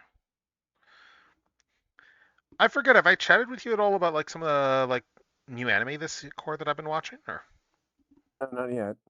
okay, there's some good stuff. So like one I just watched. Right, I need to finish the latest episode still tonight. I stopped watching when I started watching streams tonight. But so the premise with this one here, what is it called again? I think it's what the dark history of the reincarnated villainess. I think it's called. But the premise for this one is the main character. She is it starts with her being isekai'd. But there was a twist on this particular isekai. I mean, there is on every isekai, but so when she was a teenager, She was really obsessed with isekai fiction, and she started writing her own self-insert isekai fiction, and built this entire world. Like wrote a character that was like her self-insert and stuff like that. Wrote this entire saga and stuff like that. It's like like all through like her high school years and stuff like that. And then she grew up and stuff, and then she got hit by, and then she got hit by a truck and reincarnated in the world of her fiction. Oh yeah, I think you brought this one up. Yeah, but as like the villainess who dies in the first arc. And it's been a fun one so far. Oh, I put this on backwards. Yeah, it's been a fun one so far as anime goes. Just watching, just the whole like she's trying to like evade death flags, and just also like just there's the element of, I think what the fun part about it is just the element of genre criticism of like a lot of the types of like work works and tropes that people will fall into and stuff.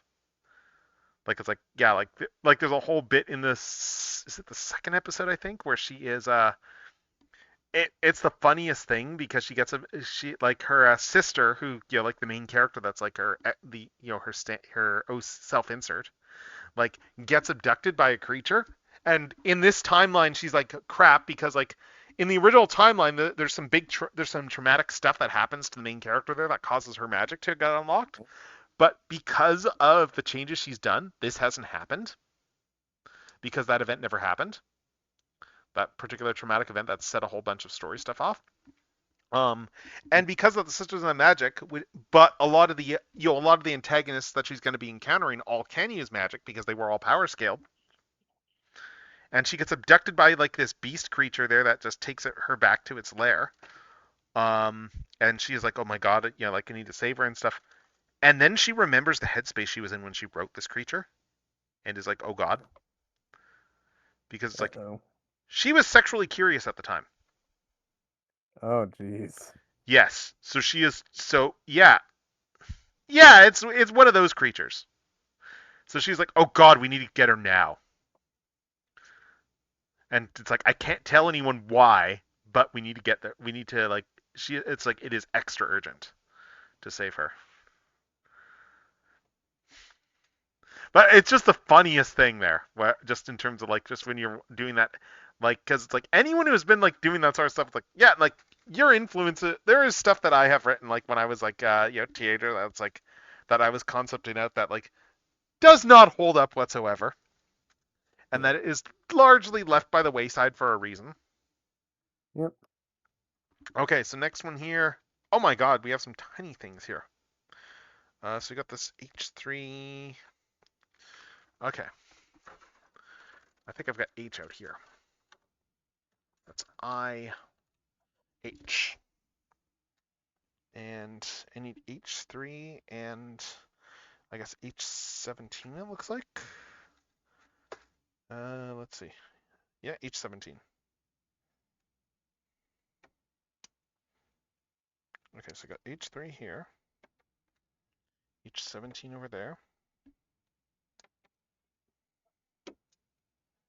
And yeah, and then I need, oh, there's another step over here first. Okay. Well, I'll trim these and then I will do the other step.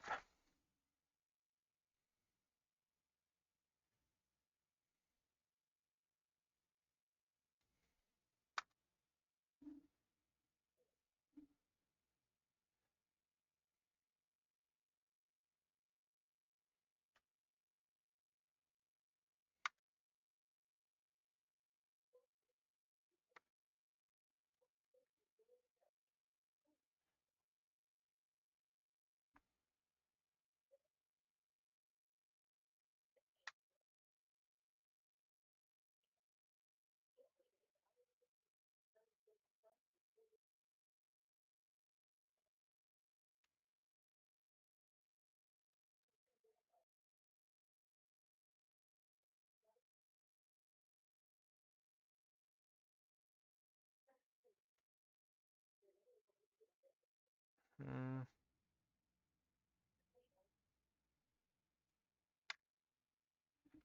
Mm.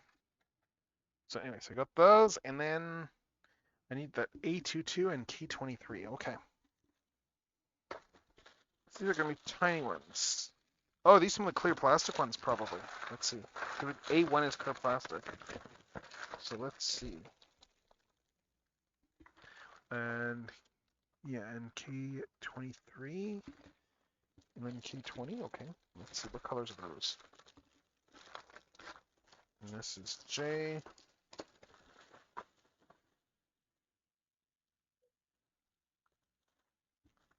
A3. Let's see. I might have some of this stuff out here already. Let's just, I guess I can start putting stuff away while I'm doing this. So we got G here, we got, because I don't need a bunch of these anymore. That's I. Let's see, these ones, I don't need the C and D ones anymore for now. Okay, these can go in. This one is F, nope. All right, so E. E1 and E2 can go back in the thing. Let's see, E1 goes back in. And then what else we got? We got F here, we got Fs, we got B2, don't need this one. So let's see what we got here. What do we got left? We've got A2. Oh, here's A2. Good, there's A2 right over there. And I need K23. Whichever one K is. Okay, B1 is here. Let's see. We got more heads here. Let's see where the rest is.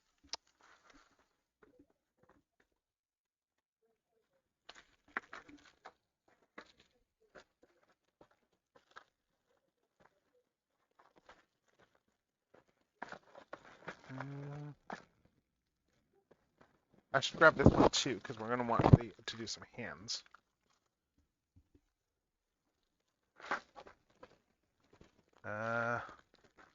Where's that last one? There is... It's J there. That's J. Okay, which one is K? They're generally fairly color-coded, but...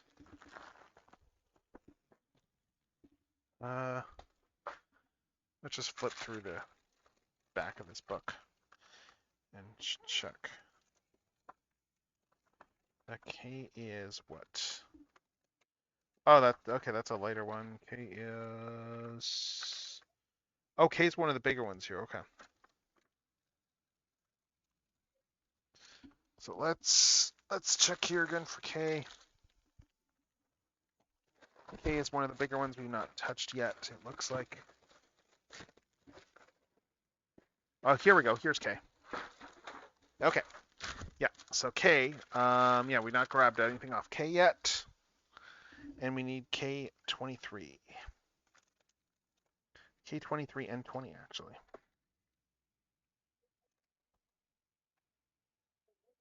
Hmm.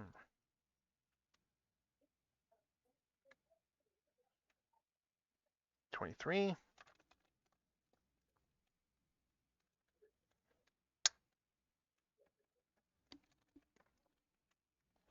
K23 and K20.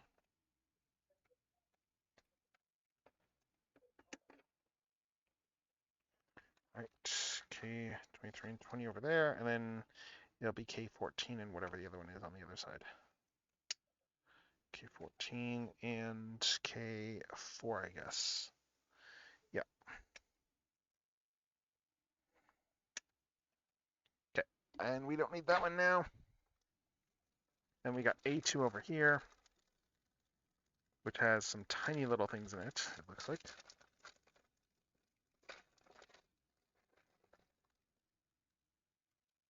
Yeah, we got, it's these little baubles here. These tiny little baubles here.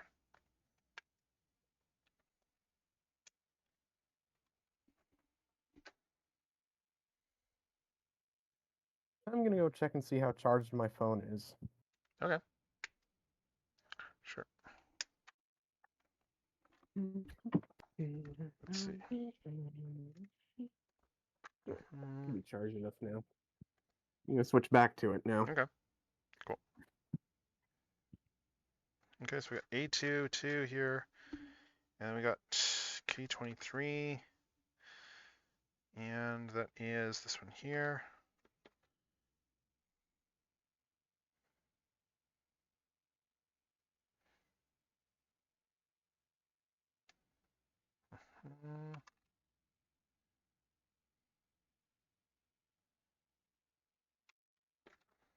Nope. Okay, so this one roll goes in over here.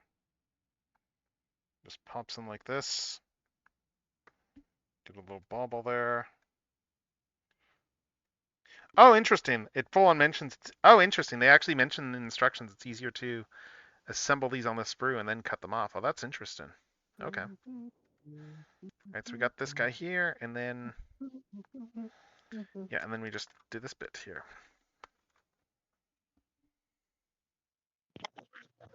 Hmm.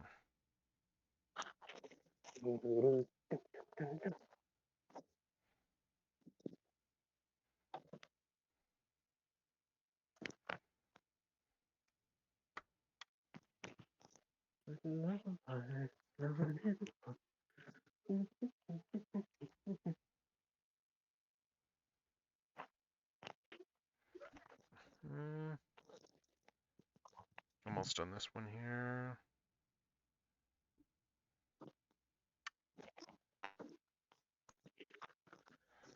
All right, so there's this guy here. And then, yeah, then K20. Take this one over here. Slap this on.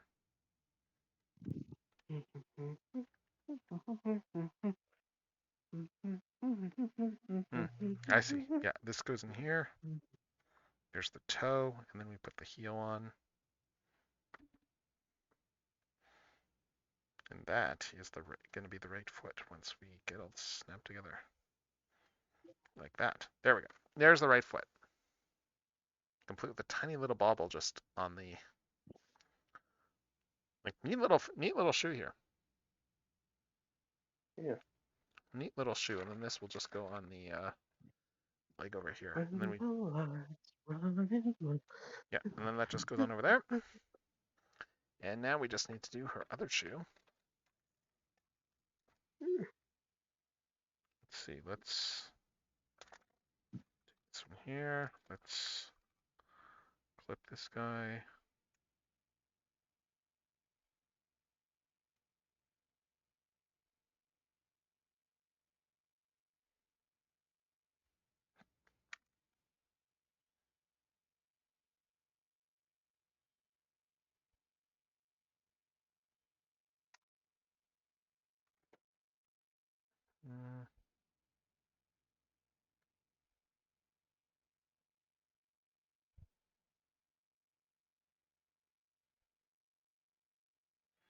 Oh, this one did not come off well. Let's see.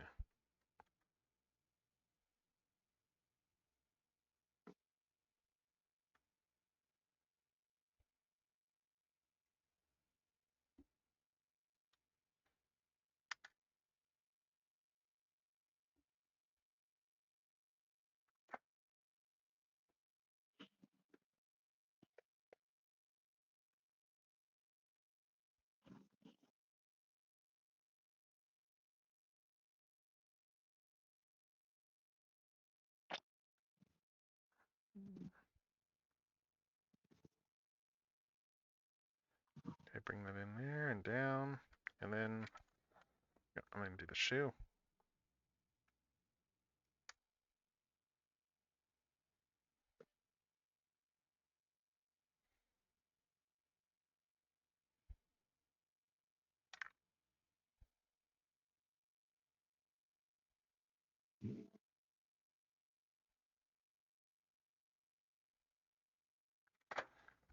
You know, it's crazy to think about. Shadow Generations was like a year ago. Oh God, yeah. The Return of the Devil from Bible. Mm-hmm.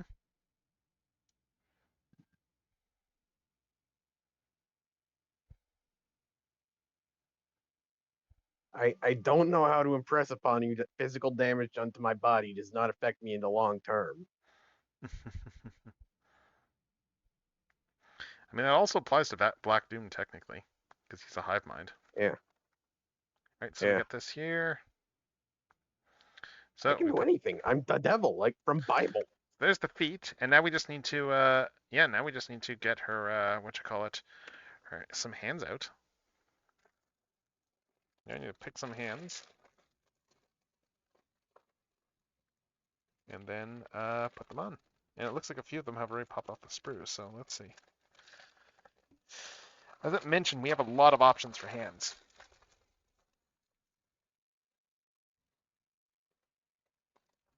Like we got this one over here, which is just a Obligatory Yoshikage Kira joke. oh,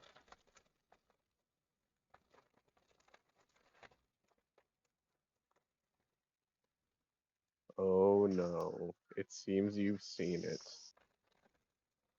hmm. Yeah, and the hands are all softer plastic. My God, just have mangled some. Yeah, let's see. Get these hands out.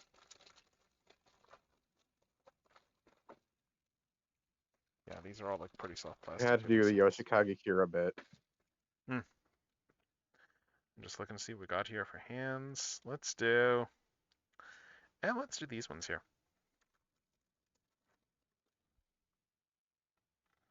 And yeah, it looks like we just need to clip these off.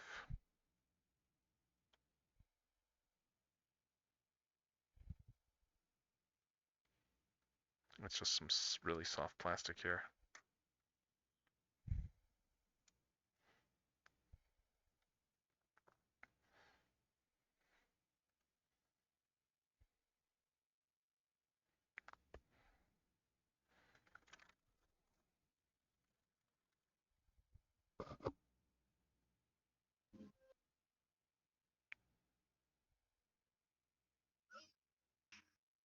Mm,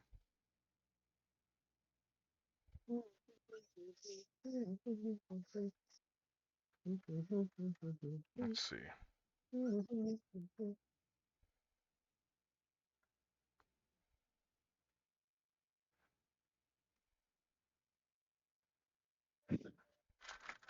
So we're gonna go with these hands. So let's slap these in and let's see how they look.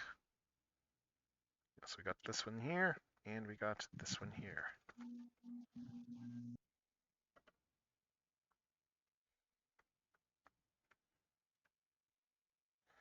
And I think I went with these because of, yeah, there we go. That's why I went with these because I was like, oh, this will be fun.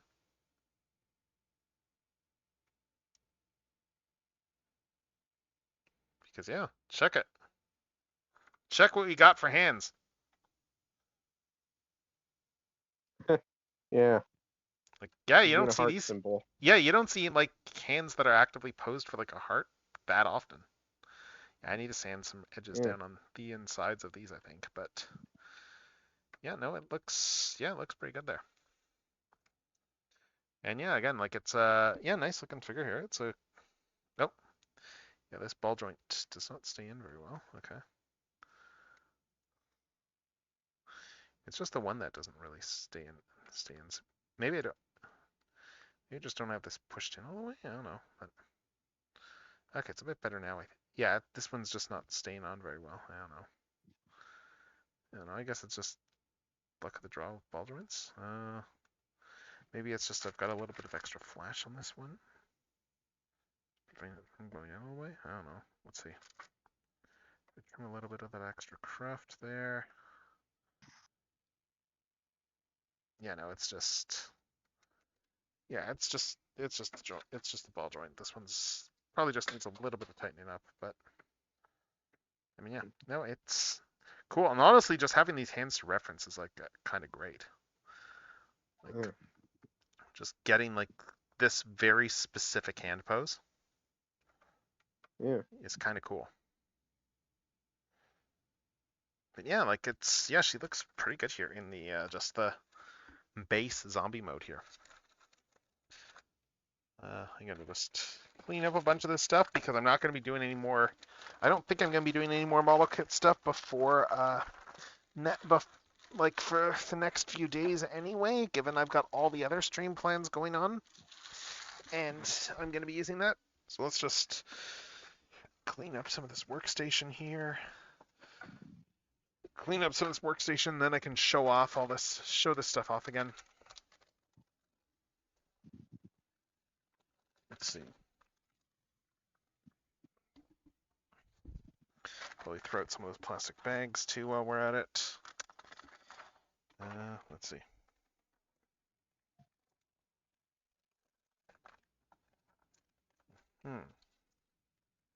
Yeah, I'll have more cleanup I need to do, I think, but meanwhile, now that we got all that stuff out of the way, we can just pose her out just in a nice little heart pose. And let's take a look at posability on this actually too from model kit. Let's see. So we got like this, we got a ball jointed neck. We got like some side to side. There's actually a separate side to side joint too. Like aside from the ball joint, there's actually a separate head tilt like this. So we can get some really abnormal tilts like this one here. Some really abnormal. Oh god, yeah, you could just do like really creepy like head tilts there if you want. Just unnatural ones. Yeah. Which is cool. Cool that we can do that. What else? Shoulders. Shoulders are ball joints. There's some butterfly action to them just because of where the ball joint sits. Shoulders go up to about there. And then back down. Up to there. Back down. Wrists. Swivel. Let's see. Let's push these back in a bit. Yeah. Wrists swivel all the way around. What else? Elbow bend. Elbow bend is pretty good. Like it's pretty straight there. Get a good amount of range of motion out of the elbow. And yeah, again, this ball joint is just loose here. Just doesn't stand quite as well. We got some ball jointed wrists here. What else? What else there to show? Let's see. Okay, so we have ball joint up here. Ball joint at the upper body. Like the way the outfit's done is pretty good. Like it hides the break pretty well. I like how there's a little gold piece there as well, just clasping these together. Like it's a nice little touch. Just making this feel like an actual like worn outfit. Oh, and also I didn't even note this here. We got further butterfly joints other than that ball joint because we got these butterfly joints that can swing all the way forward like that. Neat. So we can get like the hands. Yeah, so we can get the arms all the way forward like this here. So if you say wanted to do any poses that require that, you can. So that's cool.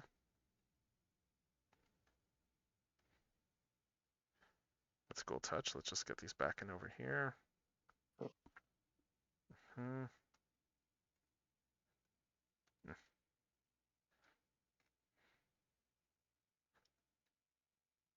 Let's see what else. So we got that upper body ball joint there. No waist joint, but yeah, let's see. Legs can do the splits pretty well. Legs will go down here as well. Again, I really like the way that they assembled a lot of this stuff here. Like just go with just filling out the thighs here around the underwear and stuff. Let's see, we have a swivel here. Thigh swivel there. Knee joint, double jointed. Goes all the way back here, so good range of motion in the knees. And I like that the joint is like properly concealed for the most part. It's nice. And then yeah, ankles up and down, side to side. And then we have a little toe tilt a bit. It's not a huge toe tilt, but it's a little bit of one. So yeah, we have a little bit of a toe tilt there, which is cool. So what else? What else here? And then of course we got the hair, I guess. We got the ponytail, which is on its own ball joint. So like we can, and then there's a swivel at the base. We can say bring it over to the side a bit if we want. And then this bit here is also on its own swivel there at the very back. So we can say bring her ponytail around like this here. So we can pose her out like this. There, now we have a Yeah, we have a nice heart pose there. I'm just going to pull this box out. Let's pull this box out for now. I'm going to have to probably toss a bunch of things from that thing there. Just toss some of the baggies and stuff. Make sure everything's organized. And yeah, let's get all this stuff here. So we got her over there, just in the middle. Yep. Just doing her little heart pose there. Stands fairly well, honestly. Like, I think there is a stand included, but I mean, like, you know, honestly, it's nice when a figure can stand on its own power even then. So, Yeah. So let's see. I probably will use the stand when I get it set up, but yeah, like there she is right there. And then yeah, to show off the other stuff we opened up tonight, we got Flatline over here, just standing here looking all Decepticon-y. You know, like, he clearly was doing some necromancy or something like that because it's Flatline. Yep. So let's just put him like this here. Just. Airman's gone dead human corpses. That's definitely a flatline thing. Yeah, no, it feels very in character form. Feels very in character. So put Flatline over there, just looking at the camera oddly. Funny how, like, in IDW G1, he's actually like a medic who takes it pretty seriously and is Yeah, like, he is. Yes. Atlantis, but yeah, we got all these extra bits over and bobs over here. This is for when we. These are the extra bits here. We're probably going to swap in with this one over here at some point because I want to use the zombie bits on the other body. And then we got all the extra human bits for being able to have the option of having the human bits on the other body there, which is a nice option to have. But we built all these human bits as well while we were at it. And then of course, yeah, we got the Grandmaster. Snooping as usual, I see. Yeah, and then of course we got like this guy over here. You know, we got this, you know, Royal Guard Ghost right back there. We got a little standee. Is he from Star Wars? Yeah, that's an Imperial Guard. Yeah, it's one of the Halloween releases. Because Hasbro does seasonal repaints for Star Wars stuff now. They've been doing that for a few years. I've got a bunch of like holiday stormtroopers like in a bag. But yeah, just to show this off here, just to show the glow in the dark stuff again. Just to showcase this. I guess I haven't turned off the full light there, but I need to lean over to get that. Get my other light switched. But yeah. So like, yeah, there's the how bright this guy can get. Actually looks really cool here. Yeah. Like it looks even brighter on camera, honestly. Like it's crazy how good it looks on camera. But I really like here how she's just silhouetted by this thing. Like it's a cool look. And I'm gonna put this back on. I just had to post the Darth Jar Jar emote. Yeah, even in this low light shot here, this actually looks pretty cool. I'm just looking at this. Because it's still glowing green a little bit. And then I'll just put this back on and get the proper shot here of everything. Let's get everything back in frame. He's not going to hurt you, sir.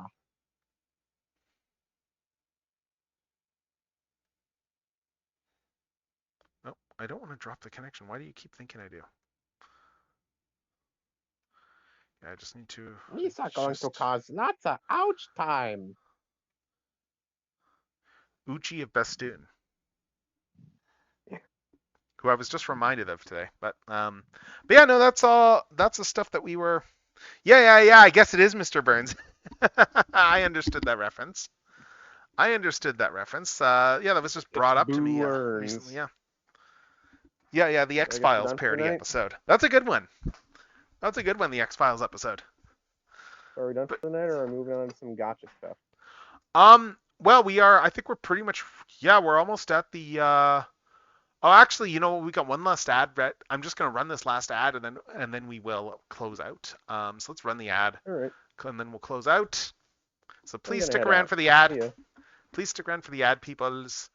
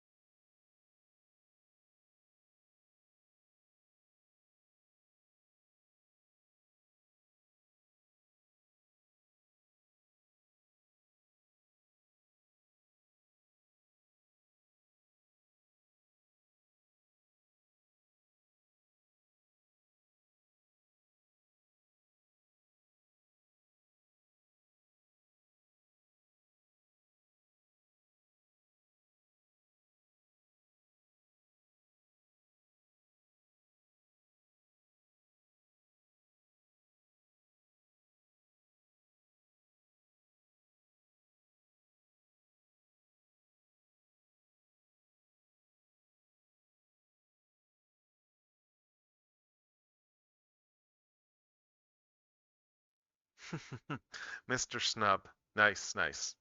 All right, so yeah, so anyway, welcome back from the ads, people. So that was our build for tonight. Pretty good progress on this thing, honestly. And yeah, I guess I forgot to. I need to go do this because I completely forgot to decrement my toy unboxing counts too because we got through 2 things tonight. So we are down to 47. We're down to 47, which is great. But yeah, model kits are their own count, so that doesn't count in here. But yeah, so I've just been glancing to see who we got off our options for rating out to tonight. Let's see. And yeah, we're going to we're gonna raid out to Ramses. We're gonna raid out to Ramses right now. He's doing Castlevania stuff tonight. So that'll just keep some Halloween stuff going. So we're gonna start the raid out there, and I am just gonna bring up another quick preview there of what we got planned for this coming week, because while we are exiting out, because yeah, let's talk about the post-stream plans, because we gotta talk about like what we're doing this coming week. As soon as I find my web browser view, because yeah, we are doing a lot of stuff. We got a lot of stuff going on Sunday and on Monday. So yeah, so Sunday we are beginning the big birthday inning extravaganza there. I've got a lot of stuff going on here, as you can see. We're doing we're opening some blockies there at 1. We're doing like collaborative art stream. We're checking in with that a couple of times a day. There's going to be some Jackbox in the afternoon, and there's going to be an OC Yap and Share there, like later on, like in the early evening there, where all of you can yap and share about OC. Where yeah, we're going to be yapping, sharing about our OCs. All of us are big obsessive into our own characters, and we're going to be looking at other characters. So check the pinned Blue Sky thread there if you want to share your own OCs there and have us talk about them on stream.